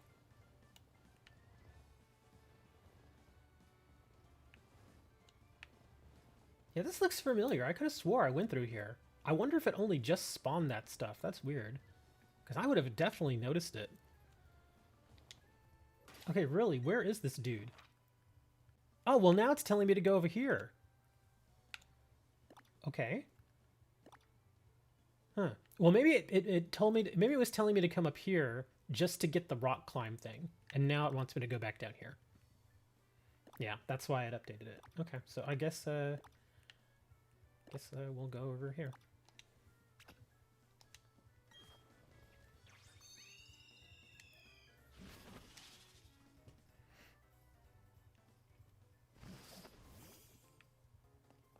Man, I'm getting hungry. I have actually been playing for a while, haven't I? Wow, I've been here almost 4 hours. I didn't even realize that. That's probably why I'm hungry. Pear's like, good job, sir. Thank you, Pear. I feel so good. I feel like a smarts. Oh my god, stop it. Okay, now, hold on. Rock climb is over here. Right? There we go. There's a little spot. Why didn't I pick the berries? Because I don't care about berries right now. The whole berry thing actually bores me, to be honest. Echo Man, battle with you? Oh, I don't want to battle the Echo Man. I could get Whataburger if I wanted. They're open right now. That would be one reason for me to go get my phone so I can put an online order and go pick it up.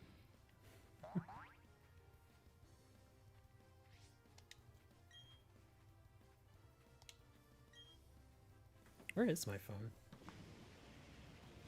Oh, it's over by the door.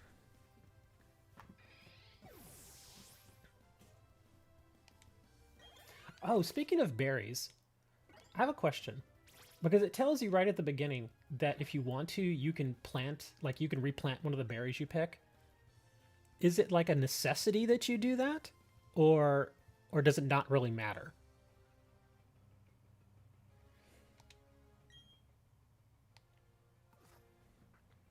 Okay, so they do grow back on their own then. Okay.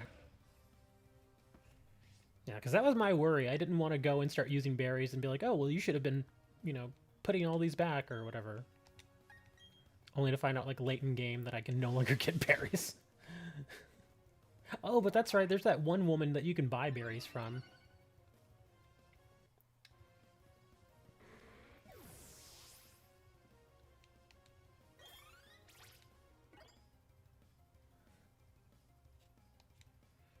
Yeah, there's that. I found somebody in a oh, where was it? It was like in a little hut or something. You talk to the woman and yeah, and she'll give you berries and stuff.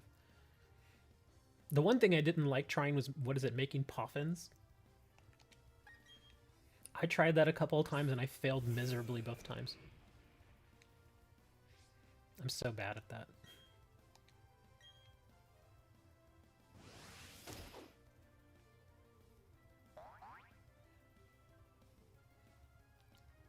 You know what I found with a lot of guys like him? They've got kind of that like that big stomach. Is it's weird because they are overweight, but a lot of times the reason why they have that pot belly is mostly because they drink a lot of beer. Which, I mean, beer isn't exactly calorie free, but you have to remember beer is carbonated. So, yeah.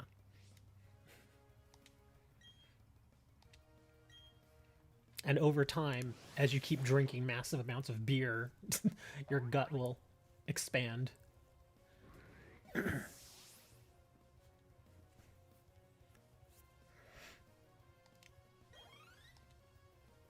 I imagine that Pear has played the... Did you play the old version of this game?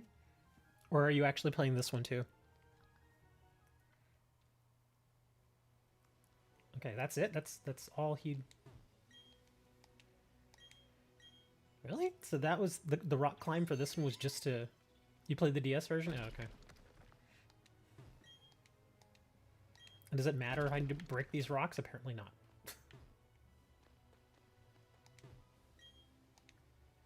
Well, I guess I gotta go back in the cave now.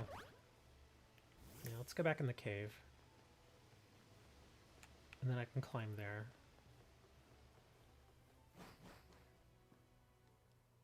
Beer tastes like... I see what you're saying there. I don't like beer either. I am not a fan of beer. I don't drink it all, though. But yes, I have tried beer. And it just... It just does not appeal to me. I don't drink very often. I only drink liquor or liquor. Yeah, I don't drink at all. No alcohol at all.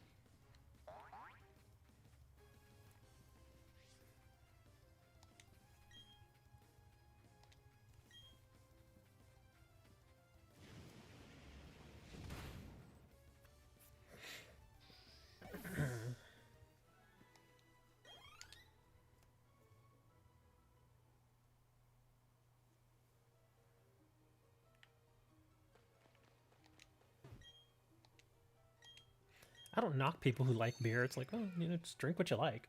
Just, you know, be responsible. No, God dang it. No, come on, just let me go back. Ugh, I've done that so many times. Where I accidentally jump off the edge. Ugh. How people always say you have to get used to the taste of beer. No. Some people say the same thing about wine. You know what I don't like and I've never gotten used to? The taste of alcohol. I cannot stand the taste of alcohol. I just can't do it. So you could mix it with just about anything and I'll be like, ugh. I just don't like it. You gotta move slowly. Yes, I'm figuring that out, Pear. I always do that. Because, yeah, okay, that's where it is. I see what it is. It feels like there's a tiny bit of lag input. or input lag, I should say. So by the time I stop on my controller, I'm like already about to go over the edge. So I got an idea. I'll use my D-pad here and just go step by step. No, God, come on. Stop making me run into people or things. You just got to find a drink that doesn't taste like it, like water.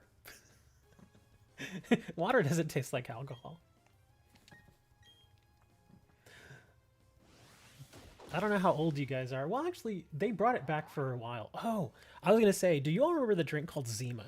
It's not really, I mean, they brought it back for a little while here in the US, but it was the drink that was mainly big like back in like the late 90s and the early 2000s. They still actually drink it over in Japan. Apparently in Japan it's still really big. But here they just don't make it anymore. And I remember I tried that stuff because they were marketing it like a beer alternative sort of. And I remember I tasted it and I was like, it tastes like alcohol and donuts. Like it's got like this weird sweet taste to it, and then the alcohol aftertaste hits, and it's gross. It's like, ugh. Oh, come on. Stop making me run into things. This is getting so bad. Beer tastes like actual sewage water. Now that's a little scary, Moni, because that would infer that you've actually tasted sewage water before, which I don't want to believe you ever have.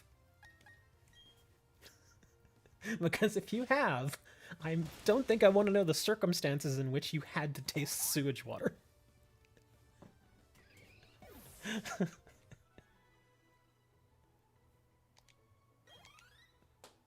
You could just say it tastes like blue cheese or something. Yay, we finally got up here.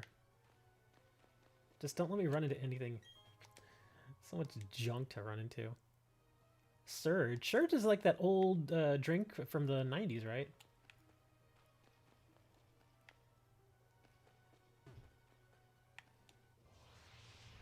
I remember Surge. I remember Jolt. I think there was like one more. Yeah, there was like one of those. And the reason there was even a thing like Surge and Jolt and stuff is there were those drinks that they were like before energy drinks were really a thing. And they just had a crap load more caffeine in them. That was really it. And I think once those started kind of going away, people were looking for alternatives. And then that's when like the energy drink thing started happening. More along the lines of a rotting corpse. Ugh.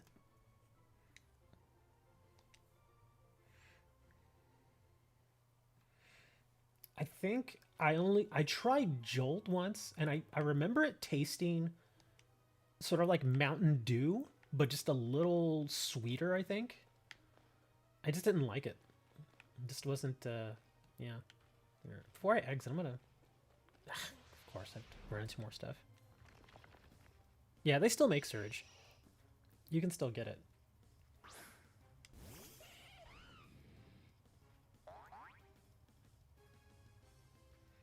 Alright, see you, Pear. Thanks for stopping by. Very nice of you to stop by and laugh at me.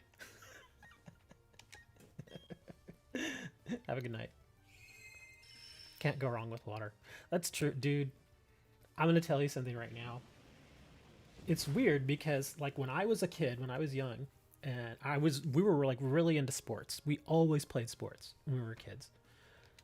And after sports, obviously, just a nice giant glass of cold water was like the thing. It was like, oh my God, thank you. Especially because we were poor and we couldn't afford Gatorade.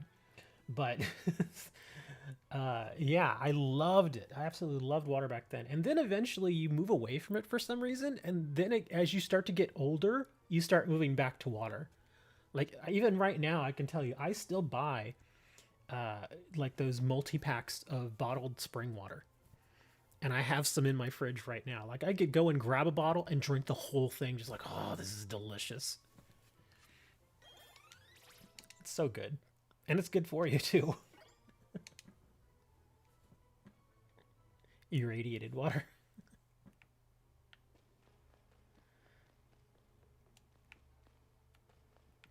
Wasn't there something over here? I think there was, right? Yeah, there's a ball. Glass of mercury.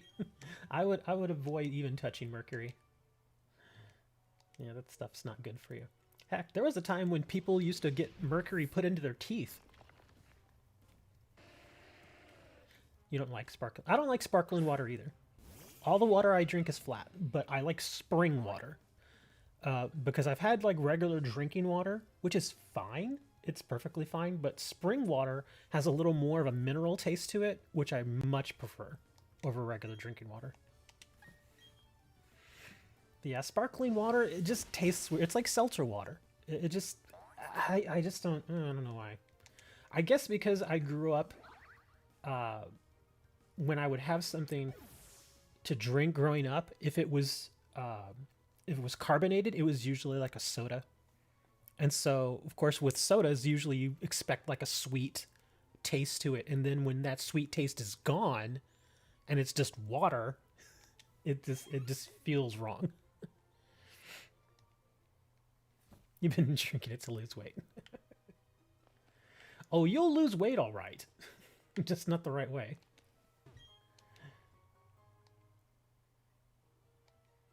Actually, wait.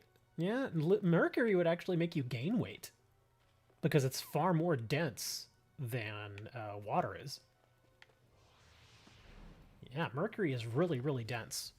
In fact, there's a video on YouTube of a guy who poured like a ton of mercury into this big giant plastic tub, and he took a full-sized anvil, an iron anvil, and put it into the mercury, and it would float. That's how dense mercury is. That even iron will float on it. Going to challenge the Pokemon League? I have no idea. I don't know, maybe. I know you're kidding about that. But yeah, that was a weird thing because before, I mean, there's another thing that I saw. I think it was on Twitter, where it's like, hey, name something that you learned when you were in school that now has been disproven or proven to not be true. And there are a lot of things that I learned in school that were taught to me, and now we realize it's like, okay, that's not true. That's science for you, though. But it is kind of interesting.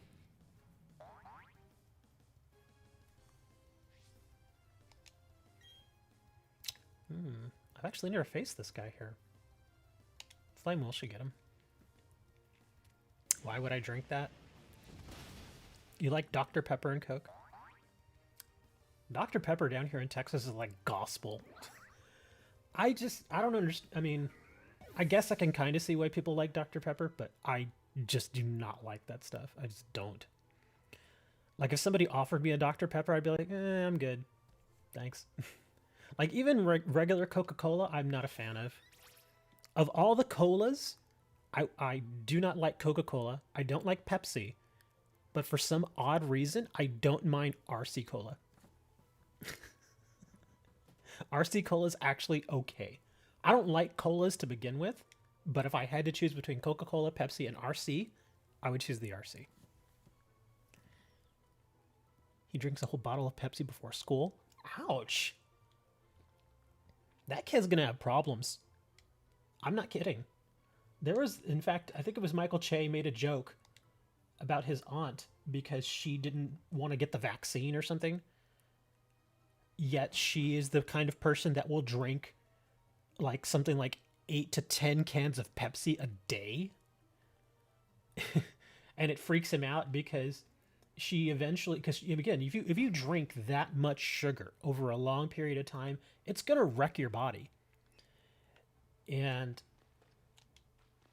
his point to her was that she ended up becoming diabetic because she drank so much Pepsi, so much sugar, and she ended up losing one of her feet because of that, because the complications from her diabetes. And it freaked him out because he's like, well, you'll drink 10, cans of Pepsi a day, but you won't get a vaccine to save your life. You want to like Fanta? Fanta's okay. Fanta is all right. I do like orange soda, though. If I had to choose any particular soda to drink, it would probably be an orange soda. Orange soda is very good. And it has to be made with real sugar. I don't like the sodas that have the high fructose corn syrup. Like I'll drink them, but they're not that good. It's like, and you can tell a lot of the time between real sugar and high fructose corn syrup. You don't hate him, but went to school years ago, drank 6+ Monster, and oh my god, had severe. Yeah, you can't do that. Don't. Yeah, I've heard of people doing that stuff too, where every day they will drink like 4 or 5 Red Bulls and 4 or 5 of those Monster energy drinks. Dude, that'll wreck your body. Just absolutely. Please don't do that. Yeah, I mean, it's like sodas are bad enough, but if you replace those sodas with those energy drinks, it's that much worse. Because you have to remember, those energy drinks, they pack a lot of caffeine and a lot of sugar, like much more than a soda. And it's going to tear up your body. You don't hate him, but he's pretty fat. Yeah, you can't, unfortunately, you can't make people just, stop, doing what they're doing. Just drinking sugar at that point. Yeah, because this is the way I look at it. Because the biggest thing about those energy drinks is really, in most cases, all it is it's this sugary drink that has some, like, B12 in it. That's it. That's pretty much what it is. You can go, like, I don't know about y'all, but, like, here, I can go into our local grocery store and buy a bottle of, like, 1,000 tablets of B12 for, like, $6. And you can just have one, like, every day. And that's it. That's your daily intake, and it does give you a little boost because it's B12. So why am I going to go and spend, like $3 on a can of Monster or whatever when I can go and buy an entire bottle of B12 for twice that amount and have it last me, like, years? Stewart's Orange Cream Soda. I've heard of that. I've never tried it, though. The Stewart's Cream Soda. I've heard of the brand, though. You drank Monster once and got hyper? I don't like those. I've tried some of those drinks, and I just do not like them. They taste so artificial. Just like it shouldn't exist.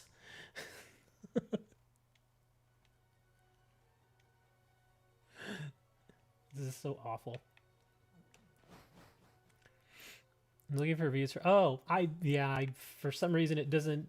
I use a restream service to stream to Trovo. And sometimes it doesn't update the game that I'm playing.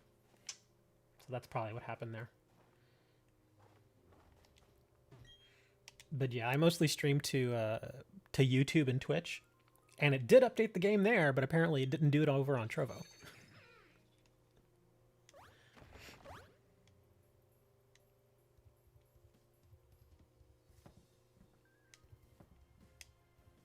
Still need to manually set that stuff with Restream. Yes, that's what I was saying. I set it with Restream, and it flows over to YouTube, it flows over to Twitch, but for some reason it doesn't flow to Trovo. Oh my god, I think one of my neighbors is up and they're cooking. Do you guys like coffee? I wouldn't say I like it.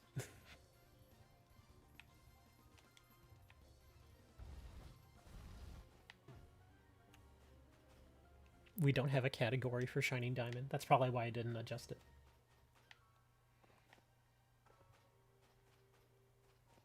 Alright, let's go into this cave. I'll drink coffee, but I wouldn't say I enjoy it. To make it palatable for me, I have to put so much cream and sugar in it that it's not even coffee after that. How do you feel about Monster with 0 sugar? I've never tried that.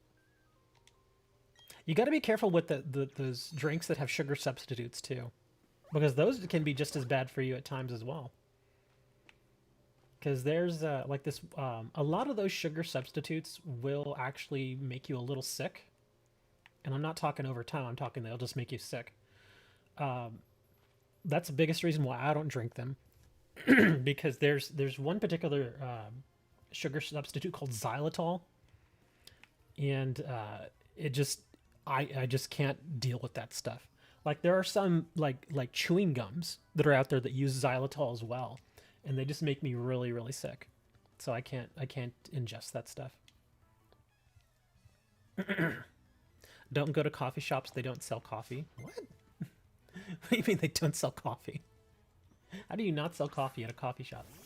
Do they sell like cocoa or something? What do they sell?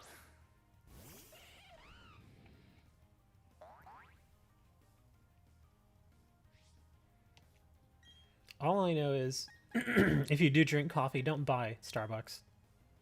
I actually tried Starbucks coffee when I was in Seattle because that's where they're from. So my friend that I was there with took me to Starbucks, and she's just like, just order whatever you want. And I'm like, I've never had Starbucks before. And she's like, really? I'm like, yeah, I've never had it. And I said, I guess I'll just take like a regular coffee. And they're like, what size? And I'm like, oh Jesus. They, it's like whatever like medium is. And the guy was like, yeah, that would be it. Just dude, just give me a medium, whatever. So he gives it to me, and I go, and I'm like, okay. And I think it's just like regular old coffee. Even after I flavored it, oh my God, it was horrible. I was like, ugh. I mean, it tasted like burned coffee, and I'm thinking that's probably what it was. It's probably coffee that had been sitting there for like 2 hours on the warmer, and it burned, because it tasted awful.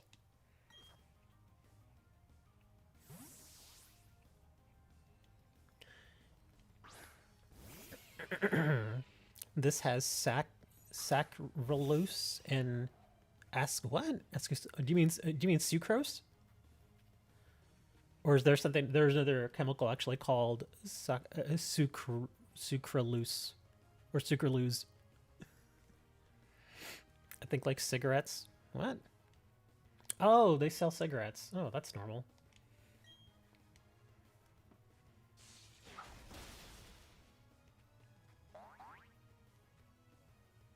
Chocolate coffee is good. I've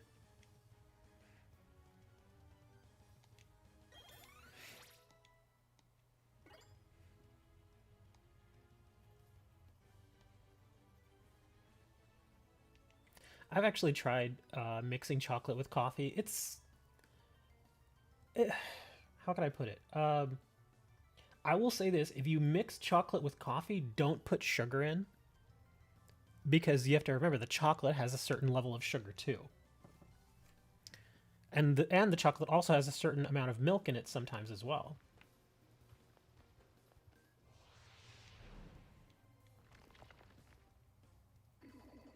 Metacham. Such a goofy looking Pokemon.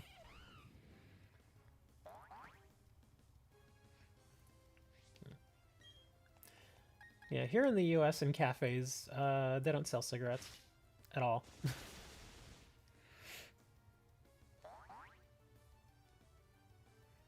Your autocorrect went crazy.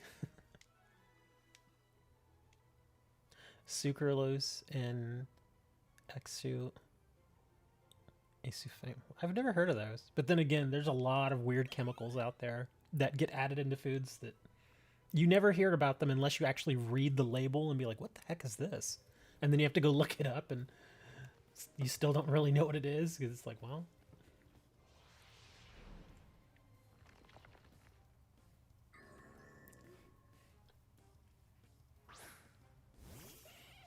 But yes, that sucre stuff, that definitely sounds like a sugar substitute.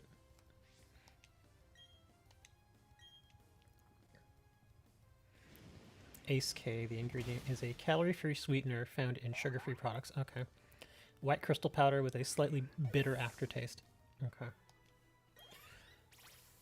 That sounds like it could be, what is it, stevia? I think the brand name might be stevia. I think. I don't know for sure. Lucario Bone Rush? What is this? You strike the target with a hard bone 2 to 5 times in a row.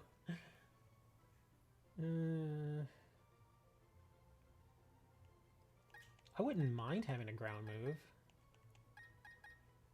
And I don't really ever use Endure for anything. So yeah, we'll put it in there.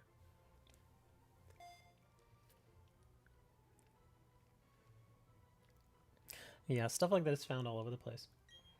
It's probably similar in chemical makeup to xylitol, which is unfortunate because again, it's that stuff that makes me sick. Wow, so I could destroy all these, huh? I'm just gonna destroy rocks because I can. Just so we can see Bidoof. Oh my god, every time, just break the rock, man. Okay, imagine I gotta go this way.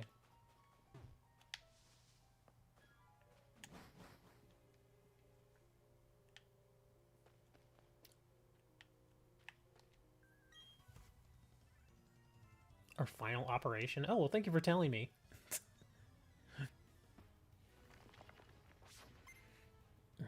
Yeah, I'm getting really hungry now. I think I kind of actually want to get some food ordered. Or maybe I'll just go to the grocery store. Let's see, what time is it? 6:40. Yeah, the grocery store's open.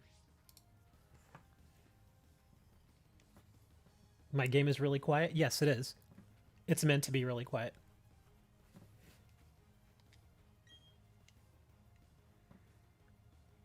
In fact, that's the first thing I do whenever I get games like this. I immediately start turning everything down. Because it drives me crazy.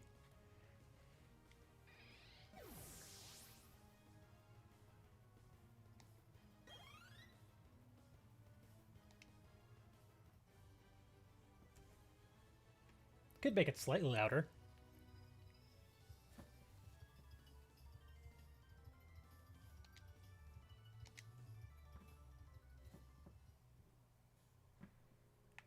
Okay, so oh, can I slide? I guess I can slide down the rock then. Cooking that cheesesteak you mentioned a while ago. Cheesesteak? I completely forgot, man. I have no idea.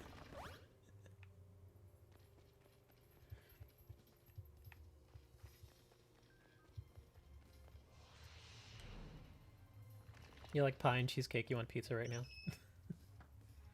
I'm kind of all pizzaed out. In fact, I think the last time I had pizza was like a week and a half ago, and I just did not enjoy it.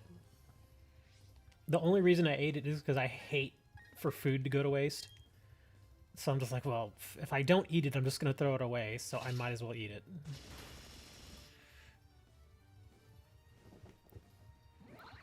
A Philly steak bomb.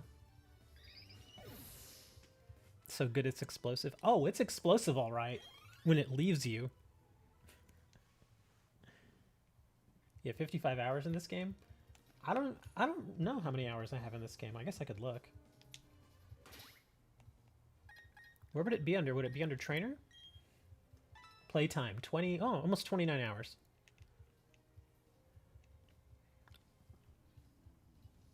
Something about a Philly cheesesteak and it does. Oh yeah, the Philly cheesesteak. Yeah, Philly cheesesteak's all right.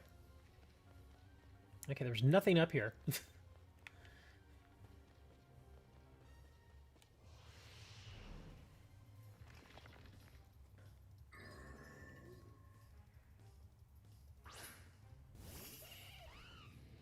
You can glitch to get shaman, but you don't feel like it. Yeah. It's always better when you don't have to use glitches or cheats to finish something in the game. It just feels better. At least for me, it does.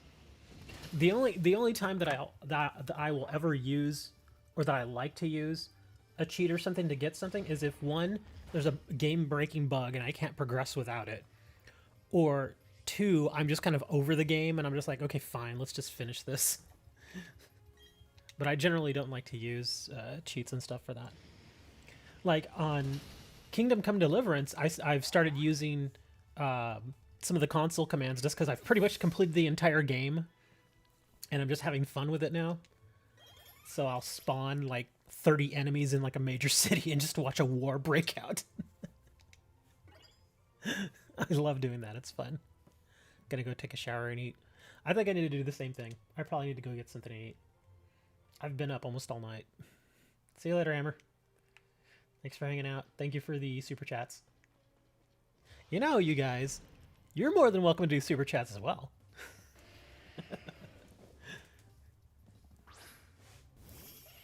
Not that you have to, but you're welcome to.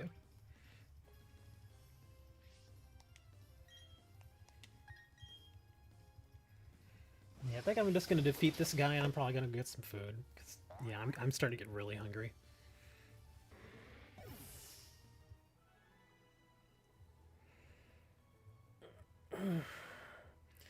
Also, I've been sitting in my chair for too long. I need to get up and move around. Ugh. Thanks for hanging out, guys. It was fun. Some interesting conversation. Oh, oh man, no, I'm yawning. I'm gonna go get some food. You all take it easy. Be nice to each other. Eat a taco. Have a carrot.